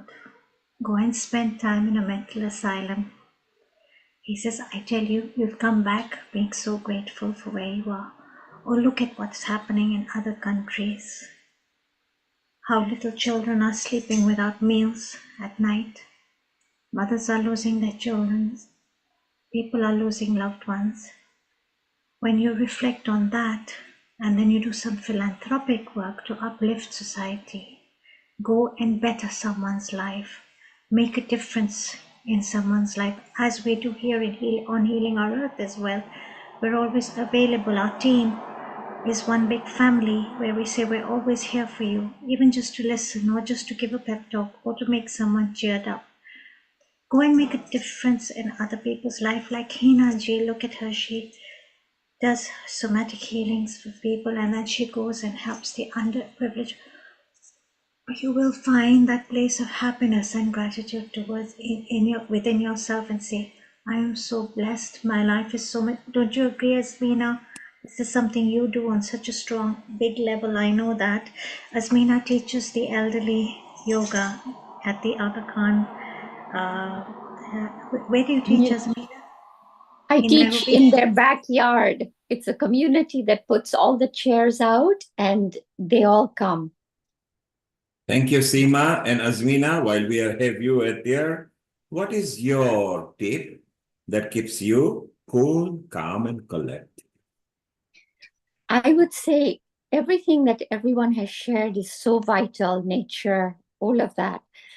But what I found is my mind needs something that cuts through it, because that perpetual traumatic thinking can sometimes take over to such an extent that what I have found, the only thing I found that cuts through that, even breath, prana, because I've been doing yoga for so many years, it's mantra.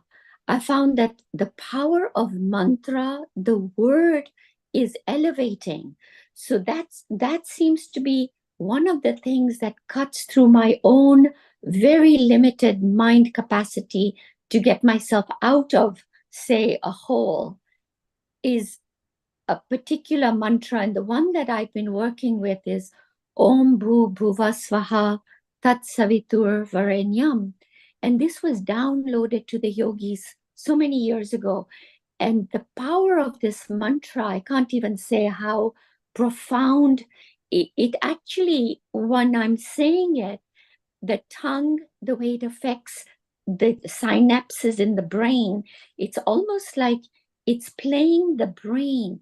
It's breaking up those nodules that are caught up in thinking of a perpetual thought that eats you away.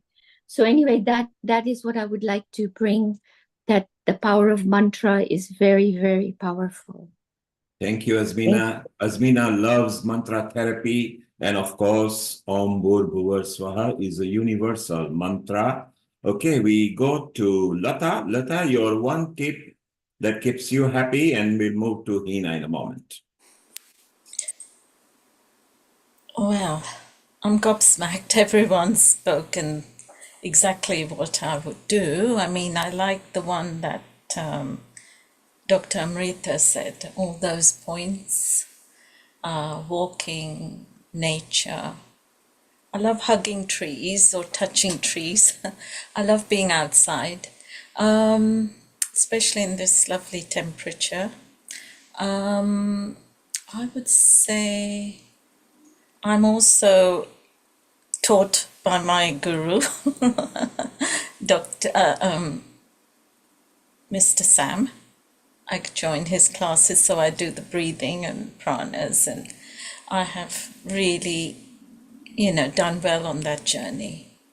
And then I think I like to really change the pace. I like to get into a task and declutter, throw things away, or, clean up, or go and organize something that needs organizing, and then talking to someone as well, maybe on the phone or something, that helps me to just vent it out and get rid of it. So yeah, all those things, and just giving myself a bit of a rest as well, not feeling guilty. Okay, so we can see Lata doesn't want to feel guilty and she wants to declutter herself. Hina, in Mumbai, you are in a very nice area in Mumbai over there, in a bit of heat wave over there? And how do you keep Yes. yourself cool, calm, and collected? Best tip So of yours. to be compassionate towards yourself for whatever you do. That's very Well, important in life, to be compassionate to yourself and loving yourself. That's your first priority. Um, so that's what you can do. If once you do that, then you're already loved. You're not expecting something else, right? So that love is created within you. You feel it yourself, then you're compassionate to yourself. thank you. So, So what Hina is saying, you can love everybody, your mother, your father, your daughter, your son, your relatives, your friends, but try to love yourself, because if you love yourself, then you'll be able to love others. Well, we've gone down to everybody, and here comes my tip. Do not worry about anything on the earth. You worry when you can't find oxygen. The only thing you have to worry on the life is oxygen, because you can stay 3 minutes without oxygen, 3 days without water, 3 weeks without food. Of course, the guy in the Far East stayed for more than 7 weeks, but he was okay. So effectively, all of you have so many things in your mind. Forget everything. There is no issue at all. If you believe that the time will not stop, then remember, whatever you're facing through now, it will go. And also, don't worry about things that has not happened, because you will worry when it happens. And if it doesn't happen, you will worry. So stop worrying. Okay, get hold of your mind, your peace. The only time you should panic is if you cannot find oxygen. And we learned during the pandemic. So I love you all, ladies and gentlemen.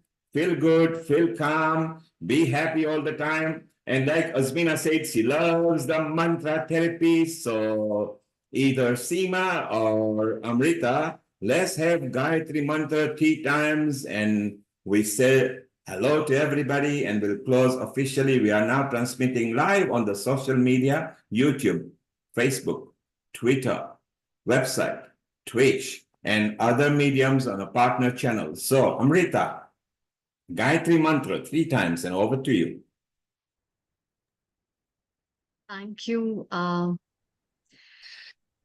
Thank you, everyone, for making this episode really special. And a special thanks to Kirit Mistry for producing such a wonderful episode. And also special thanks to Seema Bhatia for bringing such a wonderful soul to our episode.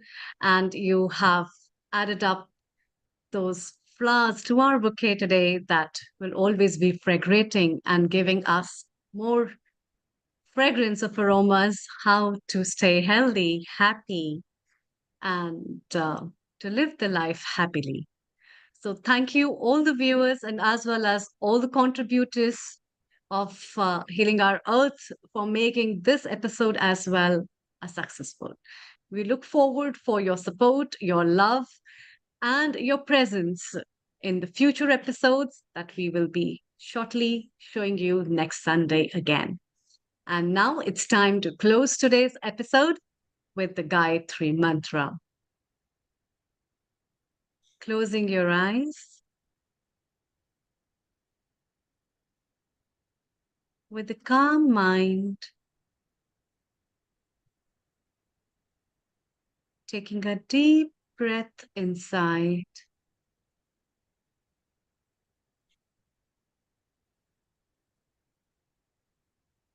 Om.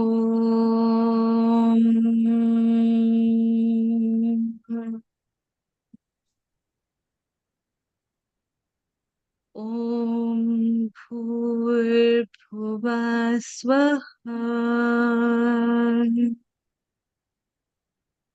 Tatsaviturvarenyam Bhargo Devasya Dhimahi Dhiyo yo na prachodayat.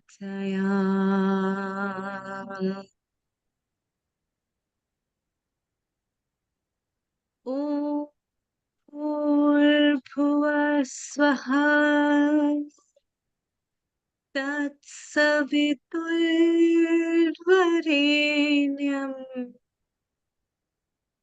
भर्गो देवस्य धीमहि धियो यो न प्रचोदयात्।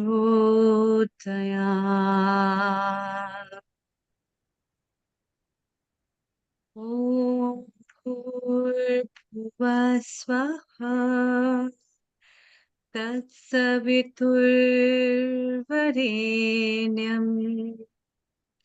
भर्गो देवस्य धीमहि धियो